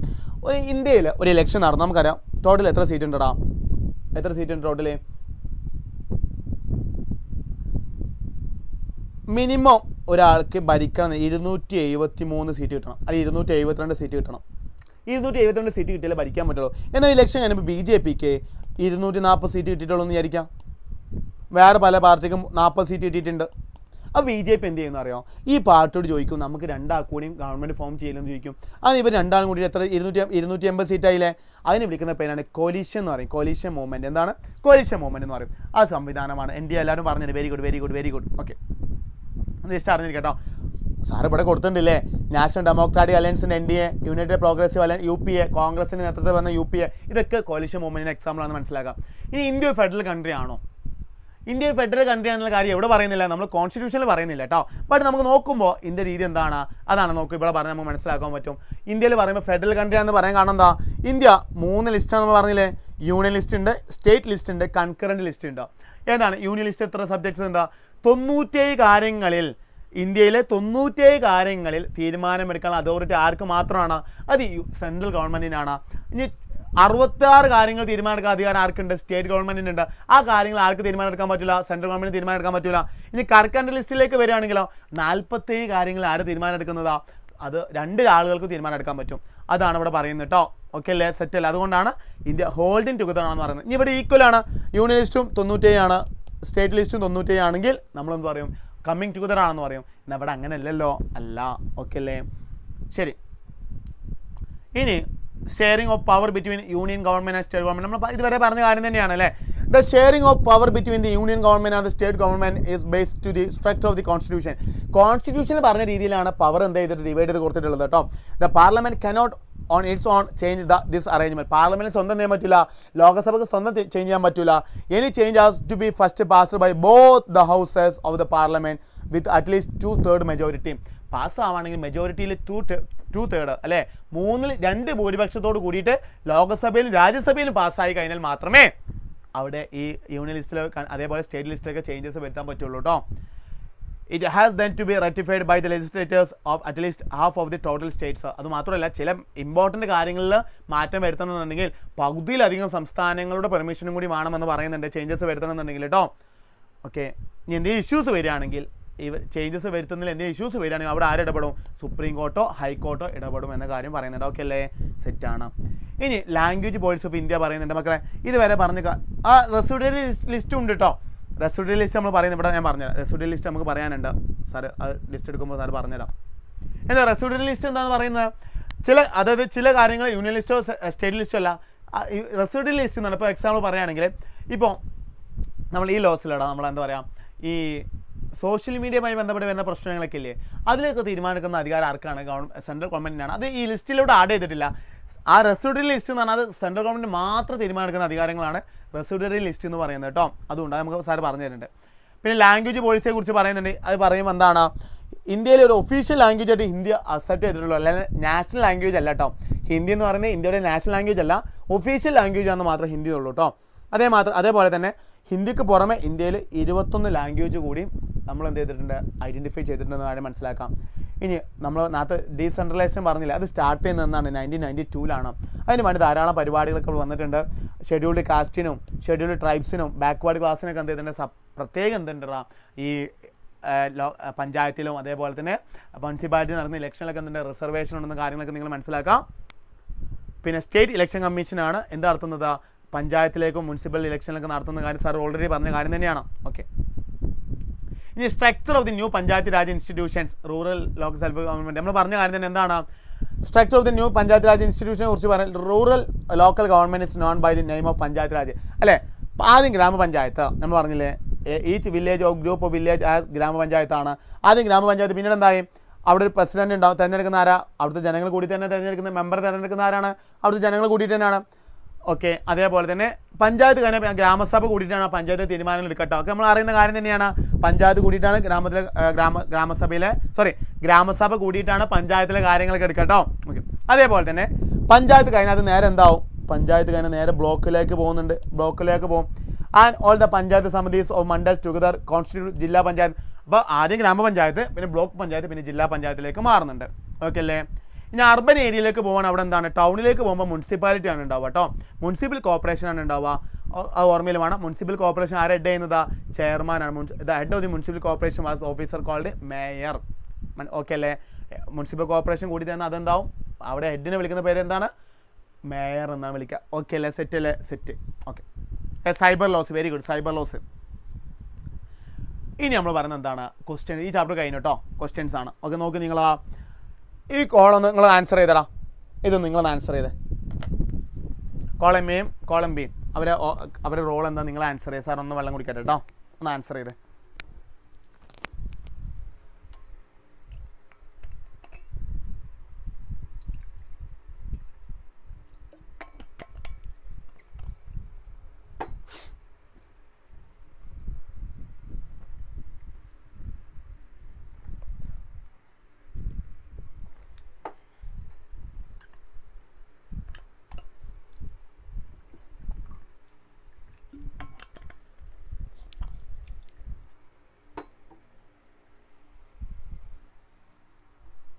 കാണാൻ ബുദ്ധിമുട്ടുണ്ടോ?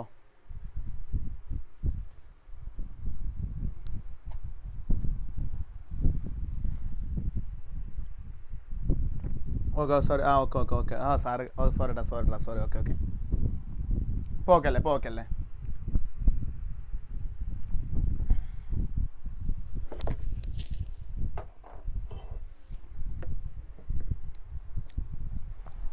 ഓരോ പവർ എങ്ങനെ വരാന്നുള്ള കാര്യം നിങ്ങളൊന്ന് കമൻറ്റ് ചെയ്യും കേട്ടോ. ഫസ്റ്റ് ഏതാണെന്ന് പറഞ്ഞാൽ മതി. നിങ്ങൾ അങ്ങനെ ഫസ്റ്റ് തക്കണമെന്നുണ്ട്, നേരെ ഓർഡർ ആക്കി ഇട്ടാൽ മതി. ABCD നിങ്ങൾ നേരെ ഓർഡർ ആക്കി ഇട്ടാൽ മതി കേട്ടോ. ABCD എങ്ങനെ വരാം, BCD ആണോ CBAD ആണോ, അങ്ങനെയാണോ നിങ്ങൾ ജസ്റ്റ് കമൻറ്റ് ചെയ്താൽ മതി.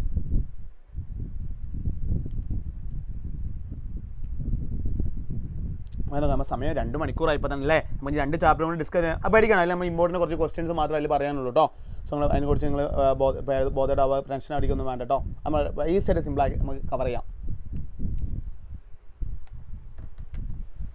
വേഗം നോക്കി.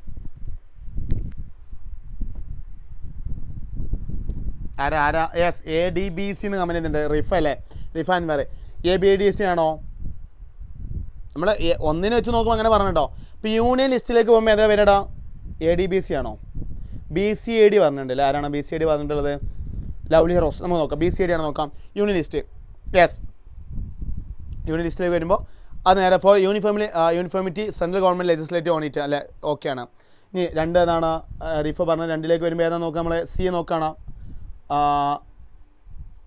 എവിടെ പോയോ? അതും പോയോ? പിന്നെ ആരാ പറഞ്ഞത്? ലവ്ലി റോസ് BCAD പറയുന്നുണ്ട്. ഓക്കെ, BCAD നോക്കാം നമ്മൾ. ആദ്യം പറഞ്ഞ B ഓക്കെയാണ്. അടുത്ത C ആണ്. State list subject under jurisdiction of central and state governments അല്ലല്ലോ. അടുത്ത് BACD. ഓക്കെ, BACD ആര് പറഞ്ഞ? ഹൈറ അല്ലേ? അല്ല, അതിന് മുമ്പേ അമൽദേവ് പറഞ്ഞിട്ടുണ്ട്. അമൽദേവിനെ നോക്കട്ടെ. B ആണോ? ഓക്കെ. രണ്ടാമത് BA ആണോ? ഓക്കെ ആണ്. പിന്നെ CC ആണോ? കൺകറൻറ്റ് ലിസ്റ്റ്, യെസ്, സെറ്റാണ്. CC ആണ്. റെസ്യൂട്ടറി പർപ്പസ് എന്താണ്? Central government legislate on new subjects, yes റെഡിയാണ്. ആൻസർ പറഞ്ഞത് ആരാണ്? അമൽദേവ് ആണ് കേട്ടോ. അമൽദേവ് KR ആണ്. Very good Amaldev, congratulation. Keep it up. Good. Okay, അടുത്തേ ഈ ഒരു പാസേജ് വായിച്ചിട്ട് അതിന് ആൻസർ ചെയ്യാനാണ് പറയുന്നത്. സോ നമ്മൾ കൂടുതൽ സമയം കളയുന്നില്ല. പാസേജ് നിങ്ങൾ സ്ക്രീൻഷോട്ട് എടുത്ത് വെക്കാം കേട്ടോ. പാസേജ് കാണുന്നില്ലേ? അയ്യോ, പാസേജ് കാണുന്നില്ലേ നിങ്ങൾക്ക്? അതിന് ഈ പാസേജ് ഒന്ന് സ്ക്രീൻഷോട്ട് എടുത്ത് വെച്ചെല്ലാവരും. ഈ പാസേജ് സ്ക്രീൻഷോട്ട് എടുത്ത് വെച്ചിട്ട് അതിന് ചില ആൻസർ ക്വസ്റ്റ്യൻസ് അവിടെ കൊടുത്തിട്ടുണ്ട്. സാർ ഇപ്പോൾ സമയം കളയുന്നില്ല. ക്വസ്റ്റ്യൻസ് ഇതേപോലെ ചിലപ്പോൾ ക്വസ്റ്റ്യൻസ് വരും. അപ്പോൾ നിങ്ങൾ അതിന് ആൻസർ ചെയ്യണം കേട്ടോ. സെറ്റല്ലേ? സെറ്റാണ്. ഓക്കെ ആണ്. അതേപോലെ വാട്ട് ഈസ് ഫെഡറലിസം എന്ന ചോദ്യം ബോർഡ് എക്സാമിൽ ചോദിച്ചതാണ്. And explain its key features. അപ്പോൾ ഇത് എഴുതിയാൽ മതി. സ്ക്രീൻഷോട്ട് എടുത്ത് വെക്കാം. നമുക്ക് ഡിസ്കസ് ചെയ്ത് സമയം കളയുന്നില്ല. ഓക്കെ ആണ്, സെറ്റാണ്. അടുത്ത് പറയും നോക്കൂ. Describe any 3 features of federal government. അതും എക്സാമിന് ചോദിച്ചിട്ടുണ്ട്. അതിന് ഇവിടെ കൊടുത്തിട്ടുണ്ട്. ഇമ്പോർട്ടൻറ്റ് ഇത് ചാപ്റ്ററിൽ വന്ന ഇമ്പോർട്ടൻറ്റ് ക്വസ്റ്റ്യൻസ് ആരും ഇവിടെ ആഡ് ചെയ്തിട്ടില്ല കേട്ടോ. അത് നിങ്ങൾ സ്ക്രീൻഷോട്ട് എടുത്ത് വെച്ചോളൂ കേട്ടോ. സെറ്റല്ലേ? ഓക്കെ. അതുപോലെ എക്സ്പ്ലെയിൻ അബൌട്ട് ദ കോalition ഗവൺമെൻറ് എന്താണെന്ന് ചോദിച്ചിട്ടുണ്ട്. ആവശ്യമുണ്ട്, പഠിക്കണം, നിർബന്ധമാണ്. സ്ക്രീൻഷോട്ട് വെച്ചില്ലേ സാർ? അധികം സംസാരിച്ചിട്ട് ഇന്ന് നാഷണലിസം ഇൻ യൂറോപ്പ് ഉണ്ട് കേട്ടോ. ഉണ്ട്. നാഷണലിസം ഇൻ യൂറോപ്പിലെ ഏറ്റവും ഇമ്പോർട്ടൻറ്റ് കാര്യങ്ങൾ നമ്മൾ പറയാൻ പോകുന്നത്. സമയം കളയില്ല. How many languages do we have in India? നമുക്കറിയില്ല. 21 ലാംഗ്വേജസ് ആണുള്ളത് ഇന്ത്യ അല്ലാണ്ട്. ഓക്കെ. അതേപോലെ 1992 എടുത്ത എഫേർട്സ് കാര്യങ്ങളൊക്കെ ചോദിക്കും. ഇതേ രീതിയിലുള്ള ക്വസ്റ്റ്യൻസ് ആണ് വേറെ ചാപ്റ്റർ കേട്ടോ. അപ്പോൾ നമ്മൾ ഇത് അറിഞ്ഞിരിക്കുക. ഈ രീതിയിലുള്ള ചോദ്യങ്ങളൊക്കെ വരുമ്പോൾ നിങ്ങൾ അതിന് ആൻസർ ചെയ്യാൻ പഠിക്കണം. ഡീസെൻട്രലൈസേഷൻ എന്താ ചോദിക്കുന്നുണ്ട്? സ്ക്രീൻഷോട്ട് എടുത്ത് വെച്ചേക്കില്ല സാറ്. എക്സ്പ്ലെയിൻ ചെയ്ത് കൂടുതൽ സമയം കാണും. നമ്മൾ ഇതേവരെ പറഞ്ഞ കാര്യം തന്നെയല്ല. പിന്നെ name the subject list from which both the union and state governments can make laws. നമ്മൾ നേരത്തെ പറഞ്ഞില്ലേ കൺകറൻറ്റ് ലിസ്റ്റ് എന്ന് പറഞ്ഞു. അതേപോലെ name any 2 subjects that's include in concurrent list. How are laws made on these subjects. കാര്യങ്ങളൊക്കെ നമ്മൾ exams ഒക്കെ പറഞ്ഞതാണ്, പഠിക്കണം. ഓക്കെ. പവർ ഷെയറിനെ കുറിച്ച് പറഞ്ഞു. യെസ്. അപ്പോൾ വീണ്ടും ഈ ചാപ്റ്റർ കഴിഞ്ഞു. നമ്മൾ വീണ്ടും 95+ CBSE പവർ ബാച്ചിനെ കുറിച്ച് വീണ്ടും നിങ്ങൾ ഓർമ്മപ്പെടുത്താണ്. ഫസ്റ്റ് ജോയിൻ ചെയ്യുന്നവർക്ക് 500 പേഴ്സൺസിന് എന്തുണ്ടാവും? 8999 ആണ് ഓഫർ വരുന്നത് കേട്ടോ. ഈ നമ്പറിൽ ജോയിൻ ചെയ്ത് മതി. കോൺടാക്ട് ചെയ്താൽ നിങ്ങൾക്ക് പവർ ബാച്ചിൽ എന്ത് ചെയ്യാൻ പറ്റും? ജോയിൻ ചെയ്യാൻ പറ്റും. അതേപോലെ നോട്ട്സ് അവൈലബിൾ ആണ്. നമ്മൾ കമ്മ്യൂണിറ്റി ഗ്രൂപ്പിൽ നോട്ട്സ് അവൈലബിൾ ആണ് കേട്ടോ. ഓക്കെ. അടുത്ത് പറയുന്നതാ അടുത്ത ഏത് ചാപ്റ്ററിലോട്ട് പോകണം? നമ്മൾ റൈസ് ഓഫ് നാഷണലിസത്തിലോട്ട് പോയാലോടാ. യെസ്, റൈസ് ഓഫ് നാഷണലിസം നേരെ നമ്മൾ പോവാണ്. ഇതിൽ ഞാൻ എന്ത് ചെയ്താൽ കുറച്ച് ചോദ്യങ്ങൾ ആദ്യം ആഡ് ചെയ്തിട്ടുണ്ടോ. ആ ചോദ്യങ്ങളായിട്ട് നമുക്ക് ഡിസ്കസ് ചെയ്യാൻ പോവാം കേട്ടോ. മക്കളെ മതി. നമ്മൾ 4 ചാപ്റ്റർ പറഞ്ഞോ. ഇത് നമ്മളെ ടോട്ടൽ ചാപ്റ്റർ എന്ത് ചെയ്യുന്നില്ല. ഓക്കെ, എനിക്കറിയാം ബോർ അടിക്കുന്നുണ്ടാവും എന്നറിയാം. മേ ബി കുറേ സമയം 2 മണിക്കൂറായിപ്പോൾ തന്നെ അല്ലേ. അപ്പോൾ നമ്മളിതിൽ കാര്യം ചെയ്യുക, ഇമ്പോർട്ടൻ്റ് ചോദ്യങ്ങൾ നമ്മളിങ്ങനെ പറഞ്ഞു പോവാണ്. ആൻസറും ഉണ്ടാവും.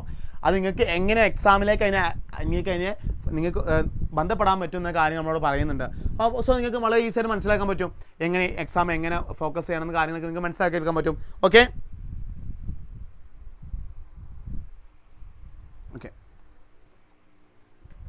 ആദ്യം ചോദ്യം എന്തായിരുന്നു ഇവിടെ പറഞ്ഞത്? ലിബറലിസം അതേപോലെ ഫ്രഞ്ച് റവല്യൂഷനുമായി ബന്ധപ്പെട്ടുണ്ടായി. നോക്കൂ, നിങ്ങൾ ചോദ്യം നോക്കും. How did ideas of national unity in early 19th century Europe allied to the ideology liberalism?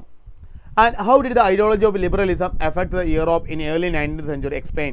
Interrupt the concept of liberalization in the field of economic sphere during the 19th century in Europe. അതായത് നോക്കൂ നിങ്ങൾ, national unity എന്ന് പറഞ്ഞാൽ എന്താ?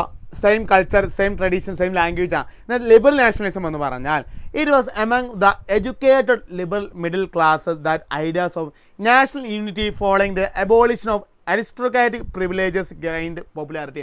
അതായത് ഇവിടെ വായിച്ചാൽ നിങ്ങൾക്ക് മനസ്സിലാക്കാൻ നോക്കും എന്താ ലിബറലൈസേഷൻ എന്ന് പറയുന്നുണ്ട്. നോക്കൂട്ടോ, Liberalism, particularly for the emerging middle classes, emphasized individual freedom and equality before the law. അതായത് നിയമത്തിന് മുന്നിൽ എല്ലാവരും തുല്യരാണെന്നൊരു ചിന്ത. ലിബറലൈസേഷൻ എന്ന് പറഞ്ഞാൽ എല്ലാവരും ലിബറലാക്കുക, ഫ്രീ ആക്കുക. Which means politically it advocated for government by consent and representative government similar to the changes that took place after the French Revolution. അതായത് ഫ്രഞ്ച് റവല്യൂഷന് ശേഷമാണ് ഈ ലിബറലിസം എന്ന് പറയുന്ന കൺസെപ്റ്റ് എമർജ് ചെയ്യുന്നത്. അവരാവശ്യം എന്താണെന്നറിയോ? ഗവൺമെൻറ് ഫോം ചെയ്യുകയാണെങ്കിലും അത് ജനങ്ങളുടെ കൺസെൻറ്റോട് കൂടിയിട്ടാവണം. അല്ലാണ്ട് സ്വന്തമായിട്ട് അവിടെ ആർക്കും എന്ത് ജോയിൻ ചെയ്യാൻ പറ്റില്ല. അരിസ്റ്റോക്രാറ്റിക് എന്ന് പറഞ്ഞാൽ ഓട്ടോക്രാറ്റിക് ആയിട്ടുള്ളൊരു ഭരണം ഇവിടെ വേണ്ട. ഈ ഒരു ആശയം ലിബറൽ ഗവൺമെൻറ് വേണം, ജനങ്ങൾക്ക് കൂടി നിയമത്തിൽ പ്രാതിനിധ്യം കിട്ടണമെന്നൊരാശയം ലിബറലിസത്തോടു കൂടി എന്തായാലും മുന്നോട്ട് വരികയാണ്. അങ്ങനെ ഫ്രഞ്ച് റവല്യൂഷൻ റോൾ എന്താണ്? Liberalism had stood for the end of autocracy and clerical privileges, a constitution and representative government through parliament. അതായത് ഫ്രഞ്ച് റവല്യൂഷനാണ് ഈ ലിബറലിസം എന്ന ആശയം കൊണ്ടുവരുന്നത്. അവരാണ് അവിടെ ഉണ്ടായിരുന്ന ബൂർബൺ ഡൈനാസ്റ്റി അവിടെ നിന്ന് ഒഴിവാക്കി ജനങ്ങൾക്ക് അധികാരം കിട്ടി. അതേപോലെ ക്ലറിക്കൽ പ്രിവിലേജ് ആണ് എന്താ? അവിടെ നമുക്ക് ക്ലർജിക്കായിരുന്നു പ്രിവിലേജ് ഉണ്ടായിരുന്നില്ലേ? ആ പ്രിവിലേജ് എല്ലാം അവിടെ നിന്നും ഇല്ലാണ്ടാക്കിയിട്ട് അവിടെ ഒരു പവർ എസ്റ്റാബ്ലിഷ് ചെയ്യുന്നത് ആരാണ്? മിഡിൽ ക്ലാസ് ആണ്. എവിടെ ഉണ്ടായിരുന്ന മിഡിൽ ക്ലാസ് ആണ്? ഫ്രാൻസിൽ ഉണ്ടായിരുന്ന മിഡിൽ ക്ലാസ് ആണ്. അതാണ് ലിബറലിസം എന്ന് പറയുന്ന ആ ഒരു വാക്കിന് ഏറ്റവും നമ്മൾ ഇമ്പോർട്ടൻസ് കൊടുക്കുമ്പോൾ ആരെ ഓർക്കണം? ഫ്രാൻസിലെ മിഡിൽ ക്ലാസ്സിനെ നമ്മൾ ഓർക്കണം കേട്ടോ. അതേപോലെ തന്നെ പിന്നെ പറയുന്നത് liberalism also supported private property rights and free markets with calls to abolish state impose restriction. അതായത് ആ കാലത്ത് മിഡിൽ ക്ലാസ്സിന് അവിടെ ഫ്രീ ആയിട്ട് മാർക്കറ്റ്സിൽ ഇൻവോൾവ് ചെയ്യാനുള്ള റൈറ്റ് ഒന്നും ഉണ്ടായിരുന്നില്ല. എന്നാൽ ആ റൈറ്റൊക്കെ ഇവർ ചോദിച്ചു വാങ്ങാണ്. ഞങ്ങൾക്ക് ലിബറലിസമാണ്, ഫ്രീ ആയിട്ട് ഇവിടെ കച്ചവടം ചെയ്യാൻ പറ്റണം, ഞങ്ങൾ ഓട്ടോക്രാറ്റിക് ആയിട്ട് ഗവൺമെൻറ് ഇവിടെ റൂൾ ചെയ്യാൻ പാടില്ല എന്നൊക്കെ ആയിരുന്നു ലിബറലിസത്തുമായി ബന്ധപ്പെട്ട് അവർ മുന്നോട്ട് വെച്ച ആവശ്യം എന്ന് പറയുന്നത്. അപ്പോൾ ഈ കാര്യങ്ങൾ മാത്രം പഠിച്ചാൽ മതി. ഉദാഹരണത്തിന് പറയുകയാണെങ്കിൽ in the German speaking region small states were unified to remove barriers like custom duties making trade for more efficient. അവർ പറഞ്ഞു, കാരണം ഈ ഒരു സ്മോൾ സ്റ്റേറ്റ് ജർമ്മനിയിൽ ചെറിയ ചെറിയ സ്റ്റേറ്റ് ഉണ്ടായിരുന്നു. അവർ പറഞ്ഞു ഞങ്ങളുടെ മേലെ ഇനി അധികമായിട്ട് എന്ത് ചുമത്തണ്ട, ടാക്സ് ചുമത്തണ്ട. അങ്ങനെ പറഞ്ഞുകൊണ്ട് അവർ ലിബറൽ നാഷണലിസം അവിടെ ഉണ്ടായി വരികയാണ്. അതായത് അവർക്ക് മേൽ എക്കണോമിക്കലി അവർക്ക് മേൽ വലിയ ഇൻകം എന്ത് ചെയ്തു, എക്കണോമിക്കലി അവർക്ക് മേലെ വലിയ ടാക്സ് ഇമ്പോസ് ചെയ്തു. അതിനെ ഒപ്പോസ് ചെയ്തുകൊണ്ട് അവർ ടീമായിട്ട് മാറി. അതാണ് ലിബറൽ നാഷണലിസം എന്ന് പറയുന്നത് കേട്ടോ. നീ നോക്കൂ, however liberalism did not always mean universal suffrage or equal rights. Liberalism കൊണ്ട് എന്തല്ല എല്ലാവർക്കും ഈക്വൽ റൈറ്റ്സ് കിട്ടുമെന്നല്ല. മെജോറിറ്റി അവിടെ റൈറ്റ്സ് കിട്ടിയിരുന്ന ആരാ? പുരുഷന്മാർക്കായിരുന്നു കൂടുതൽ റൈറ്റ്സും ലഭിച്ചിരുന്നത്. Voting rights were often restricted to property owning men and women and non property owners at limited political rights. അവിടെ പുരുഷന്മാർക്കാണ് കൂടുതൽ റൈറ്റ്സ് കിട്ടിയിരുന്നത്. അതായത് ഒരു കാര്യങ്ങൾ മനസ്സിലാക്കാം. സർ സിംപ്ലി പറയാൻ ഇത്രയേ ഉള്ളൂ. യെസ്, ഫ്രഞ്ച് റവല്യൂഷനാണ് എല്ലാത്തിനും key. Yes I mean very good. Yes, French റവല്യൂഷനാണ്. നമുക്കറിയാം ലിബർട്ടി ഇക്വാലിറ്റി ഫെർട്ടിലിറ്റി എന്ന ആശയം തന്നെ കൊണ്ടുവരുന്നത് ഫ്രഞ്ച് റവല്യൂഷനാണ്. അപ്പോൾ ലിബർട്ടി എന്നൊരു അർത്ഥമാക്കുന്നത് എന്താണെന്നറിയോ? ലിബർട്ടി ഇക്വാലിറ്റി ഫെർട്ടിലിറ്റി എന്ന ആശയം വരുന്നതിന് മുമ്പ് എല്ലാ കാര്യങ്ങളും കൺട്രോൾ ചെയ്തിരുന്ന ആരാ? കിങ് ആയിരുന്നു. അവിടെ ജനങ്ങൾക്ക് റോളുണ്ടായിരുന്നില്ല. എന്നാൽ ഈ ലിബറലിസം എന്ന് പറയുന്ന ആശയം വന്നതോടുകൂടി അവിടെ ജനങ്ങൾക്ക് റൈറ്റ് ലഭിക്കണം. എല്ലാത്തിലും റെപ്രസെൻറ്റേഷൻ കിട്ടി, വോട്ടിങ്ങിലൊക്കെ റെപ്രസെൻറ്റേഷൻ കിട്ടുകയാണ്. നല്ലൊരു കാര്യം മനസ്സിലാക്കുക, അവിടെ മെജോറിറ്റി റെപ്രസെൻറ്റേഷൻ അപ്പോൾ ആർക്കായിരുന്നു? അവിടെ പുരുഷന്മാർക്ക് എന്ന സ്ത്രീകൾക്ക് മെജോറിറ്റി റെപ്രസെൻറ്റേഷൻ അവിടെ ഉണ്ടായിരുന്നില്ല. പ്രോപ്പർട്ടി റൈറ്റൊക്കെ വിമൻ സ്ത്രീകൾക്കായി ഇല്ലായിരുന്നു, പുരുഷന്മാർക്കായിരുന്നു ഉണ്ടായിരുന്ന കാര്യം കൂടി അവിടെ പറയുന്നുണ്ട്. ഓക്കെ അല്ലേ? എന്നിട്ട് നോക്കും നിങ്ങൾ എക്സ്പ്ലെയിൻ റൊമാൻറ്റിസം. അത് കഴിഞ്ഞിട്ടോ ലിബറലിസത്തെ കുറിച്ച് ഈ കാര്യങ്ങൾ സ്ക്രീൻഷോട്ട് എടുത്ത് വെച്ചോളൂ. ലിബറലിസത്തെ കുറിച്ച് ചോദിക്കാൻ ഈ കാര്യങ്ങൾ ഇത് വെച്ചാൽ തന്നെ നിങ്ങൾക്ക് നല്ല മാർക്ക് ലഭിക്കും. ഓക്കെ അല്ലേ? സെറ്റ് അല്ലേ? ഓക്കെ, ഒന്ന് ഓക്കെ ആണെങ്കിൽ ഒന്ന് ഫയർ ഇട്ടെ. ഒന്ന് കമൻറ്റ് ബോക്സ് ഒന്ന് കത്തട്ടെ. ഒന്ന് ഫയർ ഇട്ടടാ.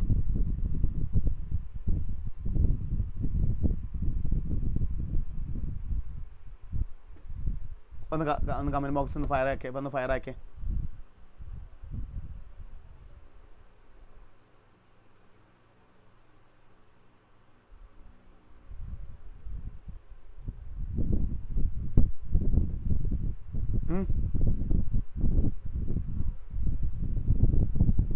ഓക്കെ അല്ലേ? സെറ്റാണ്. ഓക്കെ. അപ്പോൾ നമ്മളിനി പറയുന്നതാ നേരെ നമ്മൾ എന്തിലേക്ക് പോകുകയാണെന്നറിയോ? ഫയർ ഇട്ട്. ഓക്കെ, എല്ലാവരും റെഡിയാണ്. അടിപൊളിയാണ്. സെറ്റാണ്. സാറൊക്കെ കാണുന്നുണ്ട് കേട്ടോ. ഓക്കെ. സാർ ആ 3 ക്വസ്റ്റ്യൻസാണ് അതിൽ നമ്മൾ ലിബറലിസത്തെ കുറിച്ച് പറഞ്ഞതാണ് സാർ. ക്വസ്റ്റ്യൻ ഇതിന് മൊത്തം നമ്മൾ ക്വസ്റ്റ്യൻസ് ഓരോ ക്വസ്റ്റ്യൻസാണ് നമ്മൾ ഡിസ്കസ് ചെയ്ത് പോവാണ് കേട്ടോ. യെസ്, ആ 3 ക്വസ്റ്റ്യൻസിൻ്റെ ആൻസറും കൂടിയാണ് അത്. Yes, right. യെസ്, സെറ്റാണ്. അടുത്ത ക്വസ്റ്റ്യൻ ഓരോ ക്വസ്റ്റ്യൻസും നമ്മൾ ഇതിൽ ഡിസ്കസ് ചെയ്തിട്ടാണ് നമ്മൾ എന്ത് ചെയ്യാം മുന്നോട്ട് പോവാം. ഓക്കെ.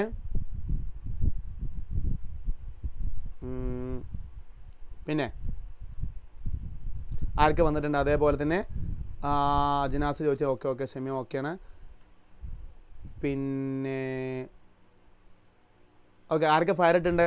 മുഹമ്മദ് ഫയർ ഇട്ടിട്ടുണ്ട്, ഷെമിയും ഫയർ ഇട്ടുണ്ട്, അതേപോലെ തന്നെ ഡൊറീനോ ഫയർ ഇട്ടുണ്ട്, ഹൈറ ഫയർ ഇട്ടുണ്ട്. Thank you. മെഹറി ഫാത്തിമ ഇട്ടുണ്ട്, തീർത്ത, റിഫ, ഓക്കെ എല്ലാവരും ഫയർ ഇട്ടുണ്ട്. ഓക്കെ മക്കൾ, thank you. Ajinas, Livya, okay സെറ്റാണ്. മെഹറിൻ ഫാത്തിമ ഞാൻ മെസ്സേജ് ചെയ്തിട്ടുണ്ട് കേട്ടോ, നോക്കട്ടെ സാർ നോക്കിക്കോ. ഇൻസ്റ്റയിലാണ് മെസ്സേജ് അയച്ച്, MSK സാർ എന്ന് പറഞ്ഞ അക്കൗണ്ടിലേക്ക് തന്നെയല്ലേ മെസ്സേജ് അയച്ചത്, ഞാൻ നോക്കട്ടെ കേട്ടോ. ഇൻസ്റ്റയിൽ സാർ നോക്കിക്കോളാം. ഓക്കെ ശരി. Sahina Anwar message, okay. Hyper gaming, Mehrin Fathima, okay. ഞാൻ നോക്കി, ശരി ഞാൻ നോക്കിയിട്ട് കണ്ടിട്ടില്ല കേട്ടോ, എനിക്ക് വന്നിട്ടില്ല, മെസ്സേജ് വന്നില്ല. സാർ നോക്കിക്കോളൂ കേട്ടോ, പിന്നെ നോക്കിയിട്ട് ചെയ്തോളാം. ഓക്കെ സമയം കളഞ്ഞില്ല. ശരി, അടുത്ത് പറയുന്നത് ഏതാ അറിയോ? Explain romanticism as A culture movement in Europe. യൂറോപ്പിലെ ഒരു കൾച്ചർ മൂവ്മെൻറ്റ് റൊമാൻറ്റിസിസം എന്ന് പറയും. അതിൻ്റെ റോൾ എന്താണെന്ന് പറയുന്നത് നോക്കൂട്ടോ. The feeling of nationalism did not only come due to territorial expansion or war. Culture played a major role in developing sense of nationalism. അതായത് നമ്മൾ ശരിക്കും യൂറോപ്പ് ഒരു എന്താ പറയുക, ടെറിട്ടോറിയൽ എക്സ്പാൻഷൻ നടന്നത് വാറിലൂടെ മാത്രമാണോ? അല്ല. അവിടെ ആർക്ക് റോളുണ്ടോ? കൾച്ചറിന് റോളുണ്ട്. ഒരു കൾച്ചർ ഉള്ളവർ ഒരു ഏരിയ ആയിട്ട്, ഒരു രാജ്യമായിട്ട് മാറിയിട്ടുണ്ട്. അല്ലാണ്ട് എല്ലാ ടെറിട്ടോറിയൽ എക്സ്പാൻഷനിലൂടെയും വാറിലൂടെയും അല്ല ടെറിട്ടറി എക്സ്പാൻഡ് ചെയ്തിട്ടുള്ളത്. അവിടെ എന്ത് നടന്നിട്ട് കൾച്ചറിന് റോൾ ഉണ്ടായിട്ടുണ്ട്. അതിനെക്കുറിച്ചാണ് നമ്മുടെ പറയുന്നത്. Romanticism is a culture movement that is sought to develop a particular kind of nationalism. Romanticism എന്താ ഞാൻ പറഞ്ഞുതരാം, നോക്കൂ. Romantic poets did not support the glorifying science as a reason but rather focused on mystic feelings, institution. അവർ പറഞ്ഞ കാര്യം തരാം, നമ്മൾ ഏറ്റവും കൂടുതൽ ഇമ്പോർട്ടൻസ് കൊടുക്കേണ്ടത് വാറിനൊന്നും സയൻസിനൊന്നല്ല, നമ്മൾ ഇമോഷൻസിനും നമ്മൾ തോട്ട്സിനാണ് ഇമ്പോർട്ടൻസ് കൊടുക്കേണ്ടത്. അങ്ങനെ ഒരേ ഇമോഷനുള്ള ആളുകൾ ഒരു ഏരിയ ആയിട്ട് മാറുകയും ഒരു റീജിയനായിട്ട് മാറുകയും അത് രാജ്യമായിട്ട് മാറുകയാണ് ചെയ്തിട്ടുണ്ടായിരുന്നത്. അങ്ങനെയാണ് folk tales, folk songs were collected as it was believed they gave true manifestation of people thoughts and leaves. അങ്ങനെ അതായത് രാജ്യം ഒരു ടെറിട്ടറി എക്സ്പാൻഡ് ചെയ്യുന്നതിന് എന്തിനും കൂടി റോൾ ഉണ്ടെന്ന് മനസ്സിലാക്കുക. ഇവിടെ പോയറ്റ്സിന്, ഏത് പോയറ്റ്സിനാണോ? റൊമാൻറ്റിക് പോയറ്റ്സിന് അതിന് റോൾ ഉണ്ടെന്ന കാര്യം കൂടി നിങ്ങൾ എന്ത് ചെയ്യണം, മനസ്സിലാക്കണം കേട്ടോ. Historians argued true German culture was to be defined among the people. Common deeds of past, social capital, inculcate of a feeling of collective belonging among the people. അത് മനസ്സിലാക്കണേ. ജർമ്മനി ഒരു രാജ്യമായിട്ട് മാറിയത് വാറിലൂടെ മാത്രമല്ല, അവിടെ റൊമാൻറ്റിസം എന്ന് പറയുന്ന കൾച്ചറിന് കൂടി ഇൻഫ്ലുവൻസ് ഉണ്ട്. ഒരേ കൾച്ചർ ഉള്ളവർ ഒരു രാജ്യമായിട്ട് മാറുകയും ചെയ്ത്. എങ്ങനെ നോക്കൂ, language was also use to develop nationalism. Language, ഇപ്പോൾ നമ്മൾ കേരളം എടുത്ത് നോക്കി നിങ്ങൾ, ഇപ്പോൾ കേരളത്തിലേക്ക് വരികയാണ്. കേരളത്തിൽ എന്താണ്? മലയാളം സംസാരിക്കുന്നവരല്ലേ? തമിഴ്നാട്ടിലാണ് തമിഴ് സംസാരിക്കുന്നവരാണ്. അതേപോലെ തന്നെ എവിടെ നമ്മളെ നിങ്ങൾ പറഞ്ഞ് തമിഴ്നാട്ടിലേക്ക് വരുന്ന ഏത് ഭാഷ സംസാരിക്കുന്നവരാണോ? തമിഴാണ്. കർണാടകയിൽ ഏത് ഭാഷ സംസാരിക്കുന്നവരാണ്? നിങ്ങൾ പറഞ്ഞ് കർണാടകയിൽ കർണാടകയാണ്. അതേപോലെ തന്നെ ഒരു ഗിഫ്റ്റിനുള്ള ചോദ്യം സാർ ചോദിക്കട്ടോ. ഒരു ഗിഫ്റ്റിനുള്ള ചോദ്യം സാർ ചോദിക്കാൻ പോവാണ്. അതായത് തമിഴ്നാട്ടിൽ തമിഴാണ്, അതേപോലെ തന്നെ കർണാടകയിൽ കന്നഡയാണ്, മഹാരാഷ്ട്രയിലെ മറാത്തിയാണ്, ഗുജറാത്തിൽ എന്താണ്? ഗുജറാത്തിയാണ്, ബംഗാളിൽ ബംഗാളിയാണ്, ബീഹാറിൽ ബീഹാറി, പഞ്ചാബിൽ പഞ്ചാബി. അതേപോലെ എൻ്റെ ചോദ്യം ഇതാണ്, ആദ്യം ഫസ്റ്റ് പറയുന്ന ആൾക്കാണ് കേട്ടോ. ചോദ്യം കേട്ടോളാം. ഫസ്റ്റ് ആൻസർ ചെയ്യുന്നവർക്കാണ് ഗിഫ്റ്റിനുള്ള ചോദ്യമാണ്. ഫസ്റ്റ് എല്ലാവരും ഓക്കെയാണ്? ഓക്കെ എന്ന് പറഞ്ഞാൽ കമൻറ്റ് എല്ലാവരും ഓക്കെയാണ്. ശ്രദ്ധിച്ചിരിക്കുന്നുണ്ടെങ്കിൽ എല്ലാവരും ഓക്കെ എന്ന് കമൻറ്റ് ചെയ്തേ. പറഞ്ഞേ.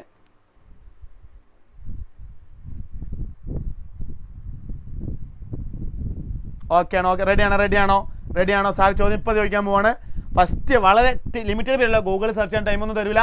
സാറ് 5 വരെ എണ്ണും, അല്ലെങ്കിൽ 10 വരെ എണ്ണും. സാറ് ആ 10 വരെ എണ്ണുന്നതിന് മുമ്പ് ആൻസർ ചെയ്യുന്ന ആൾക്ക് ഗിഫ്റ്റ് കിട്ടോ. അത് ചില ആൾക്കാർ ഗൂഗിൾക്ക് സെർച്ച് ചെയ്ത് വേഗം വരും, അതിന് ടൈമൊന്നും തരില്ല.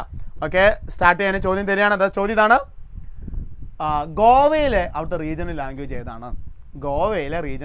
ഏതാണ്? Count down start. 10, 9, 8, 7, 6, 5, 4, 3, 2, 1. എൻഡഡ്. ആരുമില്ല അല്ലേ? ഗോവയിലെ ഭാഷ കൊങ്കൺ എന്ന് പറയുന്ന ഭാഷയാണ്. കൊങ്കണി എന്ന് പറയുന്ന ഭാഷയാണ്. എന്ത്? ടൈം കഴിഞ്ഞ അജനാസ് 10 നിമിഷം തന്നു. ടൈം കഴിഞ്ഞു. കൊങ്കണി എന്ന് പറയുന്ന ഭാഷയാണ് കേട്ടോ, ഗോവയിലെ ഭാഷ എന്ന് പറയുന്നത്. അജ്നാസ് ആൻസർ ചെയ്തു, പക്ഷേ ടൈം കഴിഞ്ഞിട്ടുണ്ടായിരുന്നു. സോറി അജ്നാസ്. അടുത്ത ഇതേപോലെ ഒരു ചോദ്യം കൊണ്ട് ഉണ്ടാവും കേട്ടോ. ഒരു 16 ഗിഫ്റ്റിനുള്ള ചോദ്യങ്ങൾ സാർ തരാം. ഓക്കെ, വെയിറ്റ് ചെയ്യാം. ഓക്കെ, അപ്പോൾ ഇത് നമ്മൾ പറഞ്ഞു. ഇനി പറയുന്നത് അപ്പോൾ എന്താണ് റൊമാൻറ്റിസിസം എന്ന് പറയുന്ന കൾച്ചറാണ്. പോയറ്റ്സ് അത് ഇമോഷനിലൂടെ എന്ത് ചെയ്യുക, നാഷണലിസം ഉണ്ടാവും. ഇമോഷൻ നാഷണലിസം, നമ്മൾ ആളുകളാണ് തോന്നുന്നത് നാഷണലിസം. അപ്പോൾ കേരളത്തിൽ ആർക്കെങ്കിലും എന്തൊരു പ്രശ്നം വന്നാൽ, മലയാളികൾക്ക് ഒരു പ്രശ്നം വന്നാൽ മലയാളികൾ ഒറ്റക്കെട്ടല്ലേ, അല്ലേ, അതാണ് റൊമാൻറ്റിസം. ഓക്കെ, ഇനി ഹോസ്റ്റഡ് വിയന്ന കോൺഗ്രസ്, ഫ്രാൻസിലോട്ട് വരികയാണ്. In 1815 analyse the main changes brought by the Vienna treaty. Vienna ട്രീറ്റിയുമായി ബന്ധപ്പെട്ടുണ്ടായ പ്രശ്നമാണ് നമ്മൾ പറയുന്നത്. നോക്കിക്കോളൂ. ഇൻ 1815, ഇത് കഴിഞ്ഞാൽ അടുത്തൊരു ചാപ്റ്റർ കൊണ്ടില്ല, ചെറിയ ചാപ്റ്റർ, അതിൽ കുറച്ച് കാര്യം മാത്രമേ നമ്മൾ പറയുന്നുള്ളൂ കേട്ടോ. ക്ലാസ് വളരെ സമയം കൊണ്ട്, തുച്ഛമായ സമയം കൊണ്ട് ക്ലാസ് അവസാനിക്കും. നോക്കിക്കോളൂ. In 1815, after defeating Napoleon, representatives of the European powers Britain, Russia, Prussia and Austria met the Vienna to draw up settlement of Europe. അതായത് നെപ്പോളിയൻ്റെ കാലം കഴിഞ്ഞു. നെപ്പോളിയൻ്റെ കാലത്തിന് ശേഷം എന്ത് സംഭവിച്ചറിയോ? നെപ്പോളിയൻ്റെ കാലത്തിന് ശേഷം ഇവിടെ ഒരു ചോദ്യം കൂടി സാർ തരാം. ഓക്കെ, സെറ്റല്ലേ? നിങ്ങൾ ഏതായാലും ആരും എന്ത് ചെയ്യണ്ട, തകരണ്ട. ഒരു ചോദ്യം തരാം. നെപ്പോളിയനെ കുറിച്ച് പറഞ്ഞപ്പോൾ സാറിന് ഓർമ്മയിലേക്ക് വന്ന കാര്യമാണ്. നെപ്പോളിയൻ പറഞ്ഞ വളരെ ഇമ്പോർട്ടൻ്റ് ആയിട്ടുള്ള കോട്ട്, സമയം 10 നിമിഷമുള്ളൂ കേട്ടോ, 10 സെക്കൻഡ് തരുള്ളൂ. നെപ്പോളിയൻ പറഞ്ഞ ഇമ്പോർട്ടൻ്റ് ഒരു കോട്ടുണ്ട്. അത് ആർക്കെങ്കിലും കമൻറ്റ് ചെയ്യാൻ പറ്റുകയാണെങ്കിൽ വളരെ വേഗം കമൻറ്റ് ചെയ്തോളി. സാർ 15 സെക്കൻഡ് തരാം, ടൈപ്പ് ചെയ്യാനുള്ള സമയം കൊണ്ടായിട്ട്. നെപ്പോളിയൻ പറഞ്ഞ ഇമ്പോർട്ടൻ്റ് ഒരു കോട്ടുണ്ട്, നമ്മുടെ ലൈഫിൽ എല്ലാവർക്കും ഇമ്പോർട്ടൻ്റ് കോട്ടാണ്. സമയം 15, 14, 13, 12, 11, 10, 9, 8, 7, 6, 5, 4, 3, 2, 1. യെസ്, ആരുല്ലേ?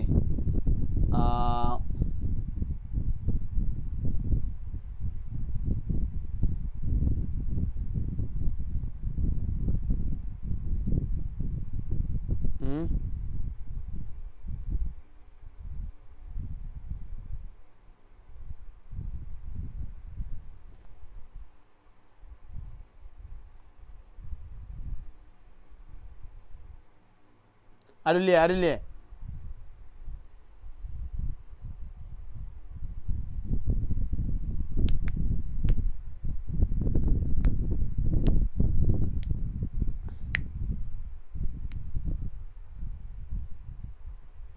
ഓക്കെ, ആ ടൈമിനുള്ള ആരും പറഞ്ഞില്ലേ അല്ലേ? ഓക്കെ. യെസ്. അപ്പോൾ അത് അടുത്തിൽ ഇത് വന്നിട്ടുണ്ട് അല്ലേ?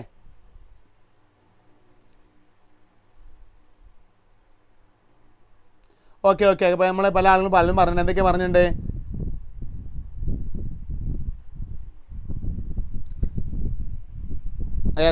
പറഞ്ഞിട്ടുണ്ടായിരുന്നു.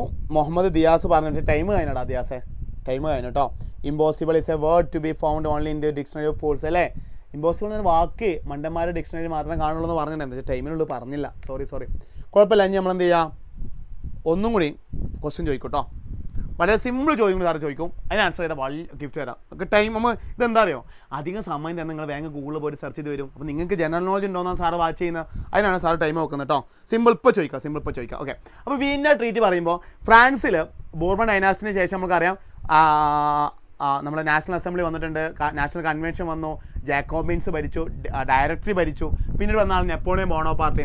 ആ നെപ്പോളിയൻ ബോണോപാർട്ടി 1815 അദ്ദേഹം ബാറ്ററിലോ യുദ്ധത്തിൽ അദ്ദേഹം പരാജയപ്പെട്ടു. ആൻഡ് അതിനുശേഷം after the defeat of the Napoleon അല്ലെങ്കിൽ after the Napoleon defeat the countries in Europe met in Vienna അല്ലേ? യൂറോപ്പിലെ രാജ്യങ്ങളെല്ലാം എവിടെ മീറ്റ് ചെയ്തു? വിയന്ന എവിടെയാണ്? ഓസ്ട്രിയയിലാണ്. അവിടെ വെച്ച് ചില തീരുമാനങ്ങളൊക്കെ അവിടെ എടുത്തു. ആ മീറ്റിങ്ങിന് നേതൃത്വം കൊടുത്തിരുന്നത് അന്നത്തെ ഓസ്ട്രിയൻ ചാൻസലർ ആയിരുന്ന ഡൂക്ക് മെറ്റേണിച്ച് ആണ് കേട്ടോ. ഓർമ്മയിൽ വേണം, മെറ്റേണിച്ച് എന്ന് പറയുന്ന ആളാണ് ആ മീറ്റിങ്ങിന് നേതൃത്വം കൊടുത്തത്.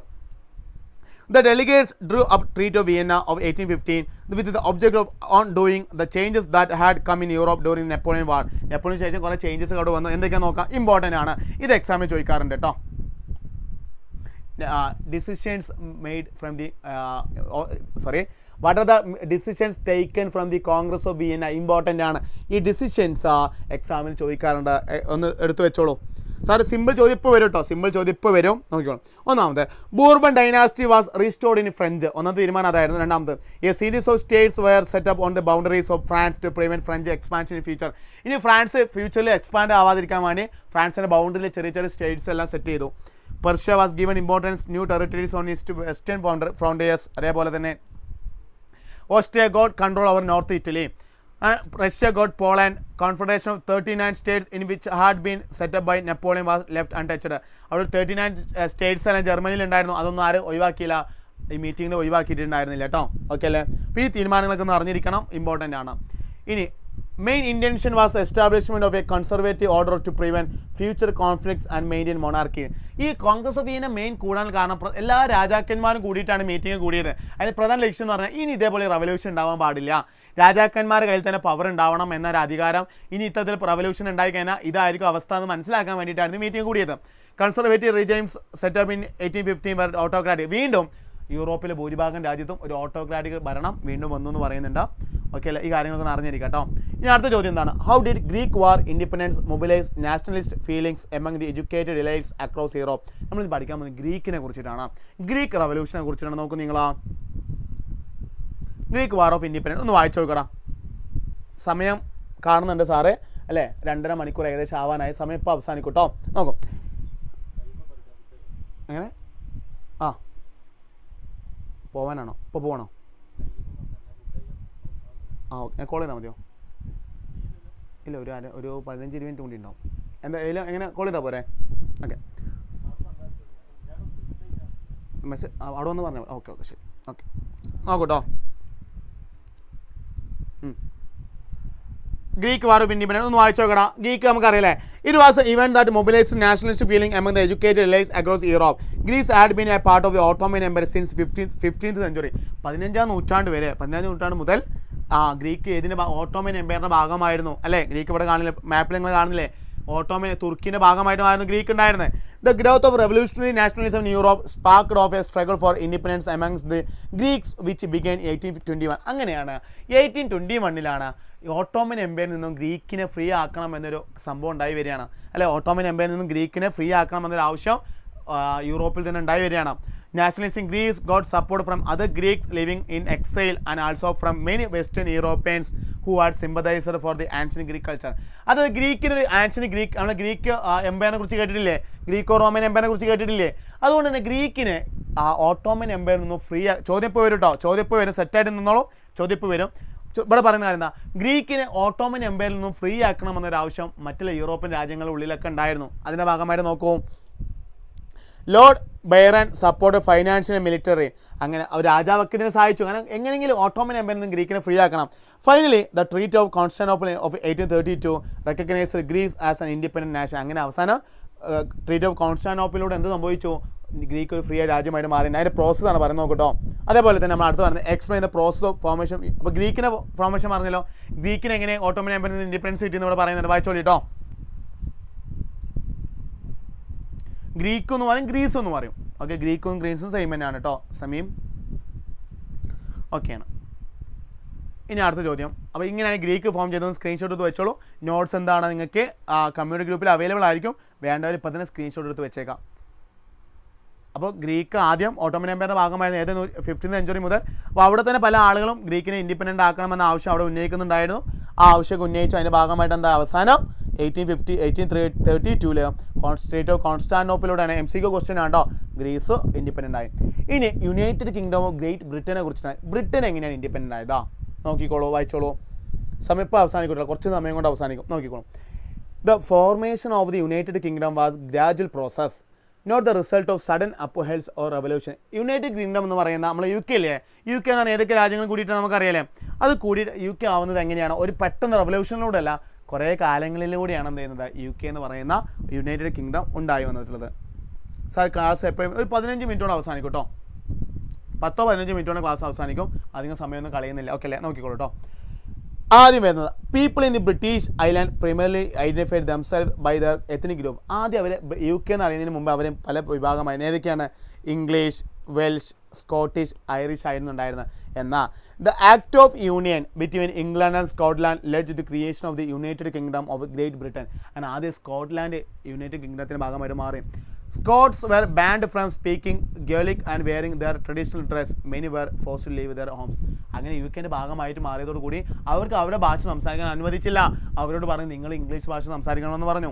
Ireland was forcefully added to the UK in 1801. അങ്ങനെ 1801 അയർലാൻഡ് എന്ത് ചെയ്തു? ഫോഴ്സ്ഫുള്ളി ആയിട്ടാണ് UK ഭാഗമായിട്ട് മാറ്റിയത്. This was done with the help of English support for Irish Protestants to control the Catholics. അവിടെ ഉണ്ടായിരുന്ന ചില പ്രൊട്ടസ്റ്റൻസിൻ്റെ സപ്പോർട്ടോട് കൂടിയിട്ടാണ്, അയർലാൻഡിൽ ഇരുന്ന ചില പ്രൊട്ടസ്റ്റൻ്റ് സപ്പോർട്ടൻസിന് കൂടിയിട്ടാണ് അയർലാൻഡ് UK ഭാഗമാക്കി മാറ്റുന്നത്. And symbols of the new Britain like the union Jack flag, the national anthem, God save the king and the English language were promoted. The older nations were left as subordinate partners in the union. അങ്ങനെ പിന്നെ എന്തായാലും സ്കോട്ട്ലാൻഡും Ireland ആരുടെ ഭാഗമായിട്ട് മാറിയാണ്? UK ഭാഗമായിട്ട് മാറി എന്നാണ് പറയുന്നത്. പിന്നെ അവർക്ക് സ്വന്തം എല്ലാവർക്കും കൂടി ഒരു നാഷണൽ ഫ്ലാഗോ നാഷണൽ ആന്തം ഒക്കെ അവിടെ ഫോം ചെയ്തു എന്ന് പറയുന്നുണ്ട്. ഓക്കെ അല്ലേ? ഇതാണ് നമ്മൾ എന്തിനെ കുറിച്ച് പറയുന്നത്? UK കുറിച്ച് പറയുന്നത്. സാർ ഓരോ സിമ്പിൾ ക്വസ്റ്റ്യൻസ് ആക്കി മാറ്റിയിട്ടുണ്ട്. അപ്പോൾ ഇത് മാത്രം പഠിച്ചാൽ തന്നെ ഈ പോയിന്റ്സ് വേണമെങ്കിൽ സ്ക്രീൻഷോട്ട് എടുത്ത് വെച്ചോളൂ. UK ഫോർമേഷൻ ചോദിച്ചാൽ ഇത് എഴുതാം. ഗ്രീസിൻ്റെ ഇൻഡിപെൻഡൻസിനെ കുറിച്ച് ചോദിച്ചാൽ ഇത് എഴുതിയാൽ മതി. UK എങ്ങനെ ഫോം ചെയ്തതെന്ന് വെച്ചാൽ ഇത് എഴുതിയാൽ മതി. അത്രയും ഷോർട്ട് ഫോണ്ടാക്കി സാറ് മാറ്റിയിട്ടുണ്ട് കേട്ടോ. അപ്പോൾ നമ്മൾ ക്വസ്റ്റ്യൻ ഇപ്പോൾ വരും. ക്വസ്റ്റ്യൻ ചോദിക്കാൻ പോവാണ്.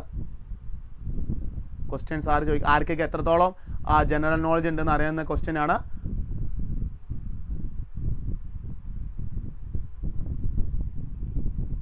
ഓക്കെ, റെഡി ആണെങ്കിൽ ഒന്ന് കമൻറ്റ് ചെയ്തേ.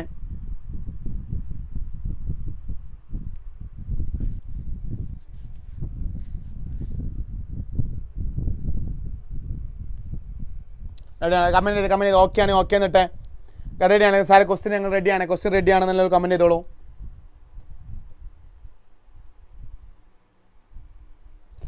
ഓക്കെ, റെഡിയാണ് സാർ. ഇതിന് പല ആളുകൾക്ക് നിങ്ങൾക്ക് ആൻസറൊക്കെ അറിയുന്നത് തന്നെ ആയിരിക്കും കേട്ടോ. അതുകൊണ്ട് സാർ 10 സെക്കൻഡ് തരുള്ളൂ കേട്ടോ. 10 സെക്കൻഡ് പോരെ? റെഡിയാണ്. ഓക്കെ, 10 സെക്കൻഡ് സമയം തരുള്ളൂ. ആ സമയത്തിനുള്ളിൽ എന്ത് ചെയ്യണം? ആൻസർ ചെയ്യണം കേട്ടോ. ഓക്കെ, ക്വസ്റ്റ്യൻ വരികയാണ്. റെഡി? 1 2 3 സ്റ്റാർട്ട്. കറണ്ട് ഇംഗ്ലണ്ടിലെ കിങ്ങിൻ്റെ പേര്. ഇപ്പോഴത്തെ ഇംഗ്ലണ്ടിലെ കിങ്ങിൻ്റെ നെയിമാണ് ചോദിക്കുന്നത്. കറണ്ട് ഗിഫ്റ്റ് ഉണ്ട്. കറണ്ട് ഇംഗ്ലണ്ടിലെ കിങ് ആരാന്നാ? Count down starter. 10 9 8 7 6 5 4. എത്രാമത്തെ എഴുതണുണ്ടോ? ഏത് ചാൾസ് ഏതാണെന്നും കൂടെ എഴുതണേ. എഴുതണം. ഓക്കെ, ആൻസർ ചെയ്തിട്ടുണ്ട്. ആൻസർ അജ്നാസ് ആൻസർ ചെയ്തു. Very good. ചാൾസ് 3 ആണ്. ആദ്യം ആൻസർ ചെയ്ത് അജ്നാസ് ആണ്. ഓക്കെ, അപ്പോൾ അജ്നാസിന് ഗിഫ്റ്റ് ഉണ്ട്. Okay, set. അപ്പോൾ ഫുൾ സെറ്റ്. എല്ലാവരും ഇവിടെ കറക്റ്റ് ശ്രദ്ധിച്ചിരിക്കുന്നുണ്ട്. സാർ ഭയങ്കര ഹാപ്പിയാണ് കേട്ടോ. അപ്പോൾ ഈ ഗിഫ്റ്റ് ആർക്ക് പോയി? അജ്നാസിന്. അപ്പം 4 ഗിഫ്റ്റാണുള്ളത്. 3 ഗിഫ്റ്റ് സെറ്റായില്ലേ? ഫയാസിന് ഗിഫ്റ്റ് പോയി, മെഹറിന് ഗിഫ്റ്റ് ഉണ്ടോ, അതേപോലെ തന്നെ നമ്മുടെ ആർക്കും ഗിഫ്റ്റ് ഉണ്ടോ? നമ്മൾ അജ്നാസിന് ഗിഫ്റ്റ്. അപ്പോൾ മക്കളെ നിങ്ങൾ ചെയ്യേണ്ട കാര്യം ഞാൻ പറഞ്ഞല്ലോ. സാറിൻ്റെ MSK സാർ എന്ന് പറയുന്ന അക്കൗണ്ട് ഉണ്ട് ഇൻസ്റ്റയിൽ. എജുബോർഡിലേക്ക് പോയി കഴിഞ്ഞാൽ അതിൽ ഫോളോയിങ്ങിൽ കാണാൻ കഴിയും. MSK സാർ എന്ന് പറയുന്ന അക്കൗണ്ട് ഫോളോ ചെയ്യുക. അതിൽ നിങ്ങൾക്ക് മെസ്സേജ് അയക്കാം കേട്ടോ. ഓക്കെ, അപ്പോൾ അജ്നാസിനും ഗിഫ്റ്റ് ഉണ്ടോ? ഓക്കെ, സെറ്റാണ്. ആദ്യം പറഞ്ഞ അജ്നാസാണ്. അതുകൊണ്ടാണ് അജ്നാസിന് നമ്മൾ എന്ത് ചെയ്യുന്നത്? ഗിഫ്റ്റ് കൊടുക്കുന്നത് കേട്ടോ. ഓക്കെ അല്ലേ? ശരി, അജ്നാസിൻ്റെ വീട് എവിടെയാണെടാ? എൻ്റെ പേര് ലംഹയാണ്. ഓക്കെ, ലംഹാണ്. സോ ഓക്കെ ലംഹാണ് അല്ലേ? സോ വാട്സാപ്പിൽ ഇൻസ്റ്റ മെസ്സേജ് ചെയ്യാൻ നമ്മൾ എന്ത് ചെയ്യും? ഗിഫ്റ്റ് തരും കേട്ടോ. സെറ്റ്.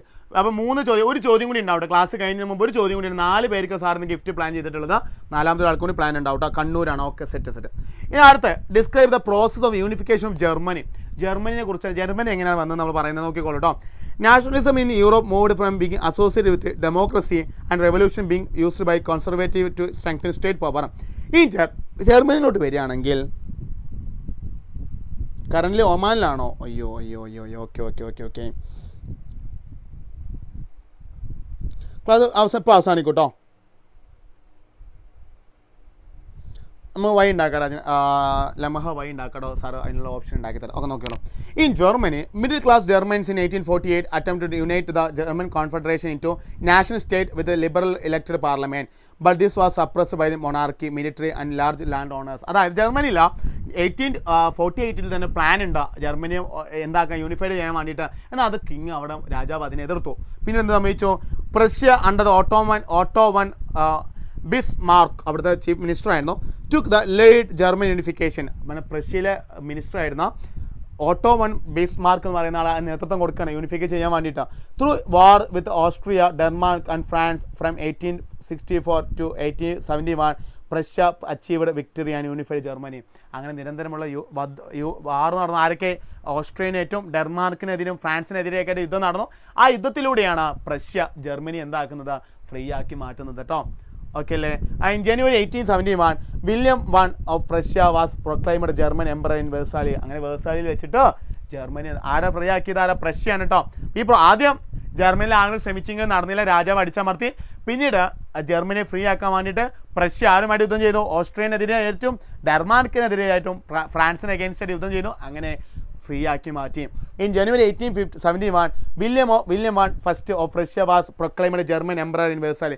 അങ്ങനെ വില്യം എന്ത് ചെയ്തു? വില്യം ഫസ്റ്റ് ആണ് ജർമ്മനിയിൽ ആദ്യമായിട്ട് ഒരു എംപററെ പ്രഖ്യാപിച്ചു. Marking the establishment of the German empire. അങ്ങനെ ജർമ്മൻ എംപയർ വരുന്നത് എന്നാണ്? 1871 ജർമ്മൻ എംപയർ വന്നത് കേട്ടോ. ഓക്കെ, ഒരു ക്വസ്റ്റ്യൻ കൂടി ഉണ്ട് മുഹമ്മദ് അലി, ഒരു ക്വസ്റ്റ്യൻ കൂടി ഉണ്ട് കേട്ടോ. ഒരു ക്വസ്റ്റ്യൻ കൂടി ഉണ്ട്. ഓക്കെ, അടുത്ത് നോക്കിക്കോളൂ. അതാണ് ജർമ്മനിയെ കുറിച്ച് പറയുന്നത്. അത് process highlighted Prussia dominance state power. The new German state emphasised modernising currency, banking, legal and judicial system often adopting Prussian models. അതായത് പിന്നീട് എന്ത് ചെയ്തു? പ്രഷ്യ ആണല്ലോ ഹെൽപ്പ് ചെയ്ത്. അങ്ങനെ പ്രഷ്യൻ രീതിയിലാണ് ജർമ്മനിയിൽ പുതിയ പുതിയ സിസ്റ്റവും കാര്യങ്ങളൊക്കെ ഉണ്ടായി വന്നത് കേട്ടോ. ഓക്കെ, ഇനി അടുത്തത് ഇറ്റലിയെ കുറിച്ചാണ്. ഇറ്റലി കഴിഞ്ഞാൽ എന്ത് ചെയ്യും? ഇറ്റലി യൂണിഫിക്കേഷൻ കഴിഞ്ഞ ചാപ്റ്റർ കഴിഞ്ഞു കേട്ടോ. യെസ്, അതേപോലെ ബാൽക്കൻ മേഖലയെ കുറിച്ചും കൂടി പറയാനുണ്ട്. അതുകൊണ്ട് ഈ ചാപ്റ്റർ കഴിഞ്ഞു. പിന്നെ മറ്റേ ചാപ്റ്റർ വളരെ 10 മിനിറ്റ് നമുക്ക് പറയാനുള്ളൂ മറ്റേ ചാപ്റ്റർ കേട്ടോ. അതുകൊണ്ട് ചാപ്റ്റർ കഴിയും. ഓക്കെ അല്ലേ? വളരെ 10 മിനിറ്റ് മറ്റേ ചാപ്റ്റർ നമുക്ക് പറയാനുള്ളൂ. അത് ഇറ്റലി യൂണിഫിക്കേഷനാണ് നമ്മൾ പറയുന്നത്. എന്താണ് ഇറ്റലി യൂണിഫിക്കേഷനെ കുറിച്ച് പറയുന്നത്? In 1830s Giuseppe Mazzini try to unify Italy with his secret society Young Italy. അത് യങ് ഇറ്റലി എന്ന് പറയുന്ന ഒരു മെത്തേഡ്സിലൂടെ ഒരു ഓർഗനൈസേഷനിലൂടെ സീക്രട്ടായിട്ട് ഇറ്റലിയെ യൂണിഫൈഡ് ചെയ്യാൻ നോക്കിയെങ്കിലും അത് ഫെയിൽഡായി. The task then fell to Sardinia Piedmont under the king Victor Emmanuel second to unify Italy through war. പിന്നീട് ഇറ്റലി യൂണിഫൈ ചെയ്യാൻ വേണ്ടിയിട്ട് ഇമ്മാലു എന്ന രാജാവ് എന്ത് ചെയ്യാൻ ശ്രമിച്ചു? നോക്കൂ. King Victor Emmanuel second put his chief minister Cavour in charge of the unification effort. അങ്ങനെ പിന്നീട് അത് രാജാവ് എന്ത് ചെയ്യണം? ഇറ്റലിയെ യൂണിഫൈ ചെയ്യാൻ നോക്കുകയാണ്. കാരണം എന്താണെന്ന് വെച്ച് കഴിഞ്ഞാൽ ഇറ്റലി പല സ്റ്റേറ്റ് ആയിട്ടായിരുന്നു ഉണ്ടായിരുന്നത്. അതിൽ ഒരു കിങ് ഡയറക്റ്റ് കൺട്രോൾ ചെയ്യുന്ന സ്റ്റേറ്റ് എന്ന് പറയുന്നത് സർദാനിയ പെഡിമെൻ എന്ന് പറഞ്ഞ സ്റ്റേറ്റ് ആയിരുന്നു കിങ് ഡയറക്റ്റ് കൺട്രോൾ ചെയ്തിരുന്നത്. അപ്പോൾ കിങ്ങിന് മറ്റ് സ്റ്റേറ്റും കൂടി 7 സ്റ്റേറ്റ്സ് ഉണ്ട്. മറ്റ് സ്റ്റേറ്റും കൂടി ആർക്ക് കിട്ടണം? കിങ്ങിന് കിട്ടണം. അപ്പോൾ കിങ് എന്ത് ചെയ്യണം? മറ്റ് സ്റ്റേറ്റും കൂടി ക്യാപ്ചർ ചെയ്യാൻ വേണ്ടിയിട്ട് ഏൽപ്പിച്ചു. അങ്ങനെയാണ് ഈ അദ്ദേഹത്തിൻ്റെ ചീഫ് മിനിസ്റ്റർ എന്ന കേവർ എന്ന് പറയുന്ന ആൾ എന്ത് ചെയ്യാൻ ചുമതല ഏറ്റെടുത്തു. Cavour formed a strategic alliance with ഫ്രാൻസുമായിട്ട് അലയൻസ് കൂടി which helped Sardinia Piedmont defeat Austria. അങ്ങനെ ഓസ്ട്രിയൻ്റെ കീഴിലായിരുന്നു ചില സ്റ്റേറ്റ് ഉണ്ടായിരുന്നത്. ഓസ്ട്രിയൻ്റെ കയ്യിൽ നിന്നും സ്റ്റേറ്റ് പിടിച്ചെടുത്തു. അതേപോലെ Giuseppe Garibaldi with local peasant manager to drive out of Spanish റൂളേഴ്സിൽ നിന്നും ചില ഏരിയ പിടിച്ചെടുത്തു. അങ്ങനെ എല്ലാം കൂടി ആയിട്ട് എന്താണ്? In 1861 Victor Emmanuel second was declare the king of Italy. Okay അല്ലേ? ഇറ്റലി മൊത്തം മാറിയിട്ടോ. ഓക്കെ അല്ലേ? സെറ്റ് അല്ലേ? അപ്പോൾ ഇത്രയുള്ള ഇറ്റലിയെ കുറിച്ച് പറയാൻ. ഇനി ലാസ്റ്റ് നമുക്ക് ബാൽക്കൻ ഏരിയയെ കുറിച്ചാണ് പറയുന്നത്. ബാൽക്കൻ ഏരിയ നിങ്ങൾക്ക് അറിയാലോ. എന്താണ് ബാൽക്കൻ ഏരിയയെ കുറിച്ച് പറയുന്നത്? എന്താ? Highlight the reason for the growth of nationalist tensions in the Balkan region before the first world war. First world വാറിന് മുമ്പ് ഈ ബാൽക്കൻ ഏരിയയിലുണ്ടായ പ്രശ്നമാണ് ഫസ്റ്റ് വേൾഡ് വാറിലേക്ക് എത്തിച്ചത്. ആ ബാൽക്കൻ ഏരിയയിലുണ്ടായ പ്രശ്നങ്ങളെ കുറിച്ചാണ് നമ്മൾ പറയുന്നത്. നോക്കിക്കോളൂ. Balkan was a region of geographical and ethnic variations comprising of modern day Romania, Bulgaria, Albania, Greece, Macedonia, Croatia, Bosnia, Herzegovina, Slovenia, Serbia and Montenegro. ഈ രാജ്യങ്ങൾ ഉൾപ്പെടെ ഏരിയ വിളിക്കുന്ന പേരാണ് ബാൽക്കൻ ഏരിയ. ഇവർക്ക് തമ്മിൽ തന്നെ ചില പ്രശ്നങ്ങളുണ്ടായിരുന്നു. ഈ പ്രശ്നങ്ങളാണ് എന്തിലേക്ക് എത്തിയത്? യുദ്ധങ്ങളിലേക്ക് എത്തിച്ചെന്ന കാര്യം പറയുന്നുണ്ട്. നോക്കൂ, ഈ കാര്യങ്ങൾ ജസ്റ്റ് സാറിഞ്ഞ് പറഞ്ഞ ടൈം കളയുന്നില്ല, ജസ്റ്റ് സ്ക്രീൻഷോട്ട് എടുത്ത് വെച്ചോളൂ. ഓക്കെ അല്ലേ? The spread of romantic nationalism leads disaggregation. ഓരോ ഏരിയ നമ്മൾ പറയാം, ഒക്കെ ഒരു ബാൽക്കൻ ഏരിയയിലാണെങ്കിലും ഓരോ ഏരിയയിൽ ഓരോ കൾച്ചറാണ്. നമ്മൾ പറഞ്ഞു റൊമാൻറ്റിസം നേരത്തെ പറഞ്ഞില്ലേ, ഒരു ഏരിയയിലെ കൾച്ചർ ആയതുകൊണ്ട് തന്നെ അവർ ഡിഫറെൻറ്റ് ഐഡിയോളജി ഉള്ളവരായതുകൊണ്ട് തന്നെ അത് അവർ തമ്മിൽ ഡിസഗ്രിഗേഷന് കാരണമായി. അങ്ങനെയാണ് അവർ തമ്മിൽ പ്രശ്നങ്ങൾ കോൺഫ്ലിക്ട്സ് സ്റ്റാർട്ട് ചെയ്യുന്നത് കേട്ടോ. At the same time the great European powers Russia, Germany, England and Austria, Hungary were keen in taking control Balkan region. ഇതേ സമയത്ത് തന്നെ ഓരോ രാജ്യവും മറ്റ് രാജ്യങ്ങൾ കൺട്രോൾ ചെയ്യാൻ തുടങ്ങി. ഇതെല്ലാം കൂടി വന്നപ്പോൾ അവിടെ ഒരു ടെൻഷൻ ഉണ്ടായി. ആ ടെൻഷനാണ് എന്തിലേക്ക് എത്തിച്ചത് കണ്ടോ. This led to the series of wars in the region and finally become the cause of first world war. അതാണ് ഫസ്റ്റ്. അപ്പോൾ ഈ ബാൽക്കൻ ഏരിയയിൽ ഉണ്ടായ ടെൻഷനാണ്. അതായത് അവർ ബാൽക്കൻ ഏരിയ പല രാജ്യങ്ങൾ കൂടിയ ഏരിയ ആയിരുന്നു, അവർക്ക് അവരുടേതായ എത്നിക് കൾച്ചർ ഉണ്ടായിരുന്നു. ബട്ട് എന്ത് സംഭവിച്ചു, അവർ കൾച്ചർ കാരണം അവർ പല തർക്കങ്ങൾക്ക് എത്തിച്ചു. ഓരോ രാജ്യത്തെയും ഓരോ പ്രധാനപ്പെട്ട രാജ്യങ്ങൾ സപ്പോർട്ട് ചെയ്തു. എന്നിട്ട് പറഞ്ഞു നിങ്ങളാണ് രാജ്യത്തെ വലിയ ആളുകളെന്ന് പറഞ്ഞു. ഈ ബാൽക്കൻ ഏരിയയിൽ ഇപ്പോൾ എക്സാമ്പിൾ പറയുകയാണെങ്കിൽ, ഇപ്പോൾ റഷ്യ വന്നിട്ട് പറഞ്ഞു സെർബിയനോട് പറഞ്ഞു നിങ്ങൾക്കാണ് ബാൽക്കൻ ഏരിയയിൽ കൂടുതൽ റോള് വേണ്ടത്, അത് നിങ്ങൾ കൂടുതൽ റോള് വേണമെന്ന് പറഞ്ഞ് റഷ്യ മോട്ടറാക്കി. ഇതേപോലെ ഓസ്ട്രിയനെ എന്ത് ചെയ്തു, ഓസ്ട്രിയ ഹംഗറി ആര് സപ്പോർട്ട് ചെയ്തു, ജർമ്മനി സപ്പോർട്ട് ചെയ്തു. അങ്ങനെ ആ സപ്പോർട്ടൊക്കെയാണ് അവസാനം എന്തിലേക്ക് എത്തിച്ചത്, ഒരു യുദ്ധത്തിലേക്ക് എത്തിച്ചതെന്ന് കാര്യം മനസ്സിലാക്കുക. ഇതുള്ളൂ ഈ ചാപ്റ്ററിനെ കുറിച്ച് നമുക്ക് പറയാനുള്ളത്. ഓക്കെ, ഇവിടെ നോക്കൂ. Which of the following revolutions is called the first expression of the nationalism. ആദ്യമായിട്ട് നാഷണലിസം എന്ന് പറയുന്ന ഐഡിയോളജി ആദ്യമായിട്ട് ഉണ്ടായി വന്നത് എവിടെയാണടാ? നാഷണലിസം എന്ന് പറയുന്ന ഐഡിയോളജി ആദ്യമായിട്ട് എമർജ് ചെയ്തത് എവിടെയാണോ ഒന്ന് കമൻറ്റ് ചെയ്തേ. നാഷണലിസം എന്ന് പറയുന്ന ഐഡിയോളജി ആദ്യമായിട്ട് ഉണ്ടായത് എവിടെയാണോ മക്കളെ? ലൈവ് കാണുന്നവർ ഒന്ന് ലൈക്ക് ചെയ്യാൻ ബാക്കിയുണ്ടെങ്കിൽ മക്കൾ ഒരുപാട് പേര് ലൈവ് കാണുന്നുണ്ടോ? ഒന്ന് ലൈക്ക് ചെയ്യാൻ ബാക്കിയുള്ളവർ വേഗം ഒന്ന് ലൈക്ക് ചെയ്തേ. ലൈക്ക് ചെയ്യാൻ ബാക്കിയുള്ളവർക്കൊന്ന് ലൈക്ക് ചെയ്തടാ. ഒരുപാട് പേര് ലൈവ് കാണുന്നുണ്ടെങ്കിൽ ആരും ലൈക്ക് ചെയ്തിട്ടില്ല. ലൈക്ക് വളരെ കുറവാണ് കേട്ടോ സാറ്. ഭയങ്കര കാര്യത്തിൽ ഭയങ്കര ഇതാണ്. ഒന്ന് ലൈവ് കാണുന്നവരൊക്കെ ലൈക്ക് അടിച്ചേ.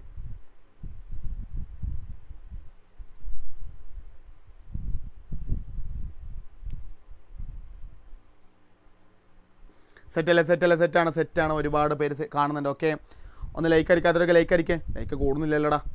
ഓക്കെ, ശരി, എല്ലാവരും ആൻസർ ചെയ്തിട്ടുണ്ട്. ഏതാണ്? ഫ്രഞ്ച് റവല്യൂഷൻ ആണെന്ന് ആൻസർ ചെയ്തിട്ടുണ്ട്. Okay, very good. എല്ലാവരും ആൻസർ ചെയ്തിട്ടുണ്ട് അല്ലേ? സെറ്റ്. പിന്നെ നമ്മൾ അടുത്ത് പറയുന്നത് എന്താണോ? ഓക്കെ, വീണ്ടും ഈ ചാപ്റ്റർ കഴിഞ്ഞിട്ടുണ്ട്. വീണ്ടും സാറ് ഓരോ ചാപ്റ്റർ കഴിയുമ്പോൾ നിങ്ങൾ മറക്കാതിരിക്കാൻ വേണ്ടിയിട്ടാണ് സാറിന് ഇൻസ്റ്റൈഡ് ഒന്നും കൂടി പറഞ്ഞുതരാം കേട്ടോ. Inside sir പറഞ്ഞിട്ടുണ്ടായിരുന്നല്ലോടാ. ഇൻസ്റ്റയിൽ MSK സാറിന് അടിച്ചാൽ മതി കേട്ടോ. ഓക്കെ, പിന്നെ പറയുന്ന കാര്യം എന്താണെന്ന് വെച്ച് കഴിഞ്ഞാൽ നമ്മൾ ഓക്കെ സെറ്റാണ്.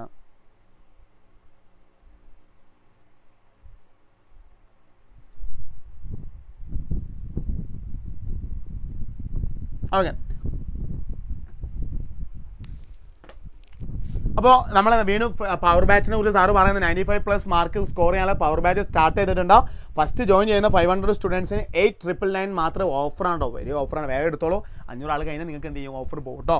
എന്നാണ് സ്റ്റാർട്ട് ചെയ്യുന്നത്? August 1 ഈ കാണുന്ന നമ്പർ കോൺടാക്ട് ചെയ്താൽ മതി. നിങ്ങൾക്ക് എന്ത് ചെയ്യാൻ പറ്റും, ഈ കാണുന്ന നമ്പറിൽ കോൺടാക്ട് ചെയ്താൽ നിങ്ങൾക്ക് കൂടുതൽ ഡീറ്റെയിൽസ് എന്ത് ചെയ്യും, അവൈലബിൾ ആയിട്ട് കിട്ടും കേട്ടോ. ഓക്കെ അല്ലേ? സെറ്റ്. നമ്പർ കാണുന്നില്ലേ? അയ്യോ, ഓക്കെ അല്ലേ? നമ്പർ സ്ക്രീൻഷോട്ട് ഇത് വെച്ചോളൂ കേട്ടോ.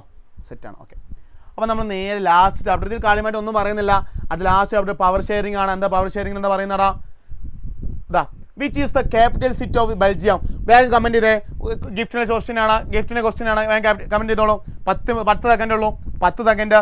10, 9, 8, 7. വീണ്ടും കമൻറ്റ് ചെയ്തു. ഫയാസ് കമൻറ്റ് ചെയ്തു അല്ലേ? ഓക്കെ. ഫയാസ് വീണ്ടും കമൻറ്റ് ചെയ്തു. Okay set. അപ്പോൾ ഫയാസ് വീണ്ടും ഗിഫ്റ്റ്. അപ്പോൾ ഫയാസിന് ഡബിൾ ഗിഫ്റ്റ് ആയില്ലേ? ഗിഫ്റ്റ് പറഞ്ഞു സാർ. ഈ ചോദ്യത്തിന് ഗിഫ്റ്റ് സാർ പറഞ്ഞോ? അവിടെ എല്ലാവരും പറഞ്ഞു സാർ ഈ ചോദ്യത്തിന് ഗിഫ്റ്റ് പറഞ്ഞോ? ഒന്ന് കമൻറ്റ് ചെയ്തേ. അതേപോലെ division of powers between higher and lower levels of government is called ഏതാടാ? ഒന്ന് കമൻറ്റ് ചെയ്തേ.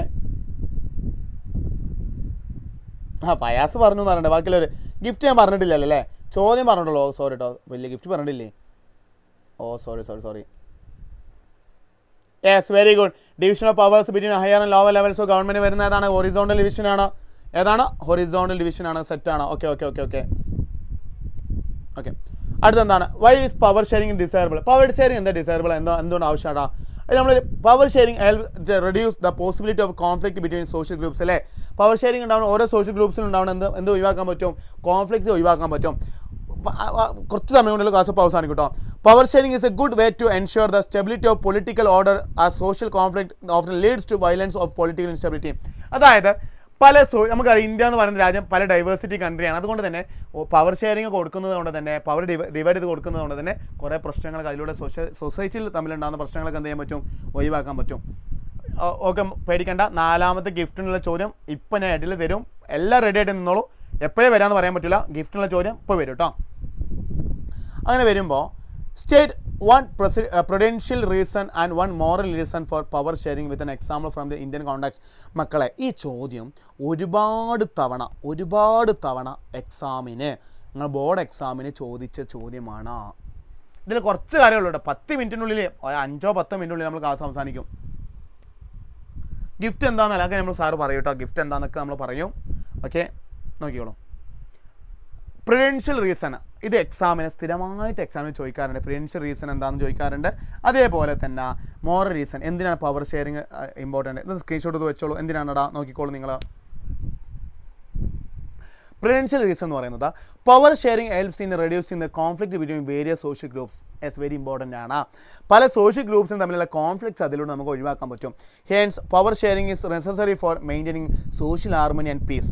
In India seats are reserved for the weaker sections of society. Example, reservation of seats for scheduled castes and scheduled tribes. This allows the weaker sections also to participate in the running of government. അപ്പോൾ ഈ power share ചെയ്തുകൊണ്ട് തന്നെ weaker സെക്ഷനിലൂടെ SC ST കാർക്ക് എന്ത് ചെയ്യാൻ പറ്റും, ഇവിടെ power കിട്ടുന്നുണ്ടോ, അത് അവന് ഉപകാരമല്ലേ, ഉപകാരമാണ്. യെസ്. ഇനി മോറൽ റീസൺ പറയുന്നത് if it upholds the spirit of democracy in a truly democratic setup. ഒരു ഡെമോക്രാറ്റിക് കൺട്രിയിൽ പവർ ഷെയറിങ് വളരെ ഇമ്പോർട്ടൻ്റ് ആണ്. The citizen to have a stake in governance. In India the citizen can come together to debate and criticize policies and decisions of the government. This in turn puts pressure on the government to rethink its policies and reconsider its decisions. അതായത് ഒരു power sharing ഉണ്ടായത് കൊണ്ട് തന്നെ എല്ലാവർക്കും എന്ത് ചെയ്യാൻ പറ്റൂടാ, ഇവിടുത്തെ കാര്യങ്ങളിൽ, ഗവൺമെൻറ്റിലെ കാര്യങ്ങളിൽ എല്ലാവർക്കും റെപ്രസെൻറ്റേറ്റീവായിട്ട് എന്ത് ചെയ്യാൻ പറ്റും, മാറാൻ പറ്റും. കാര്യങ്ങളിൽ എല്ലാവർക്കും തീരുമാനങ്ങൾ എടുക്കാൻ പറ്റും, അല്ലേ? അതൊരു മോറൽ റീസൺ. ഒരു ഡെമോക്രാറ്റിക് രാജ്യമാണെങ്കിൽ അവിടെ പവർ ഷെയറിങ് എന്താണെടാ, നിർബന്ധമാണെന്ന് പറയുന്നുണ്ട്. സെറ്റല്ലേ? ഓക്കെയാണ്.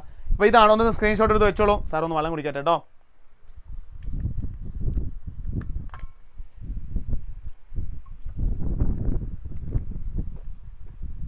ഓക്കെ, റെഡി ആയിട്ട് നിന്നു. അടുത്ത ചോദ്യം ഇപ്പോൾ വരും കേട്ടോ.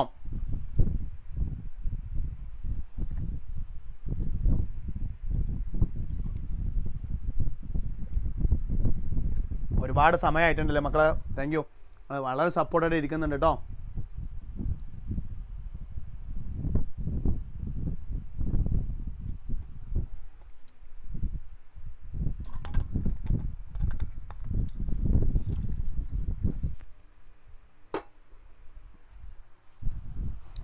ഓക്കെ സെറ്റല്ലേ?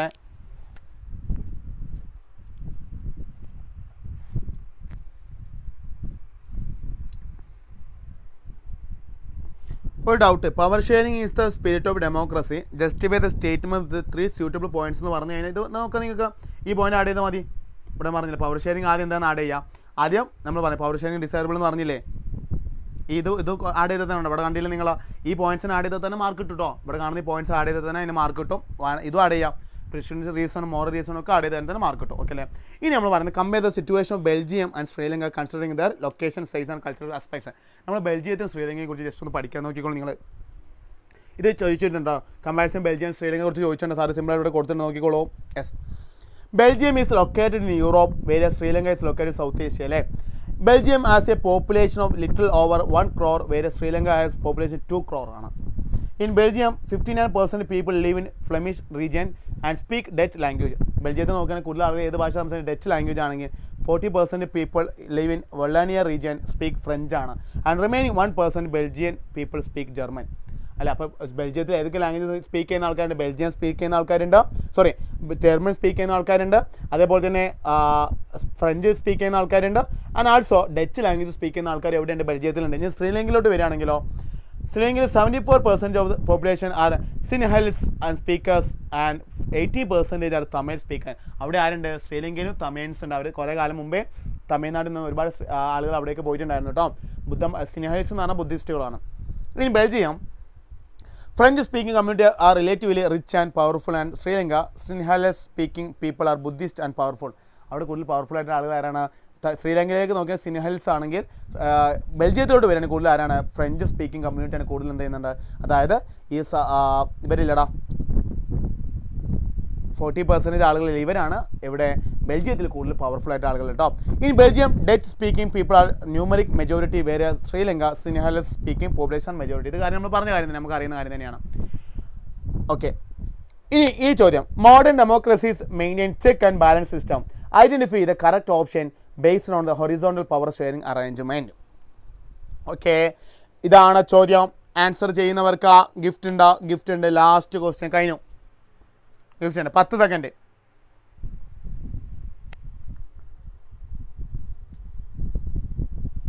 ആൻസർ ചെയ്യുന്നവർക്ക് ഗിഫ്റ്റ് ഉണ്ടാവും. എല്ലാവരും ചെയ്തോളൂ കേട്ടോ, സാർ നോക്കട്ടെ.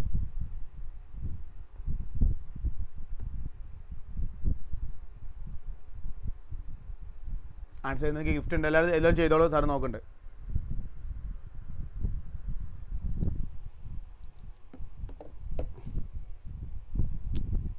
ആർക്കെ വരുന്നില്ല? ആർക്കും കമൻറ്റ് ചെയ്യുന്നുണ്ടല്ലോ? ഉറപ്പിച്ചോ? വളരെ സിമ്പിളാണല്ലോ, നമ്മുടെ രാജ്യത്തൊക്കെ നോക്കിയത് നമുക്ക് അറിയാൻ പറ്റും അല്ലേ. അപ്പോൾ സാറ് ആൻസർ പുറത്തു വിടുകയാണ്.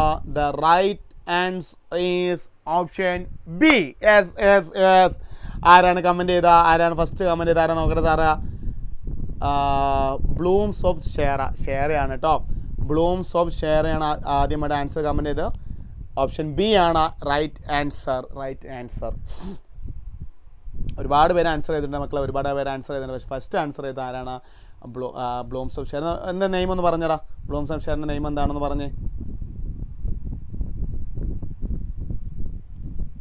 ഫസ്റ്റ് ആൻസർ നിങ്ങൾ നോക്കി കമൻറ്റ് ബോക്സിൽ നോക്കി നിങ്ങൾ നോക്കി കാണാൻ പറ്റില്ല നമുക്ക്. Bloom's of share first answer option B എന്ന് ആൻസർ ചെയ്ത് കേട്ടോ. ഷെയറാണ് പേര്. എവിടെ സ്ഥലം എവിടെയാണ്? ഷെയറിൻ്റെ വീട് എവിടെയാണ് വരുന്നത്? കൺഗ്രാറ്റ്സ്.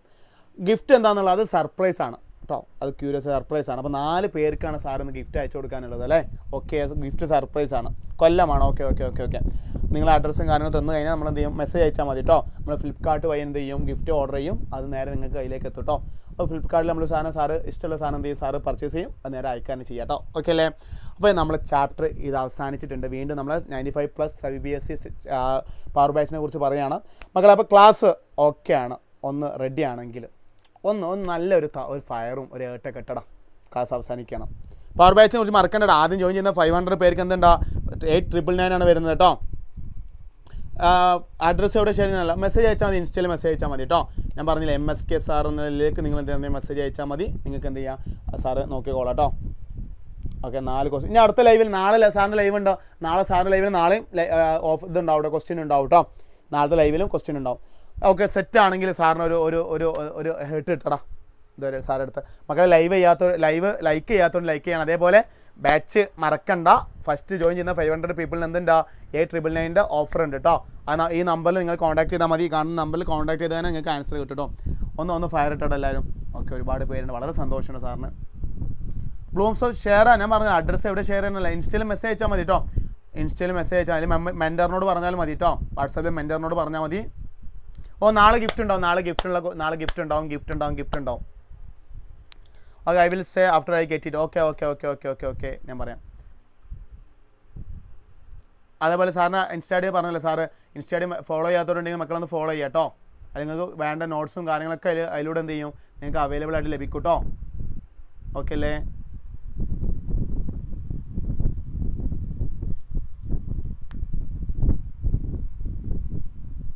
സെറ്റാണ്.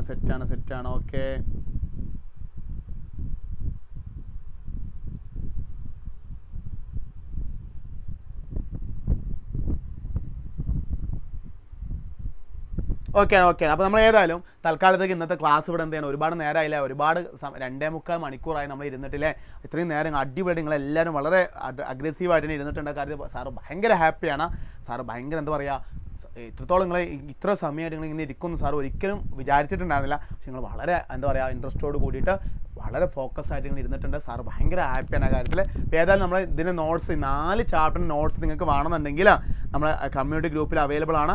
അതിൽ നിങ്ങൾക്ക് ജോയിൻ ചെയ്ത് തന്നെ 4 ചാപ്റ്ററിന് നോട്ട്സ് എന്ത് ചെയ്യും അതിൽ ലഭിക്കും കേട്ടോ. അപ്പോൾ ഗ്രൂപ്പിൽ ജോയിൻ ചെയ്യാൻ ആരും മറക്കണ്ട.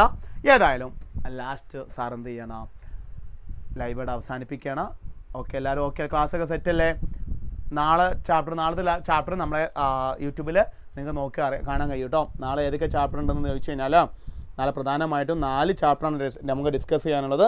4 ചാപ്റ്റർ എന്ന് പറഞ്ഞു കഴിഞ്ഞാൽ ഒന്നാമത്തെ ചാപ്റ്റർ റിസോഴ്സസ് ആൻഡ് ഡെവലപ്മെൻ്റ് ആണ്. രണ്ടാമത്തെ chapter forest and wild life resources ആണ്. മൂന്നാമത്തെ ഡെവലപ്മെൻ്റ് ആണ്. And fourth one sectors of the Indian economy. ഇങ്ങനെ 4 ചാപ്റ്റേഴ്സാണ് നാളെ നമുക്ക് ഡിസ്കസ് ചെയ്യാനുള്ളത് കേട്ടോ. അപ്പോൾ നാളെ ആരൊക്കെ ഉണ്ടാവും അറിയോ? നമ്മളെ നാഫി സാർ ഉണ്ടാവും, സൽസബീൻ സാർ ഉണ്ടാവും, ഞാനും കൂടെ ഉണ്ടാവും കേട്ടോ. അപ്പോൾ നാളെ ഗിഫ്റ്റും കാര്യങ്ങളൊക്കെ ഉണ്ടാവും. സെറ്റായിട്ട് ഇരിക്കുക. വെൽ തറവായിട്ട് നമ്മൾ 4 ചാപ്റ്റർ നാളെ ഡിസ്കസ് ചെയ്യും. ഇന്ന് 4 ചാപ്റ്റർ കഴിഞ്ഞല്ലോ, നാളെ 4 ചാപ്റ്റർ ആയിട്ട് വരും കേട്ടോ. അപ്പോൾ എഗെയിൻ നാളെ എന്ത് ചെയ്യണം ഗിഫ്റ്റ് പറയുമോ for the non winners? Non വിന്നേഴ്സിന് എങ്ങനെ ഗിഫ്റ്റ് കൊടുക്കാം? നാളെ ഉണ്ടാവും കേട്ടോ. നാളെ ഗിഫ്റ്റ് ഉണ്ടാവും. ഓക്കെ എല്ലാം സെറ്റ് അല്ലേ? അപ്പോൾ ഏതായാലും thank you. Good night tight sleep. എല്ലാവരും അടിച്ചു പൊളിച്ച് ഉറങ്ങുക. നാളെ വീണ്ടും വരാം. നമ്മളെന്ത് ചെയ്യും ഉഷാറാക്കിയിട്ട് നാളെ മാറ്റും കേട്ടോ. സോ നമ്മളെന്ത് ചെയ്യണം തൽക്കാലത്തേക്ക് നമ്മളിവിടെ ക്ലാസ് എൻഡ് ചെയ്യാണ്. പക്ഷേ നാളെ വീണ്ടും സാറ് വരും. അതുവരെ എല്ലാവർക്കും ഒരു ഗുഡ് ബൈ.